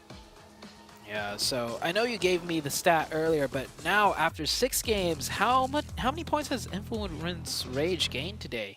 They're up to 9 points, or 8 points today, I believe. 8 points in 5 games. Yeah, so if they can't get a good game here, they had 92 points at the start of today. They're on 100 right now. If they can't get a good game here, and if they repeat this performance tomorrow, like I said, they are at risk right now, because the bubble sits normally at about a 120 mark. Around that sort of area, you want 130 to be a little bit more safe, but to be honest, with this lobby, it could be even higher than that. Yeah, I don't know the stats, but statistically, this could be the worst day performance across all 3 groups, maybe? Like, potentially? It's up there in terms of being down there in how badly a team does in a day, and this is Influence Rage we were talking. Maybe I caster curse them, John. I spouted about how consistent they were so much that they are now meeting the exact polar opposite of consistent. So well, actually, no, they are being consistent today. I mean, don't tell me it. Don't say that. Consistently bad. Don't say that. Oh, man. So you know, technically, you're still not wrong. So sure, you know okay, all right. So no caster curse. It's just they're still consistent. Yeah, it's true. Consistently making maybe. I'm not. Well, it's really difficult to put a finger on exactly what is going wrong. I mean, if it was easy to do, obviously they would just make that adjustment and they would be able to move forwards. But it's made doubly hard by the fact, as you highlighted before, Zute, that we didn't really see a lot of spectacular standout plays that stick out in your mind when you think back about what Influence Rage have been able to do. So you don't really have anything to compare it to. Yeah, what's different? I honestly think they're just today, it looks like they're going more, like way more central, way more often. Whereas in the previous 2 days, I just recall them being more just being patient on the edge and waiting it out. Then again, I could be completely wrong, right? They could have gone more central on the first 2 days also, and we never noticed because they just slide right under the radar, wait till that, later stages of the game, and then out of nowhere they have 4 players up with only 1 to 2 eliminations, and they get their consistency points. But this circle does help them out a little bit. Very far to the east, it also helps out Vampire. They're going to be starting out on the east side as well. They have got Ravenclaw down as a south post outpost towards, beyond Labendita, in fact. For them, so they'll grab a vehicle from there, move on in. We're going back over to this east coast. We've seen this, I think, twice so far on this Miramar setup, and again, a late float down for DRS for another team in this lobby. They do like to stay in the air for a long time. You get great sight lines up there. Unfortunately, you just can't take shots. Yeah. Oh, seen this before. It's a 2-seater. The 3rd seat on the hood of the car as he goes and picks up that monster truck. I'm sure he doesn't want to be riding the rest of the game on the hood of the car. That is a more dangerous position to be in than on the back of a buggy. So Team Queso starting their rotation now. And yeah, huge point gap for top 3. So like 40 points for a Queso to make it in there. But I mean, they were down in the dumps. They were like around 14th, 13th in that area, if not lower at some point. So Queso doing a great job bringing things back. Many teams starting to make headway into the zone on the east side now, as you see them rotating here. Influence Rage are also rotating in. I don't know how much loot they have. You can see Federal with the UMP and pump shotgun with barely any ammo in the UMP too. And in a map like Miramar, you need that long range ammo, and you need a lot of it. Yeah, maybe they're just going to, jump in with the car. But I'm imagining they're going to be sending up towards some of the compounds further north with the plane path as it was. They just needed to grab vehicles and get on the road because teams are still making their way on through. So hopefully they'll be able to find a loot spot further up north towards Junkyard and see if they can split that amongst them. Team Queso, as you said, a rather illustrious record today. They have certainly put the cat amongst the pigeons towards the top of those tables. Probably done enough to secure themselves at least into the survival stage, which is great news for the Chilean roster.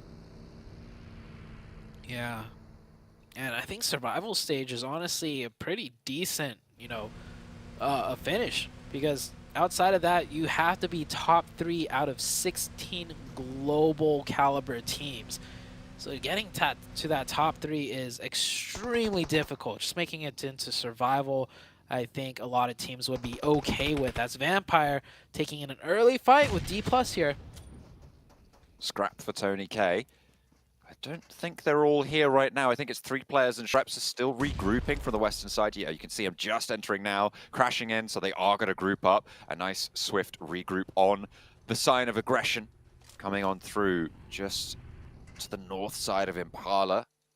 So a couple of teams looking to take position here, but D+ still haven't made super large amounts of headway into this compound. They have broken out to 2 sections of it now, but still biding their time, not going super aggressive. D+, I think they're also kind of worried if the fight gets really messy, a third party could come in, because this is the center of the zone, and this is a power position as well. You see those giant rock formations right there. Whoever holds this compound can also get control of the rocks later on, should the circle stay or hover around this area. So third party is definitely a thing for both teams to consider, and I think that is why both teams are kind of playing it more safe, a little bit more distanced. Just playing a little bit further back, but remember what Weibo were able to do with that high ground before, especially Sook on that area, just to the east side of that big rock, of that high mesa position.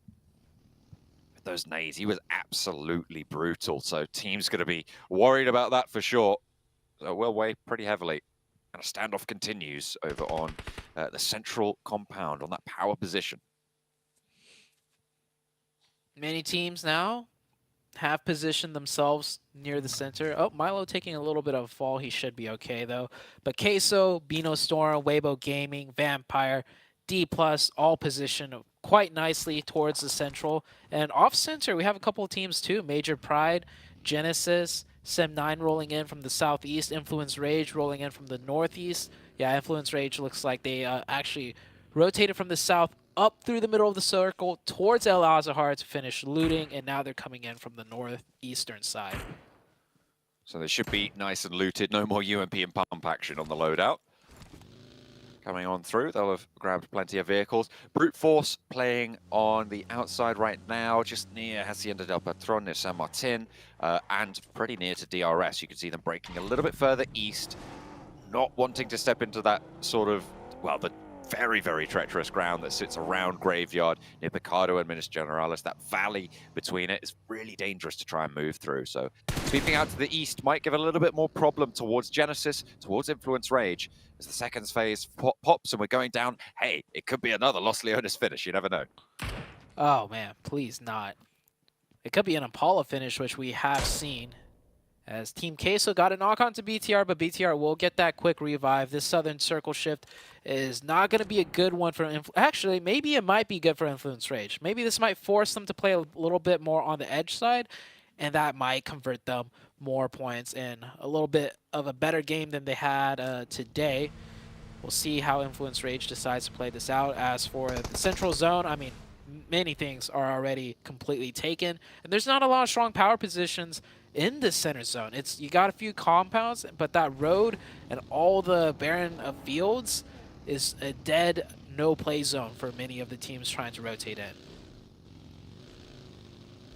Influence Rage making their way down the east coast right now, with the hillsides to cover them off. First contact that they'll find will be with Weibo, if they have those sightlines out that way, that is, if they break a little bit too far inland. They can just stay down towards the coastside. You can see Federal making sure he's behind the dip. They're being diligent. They are scouting. And obviously, it is a strong team, and we've seen them be up there with the best. So I feel like, in my mind, they have kind of shifted to be a team that doesn't really have an impact in this lobby. But you have to remember that they absolutely have been able to put up consistent performances. It's just today seems to be their kryptonite. Yeah, today, with a record low performance out of them, as D+ gets very close, and now he hears the gunshots and he will turn tail and run away. I'm surprised Team Queso, none of them were really watching that side to begin with and let that player get that extremely close. But they will hold down the position. They curtail D+. D+ will play at this road split, which is also a strong position still. Circle slowly closing in here. Many of the teams positioned up, and if you take a look, there's still all 64 players alive. They are certainly all still going. Rook, I think they've taken a knock out in the blue zone. They rotated very, very late from the north side. Rami here certainly... What happened here? Could get rezzed. I'm not quite sure. I think it would have been play zone, because unless brute force crashed into them, no, it's just blue zone damage all the way up on the north. Maybe definitely a vehicle mishap. I think he might have launched over something, because there's no way he took no damage and just ticked himself all the way down. But that is the case right there. Must have been a vehicle mishap. Yeah, maybe I cast a curse saying, "Hey, look, all 64 up," and nope. One player is knocked out there in the blue. A big circle shift here. Well, I mean, it didn't really shift anywhere, but this terrain, I mentioned it earlier, so much of that space is a no-play zone. It's just open fields with like some hay bales. I don't imagine any teams are going to move around in that circle. They're all going to keep continuing to hold their positions. So the big eyes for me are onto Weibo Gaming, which I don't think are going to rotate either. They might just stay in Impala, but Brute Force are going to have to find a way in. Influence Rage have managed to sneak in as well around the side, the south edge of Impala along that road.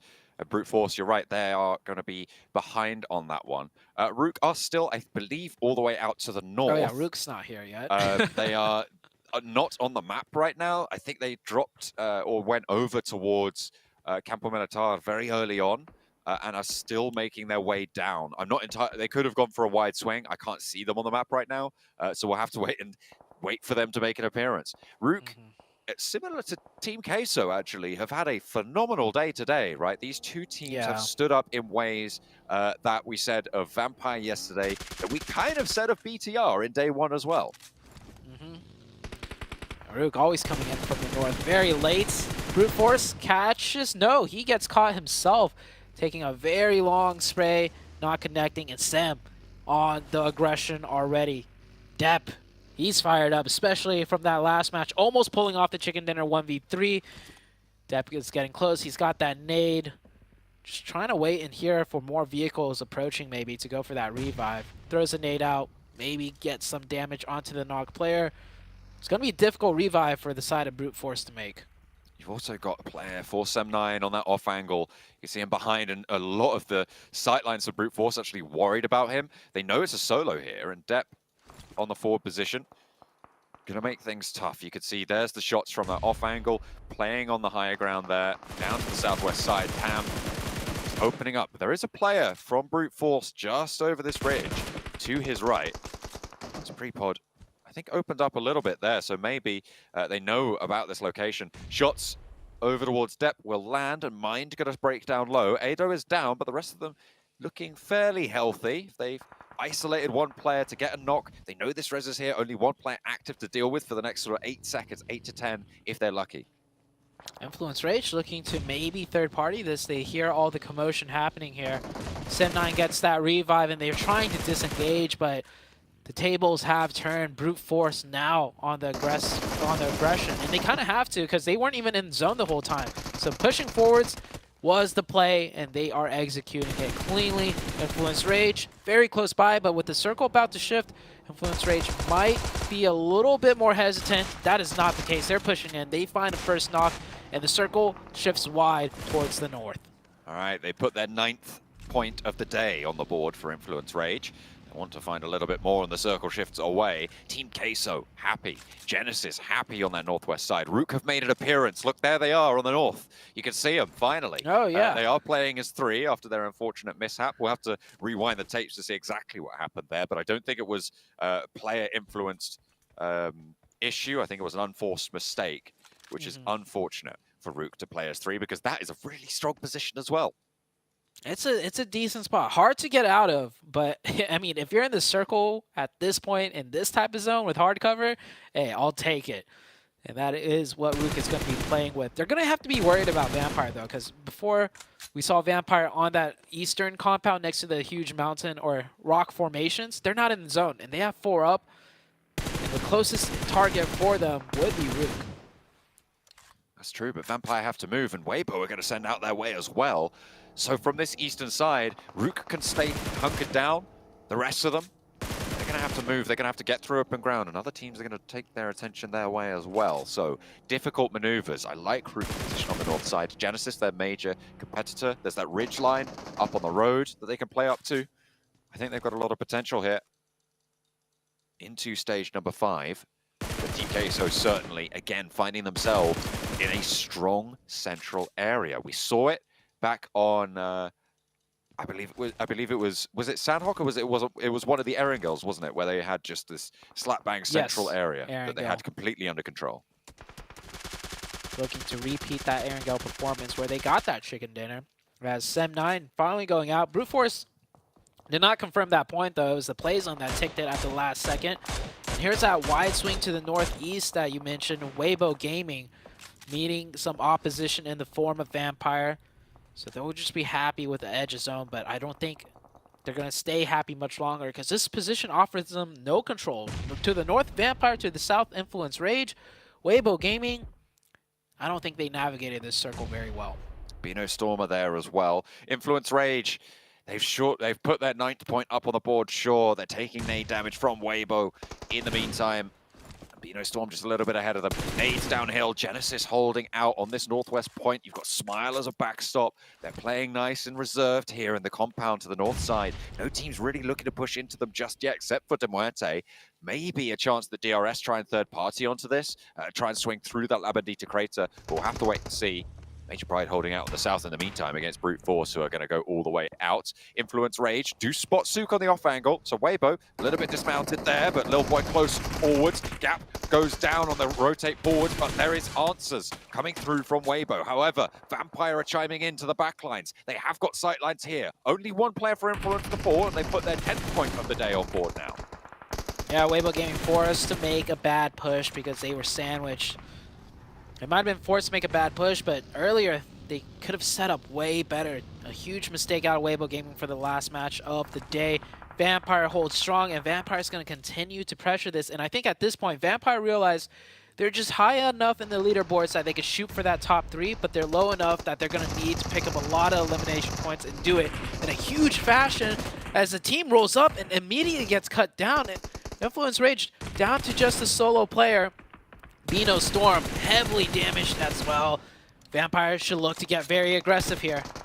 It's 4 points for Influence Rage when they go down. You're right, Vampire can get aggressive, but D+ going to start to circle out wide as well, so they have other fish to fry. They might have to chill out a little bit. Influence Rage, 4 points. It's their best game today, but it's just not going to be enough. I mean, that puts them up, I believe, to 12 points on today's matches. Again, if they repeat their performance, I don't think they're going to be safe. So they have to do more tomorrow. A disappointing result for the Brazilian team. I just recalled how many points you've told me that they've gotten today before these points, and they got 5 of those in Sandhawk, if I remember correctly. Oh, maybe it isn't their best game today. Yeah, so they got absolute zeros in between Sandhawk until now. I think they may have picked up a point or two, but that's not my concern right now, as this is Influence Rage out, and the other teams are still fighting here. IHC on the south side, not in the zone, and I don't think they'll find any decent cover coming into that circle on the south side. Vampire still alive, still trying to finish out this fight with Bino Storm. It was kind of short-stopped with the potential interference from D+, but D+ have gone back to that roadside. Bino Storm swinging out very wide, just looking to see where they could play at. Major Pride also, the backstop to Bino Storm's position. Major Pride trying to move on with 3. They do get across. D+ can't quite slow down the first break, but the nades might find their way out this direction, as could the shots coming on through from Team Queso in the middle. Ravenclaw spotted. Bino Storm putting a nade over. That's right on top of 2 players. They have to be careful, and that's a lot of damage sent out their way. Tony K and Schweppes now need to hold it down for them. Nagon pushed off the ridgeline. Schweppes can stay into cover for the time being, but no, he's knocked, and Nagon can move forwards, but there's the catch for Tony K. Can he keep Vampire in this? There's still 3 players for them to get back up, but I just don't see it happening here. With Bino Storm still having that Okuni, Tony K, of course, he's going to win that one out. Needs to drop the smoke. Vampire starting to bleed heavily now. 3 players alive, but they are falling. And that's Tony K to go out. Vampire eliminated. Major Pride can continue to play on this south side. And Major Pride in a decent position here. If they can manage to push past D+, they're in a okay position to get more info, but if the circle goes anywhere center or towards the west, which it's most likely to do, they have a huge crossing to maneuver through. And D+ with 4, you're not going to fall over for free. Not with that nade from Forrest. Effect is down. Only 2 up for Major Pride. Dino with the DBS in hand, trying to get some shots in. Not enough there. And Nomi, the lone survivor, can he make something happen? I mean, we saw 1vx's happen before. Nomi on the wrong end of that one. Can he be on the right end of this? Spray. DBS around the edge. The first knock is there. A low HP, but the buggy takes him down. And it is going to be D+ taking out Major Pride. For Miracle Vibes, they're in the field. They have taken a knock, but they are in a position in the next circle, looking to try and keep the edge of it. I think they're just cutting with the next zone with them, weren't they? They managed to stay alive in the foothills underneath Genesis as well. Yeah, they're at a, right now the Vibes team, for Miracle Vibes, just trying to stay alive through the use of smokes. They're at one of those little shacks right there, or not really a shack, but a mix of hay bales. And yeah, as soon as those smokes run out, I don't think they're going to be able to keep all 4 up. They're in a very compromised position, especially from Team Queso's Fortress, just to the east of them. They'll be able to outlive IHC though, as IHC forced to come in, and it looks like the smokes are starting to run out, and yeah, major damage being taken here. Miracle Vibes right on that 3rd place bubble, being eaten alive out in the fields there. 1 point on board. I think they'll get at least 1 placement so far as well. But they will be looking to try and keep up with BTR, who just sit ahead of them right now. The question is, can a team like Rook, can even Team Queso put a big enough dent to go into tomorrow with a chance of laddering up into that 3rd place? Rook with 2 players alive. Team Queso probably the most likely to get a high-value match out of this one.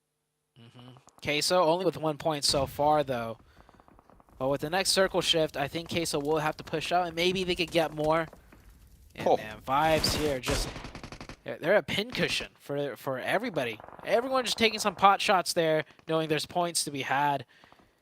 IHC, Zayol on the outside, and IHC out-survives the side of 4 Miracle Vibes.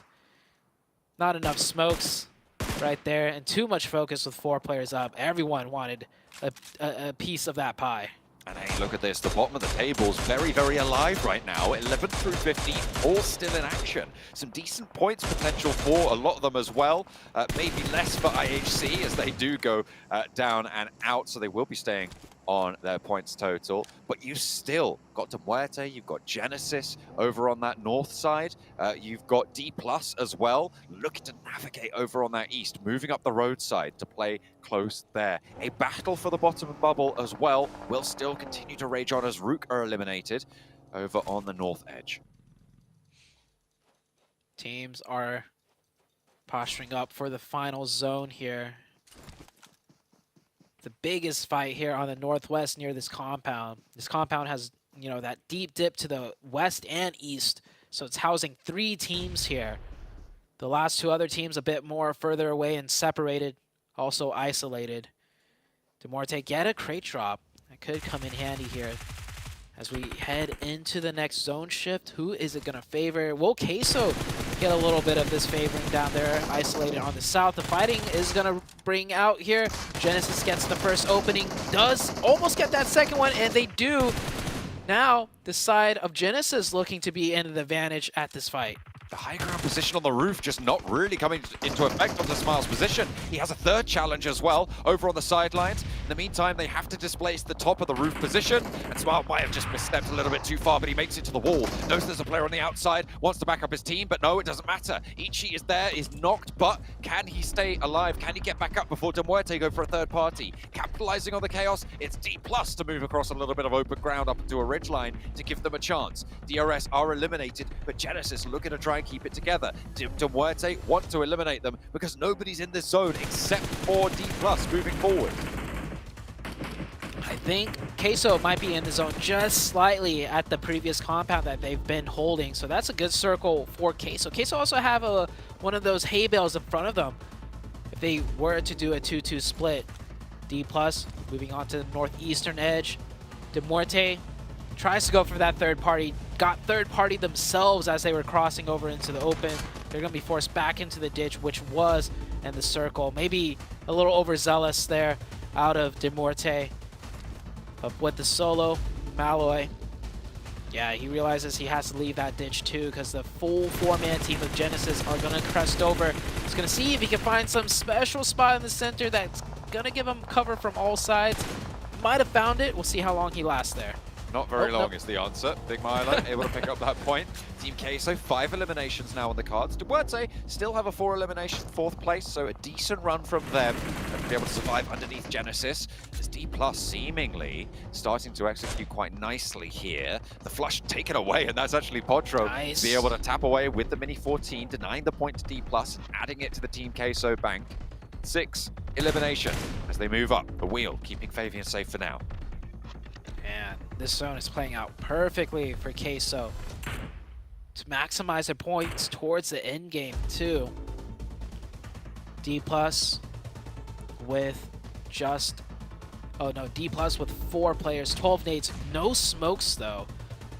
That's going to be very favorable for Queso. Genesis with only 4 smokes in that ditch. They still get the circle, and there's going to be one more.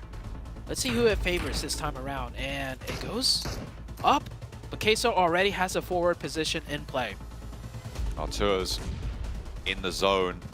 He does move away from them. The question is how many of those sort of positions are available, because it's very unlikely you want to stack up all fully on that area. It's tricky. Yeah.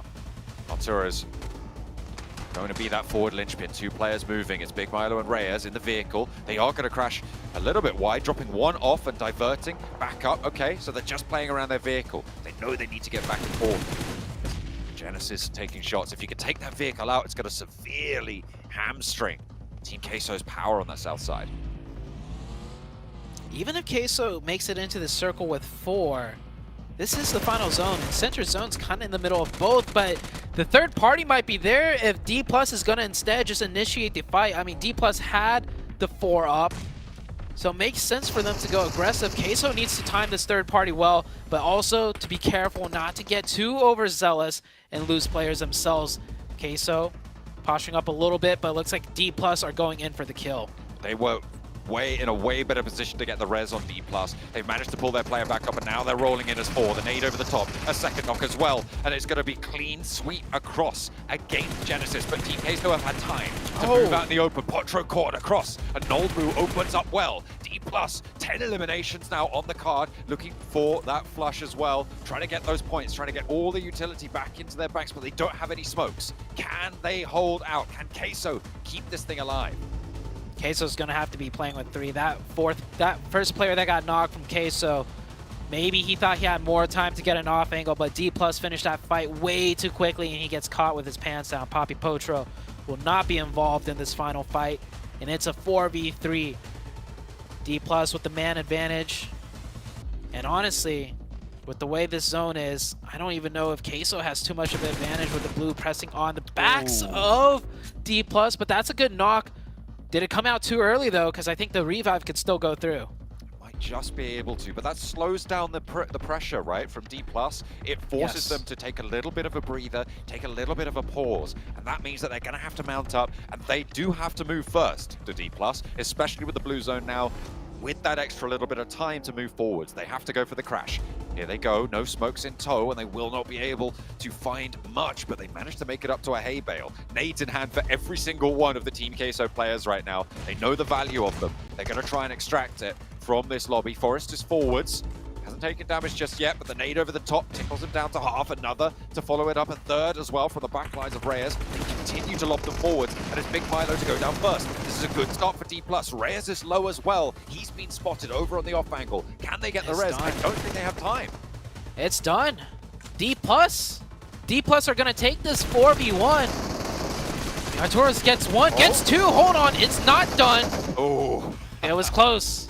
It got close, but what a huge win out of D+. They controlled that roadside, and they controlled it very well. They lost the zone towards the end, but that final decisive, not the final push, but that decisive push onto the side of Genesis was really what stood out for me for D+. They went aggressive, they went for it as 4, and then they won the 4v4, air quotes in the 4v4, because I think Queso kind of threw one of their players away, but they still close it out. Big game for D+. Especially when you consider how close they were on the bubble. They were 11th place before this as well. 88 points at the start of that. I think they got something like 10 or 12 eliminations. That's going to put them over the 100-point mark and in a good position for tomorrow. Korean teams seemingly continuing to do well. We obviously saw Nongshim Red Force top the tables back in their group. This time around, D+, they've kind of been a little bit missing in a lot of these matches, but it's great to see that they have got this in their wheelhouse. They have done so well in that match, you're right. They had the most difficult rotation, I think, of the lobby to make, and they made it work. Yeah, they controlled it very well. They took a fight with Major Pride too on that road on the south, and then they took out Rook on the north. And they also timed a nice kind of like third-party feint attempt towards Vampire, if you recall, and that forced Vampire in a difficult spot that made them a non-threat later on. So D+ really just doing a masterclass of the way that zone played out for them. Queso got heavily blessed, and I think they should have definitely taken the match with 4 players there, but they lost one early. It still would have been close, seeing how the lay of the land worked out for D+ in that 4v4 if Queso kept all 4 up. Still could have gone either way, but Queso still picks up a decent amount of points on the most important day, right? The day before the last day, to really show where you will fall on the leaderboards and what you need to aim for. Yeah, with a lot of those teams towards the top not having the greatest final match of the day, things are starting to heat up. A lot of resurgences over the course of today, and to close it out, the final one will be the team from Korea, D+. Man, I don't know how to feel about D+ today, to be honest. Their aggression has worked for them, like you're seeing here in this match, and it has worked against them, thinking back to that 4v2 up against Major Pride. It's been an up and down day for D+, but Karen brought up a good question. Is tomorrow the day we see D+'s final form? Yeah, I mean, I think it was Seven that brought that up, but I appreciate you. You get the credit of it. Forget Seven.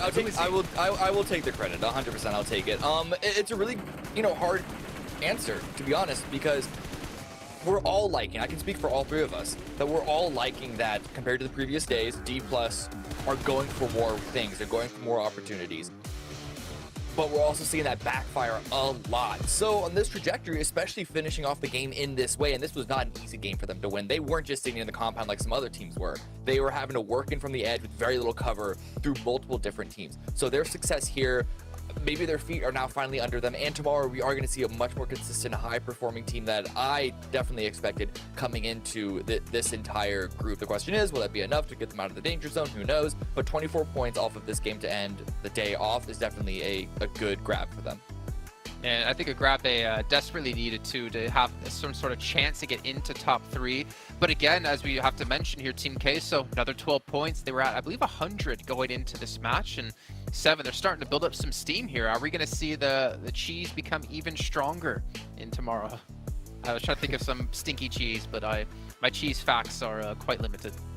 I mean, for a team that's been able to take advantage throughout the day of being blessed, today alone they've gotten 55 points. I'm a little bit worried, honestly, if tomorrow they don't end up getting blessed, how they're going to be able to react. Yeah. Even there on that late game, they were still able to react a little bit too slow. I feel like they should have been a little bit more aware of the fight that was going on north and try to position themselves better. So there's little things here and there. But another team that I'm actually looking forward to tomorrow, no, it's not Influence Rage, Jason, even though that is one of the teams I'm thinking of. It's going to be Rook, because Rook also had an amazing day 3 here today. They ended up with 55 points for today alone, and now they put themselves, I mean, if we're going to be counting some of these teams that they could possibly make a push for the top 3, which is, I personally feel like it's going to be very unlikely, that's one of those teams, Rook. I think that's fair. No, absolutely. But this middle section, I'm starting to get... I wonder if that gap between 11th and 12th place, the 14-point gap already, is going to mean that we're going to need to see some like big games out of anyone in the bottom 5 to try and get out of that. I'm looking at DRS. They've had a couple of good games today specifically, so there's always a possibility there. But unlike, you know, last week at the very least, there's starting to be some clearance between the teams around that sort of break bubble of being eliminated versus having a chance in survival. Yeah, I think we're kind of getting to the point now after 3 days of play that we're starting to see like which teams most likely will be out of the bubble and won't have a chance to break through into the survival stage, and likewise for teams to potentially break through to top 3, because there still is a decent gap between, you know, quite a few of these teams who are maybe 7th, 8th place and 3rd. So it pretty much comes down to, in my eyes, tomorrow 7 of, if you're going to want to qualify for top 3, you better make a very big play. If you want to get out of that bottom of the bubble and get into the survival stage, you got to make multiple matches tomorrow, which can be ever more difficult considering that pressure is just mounting and mounting every time you don't have that good match. That's the main one too that you just said there, multiple matches, because a lot of these teams, yeah, I mean, Team Queso and Rook aside, a lot of these other teams have been able to have just maybe one match. They haven't really been able to follow it up. I can think of right away Vampire Esports, right? Team that has 3 chicken dinners. We've been pointing out their placement points throughout the whole day. And then after they get a chicken dinner, they're just nowhere to be seen. We need to see a little bit more consistency. Give them credit though. They did end up getting good elimination points here in this last Miramar. Maybe we'll start seeing that again tomorrow. Well, obviously they still have a chance, but I think in my eyes for Vampire, stay out of bottom 5. Stay out of bottom 5. We're going to head down to the stage, though, as you do have an interview coming your way. I'm hearing it's going to be Federal from Influence Rage. As day 3 rolls to an end, one more day looms in the distance for all of these teams here in Group Yellow. And we start to see this shift in the leaderboards as we start to see dramatic changes, not only in the top 3, but also the bottom parts of the ladder. But for some of these teams, like one of these teams I have over here, INF, a team that was holding the 2nd spot place in the 1st and 2nd day, and now slowly but steadily losing it. Now let's talk a little bit with me. I have Federal. Let's talk a little bit about your team here. So your team has been one of the most consistent teams in the last 2 days, but today it seems like there's a little bit of a struggle. Can you share with us what is going on? O seu time se deu muito bem nos primeiros 2 dias, né? O que aconteceu hoje? Bom, a gente passou por diversas dificuldades em relação ao spot e rota do avião, né? Nessas 5 últimas partidas. E a gente não conseguiu desenvolver nenhum dos nossos jogos direito, então... E com o mal, o 16º nas 2 primeiras play, eu acho que deu uma pequena balada ali que a gente não conseguiu desenvolver mais ainda o nosso jogo, né? Mas é isso, amanhã vamos vir com tudo aí para pegar esse top 3 ainda, porque dá, né? 40 e poucos pontos. E a gente já deu o comeback mais difícil que esse. E é isso. Well, we had a few difficulties with the airplane routes, with dropping spots. Several things came against us, especially the first 2 matches. They really hit us really hard. It was hard for us to come back from that, but we are seeing what we did wrongly today. We know there's like 40-something points for us to get back. We have done comebacks bigger than this before, so tomorrow expect us to do it again.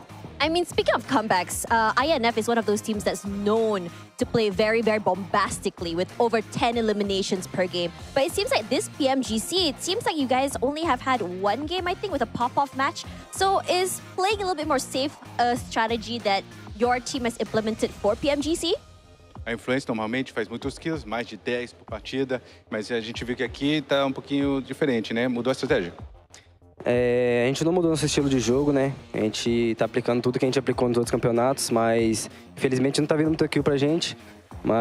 E também a gente não ganhou nenhuma play, né? Normalmente quando a gente ganha muitas plays, a gente vai com muitas kills. A única que a gente ganhou foi com o Caio solo, então não deu pra pegar muita kill.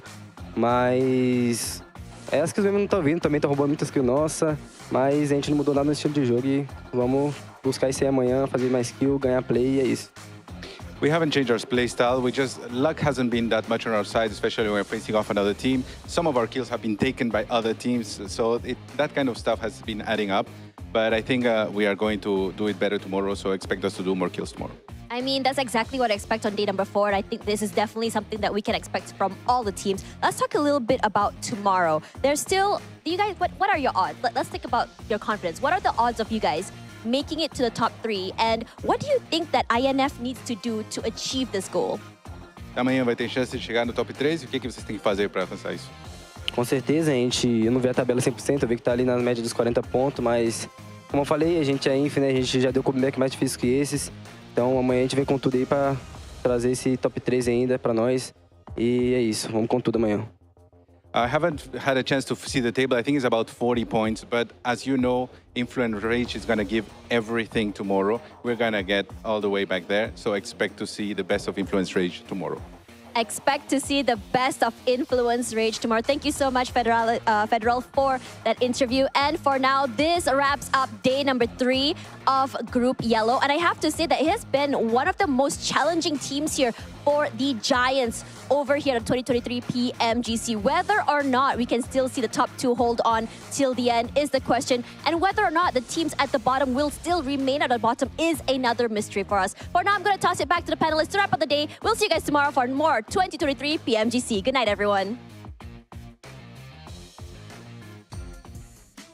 Okay, so some confidence from Federal, obviously realizing what went wrong for them today and hopefully can fix some things tomorrow. I thought I was having like a big headache. I was seeing like double here, and we're gonna have Nomi top of limbs, top damage. And I thought for a second we hit the winner on the slot machine, but we got effect here with the most assists in on the right. The third slot. The third slot. But yeah, this just shows that not only how strong Major Pride have been today, just sort of slowly ramping everything up, but how also Bigatron slightly falling off, but Doc coming in for MV as the MVP on the day. Loved their play, not just this group stage so far, but specifically today. We all know the bridge. We all know hanging out in the bridge like Batman. Of course, if Batman doesn't have grenades, but you know, you get my point. Wasn't it East yesterday as well? Like we've had it might have been. I think we've been MVP like 2 days in a row. Then we had Lapar on day 1 from Bigatron. Yep, you're right. It was for Miracle that had the MVP yesterday. Okay, can you say that again? I just love to hear about how I'm right, 7. No. You're right, Jason. Thank you. Oh, wow. It's so weird being told I'm right for once. But no. Anyways, moving on from that. Obviously, still 1 day of play left to go. Influence Rage, yes or no question 7. Will they make top 3 tomorrow? No. Will they make it into the survival stage? I'm going to change up the question completely. Survival stage? Yeah, top 3, no. Okay. Cameron? I'm going to agree with that. I think even though we've been criticizing Influence for not really having any of the pop-off, super strong, like gigantic plays, today was definitely an anomaly on how poor it went for them. So I expect them to do at least better going into tomorrow. I'd be really shocked if they ended up in the bottom 5. Yeah, I'd be shocked as well and a little bit sad, to be honest, with the legacy Influence Rage has been able to build up for themselves over this last year, especially within Brazil. But unfortunately for them, they need to prove it tomorrow, because people aren't going to remember the end. They're not going to remember everything you've done before this. But that does mean we're pretty much done with the day. But before we end things off, hopefully you guys at home, Seven, I'm pretty sure I've seen you ordering one of these bad boys, the Infinix GT10 Pro, because it was not only born for professional gamers, but also born for people of your stature, Seven. Yeah. Interesting thing there. I think stature is one of the safest ways. But you know what? I've seen you dominate lobbies, and I can only imagine those bold actions. That's what you meant to say. Yeah, yeah. Yeah, those bold actions. I saw you in person in Poland. I can only imagine what you do with one of these devices. Well, you know what that music means? It's pretty much playing me out from an award show. That's going to end off our third day of PMGC 2023. We're obviously back tomorrow for a final day of action in Group Yellow. We're more importantly going to find out which 3 teams will get straight through the Grand Finals and which teams will survive to fight another day.